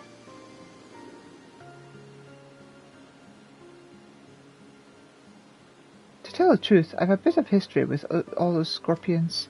In my previous life, I was tasked with introducing new and exciting creatures into the Matchlock menagerie, that our guests might know the wonders of the animal kingdom. As one might expect, the prospect of scorpions posed a great risk, and we often argued with the upper management as to whether keeping them would be worth the cost. In the end, however, the menagerie's curator ordered us to take them in. Supposedly, scorpion-based vodka was a popular delicacy in Alexandria before the war. The higher-ups sought to recreate those drinks and share them with the masses by way of a new exhibit. Time passed, and I finally returned as an endless, only to discover the menagerie in shambles. Those thrice-damned scorpions have a run of the place now. I should have argued against the creator's plans when I had the chance. I should never have agreed to that terrible exhibit. No matter how hard I tried to let things go, those pangs of regret never abated. So when I spotted those innocent creatures wandering into the menagerie, I felt obliged to return, to save what little I could. Thanks to you, my conscience is clearer. Our fuzzy new friends are none the worse for wear.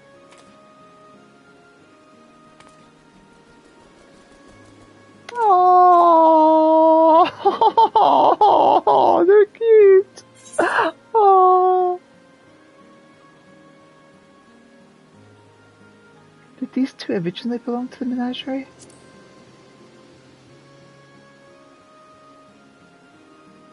They must have, but I don't recall bringing in such precious pups. Perhaps one of my associates introduced them after I left. Regardless, I can rest easy in the knowledge that these two will have each other. Even when I'm long gone, I should be able to escort them safely from here. You have my deepest gratitude, and presumably theirs as well.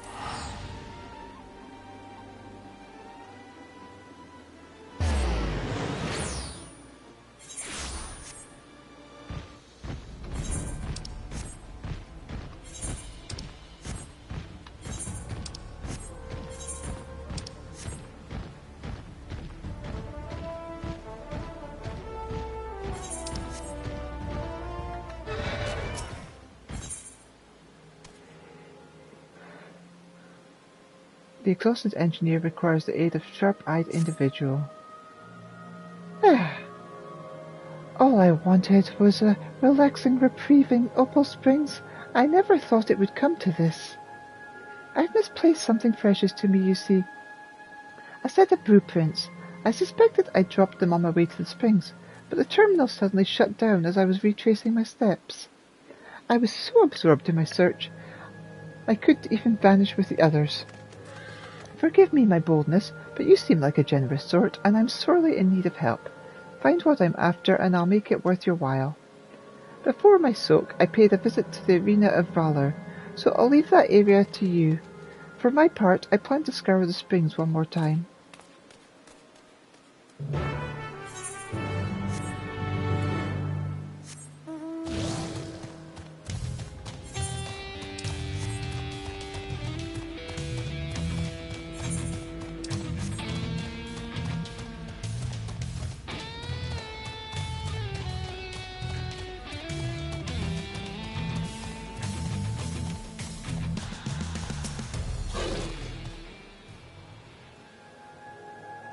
Fighting familiars.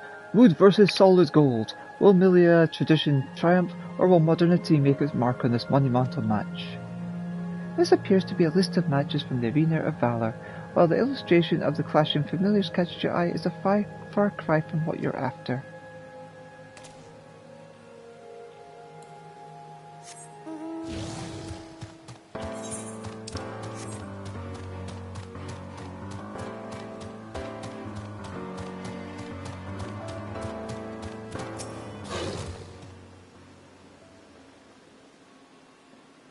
Need a frigid treat to beat the heat? Shock and awe your taste buds with volcanic lightning, a new flavor of frozen delight that's got customers asking, how can something so hot be so cool? Though the ice cream sounds deliciously delightful, the advertisement makes no mention of anything remotely architectural. These are not the blueprints you seek.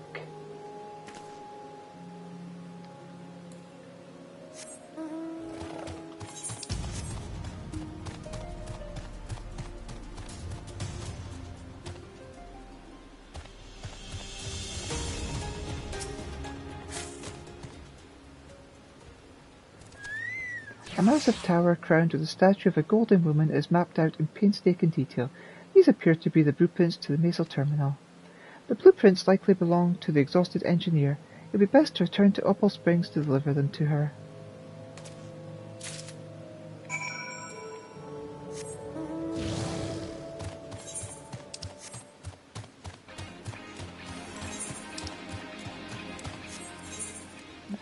Quickly, just go there.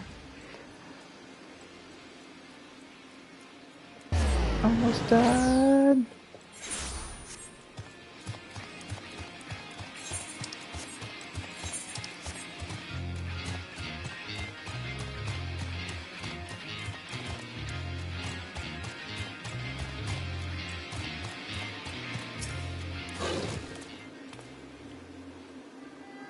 I searched every nook and cranny for those blueprints, but I've not found a single scattered sheet.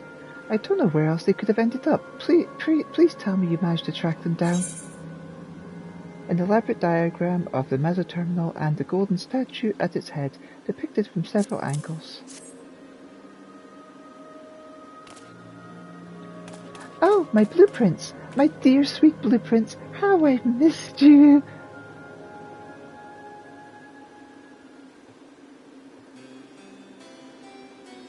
I just knew I'd dropped these on my stroll. Thank you ever so much for retrieving them.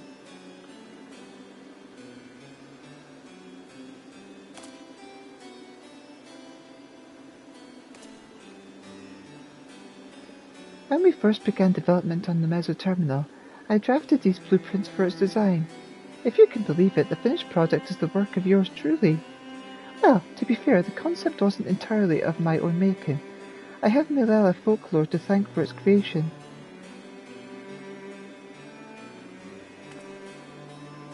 According to said folklore, we Milala were refugees from another world.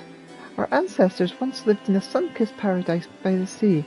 That is, until those very seas began to freeze, and calamity engulfed everything in its path. Under the protection of the Great Speaker, My ancestors were guided to this world and left in their homeland a towering statue of their savior. The speaker was a compassionate and selfless soul, sacrificing all she had to save her people, not unlike Queen Sveen, no?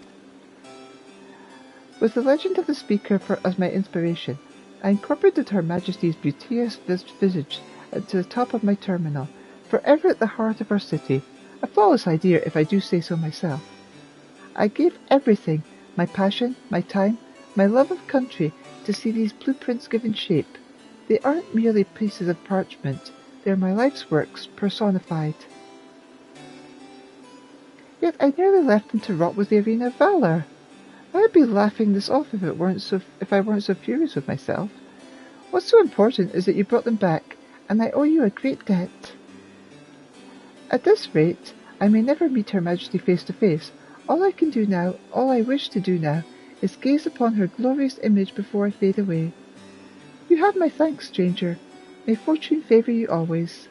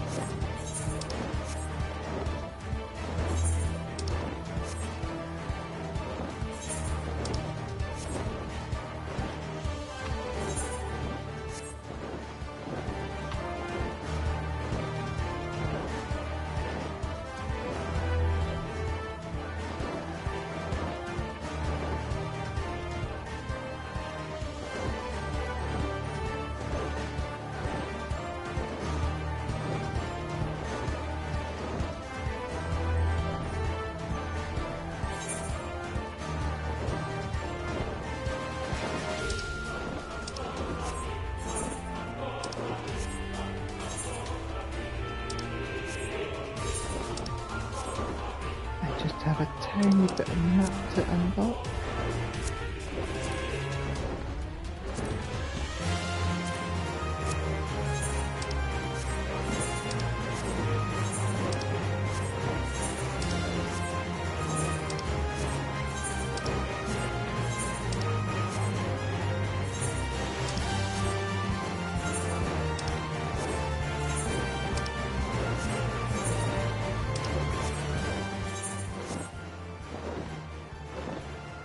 Right, there we go.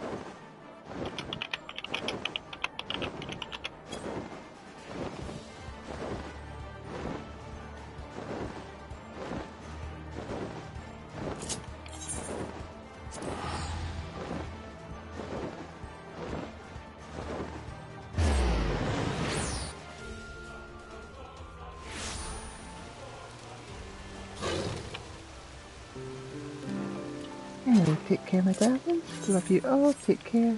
Bye for now. Mwah, mwah, mwah.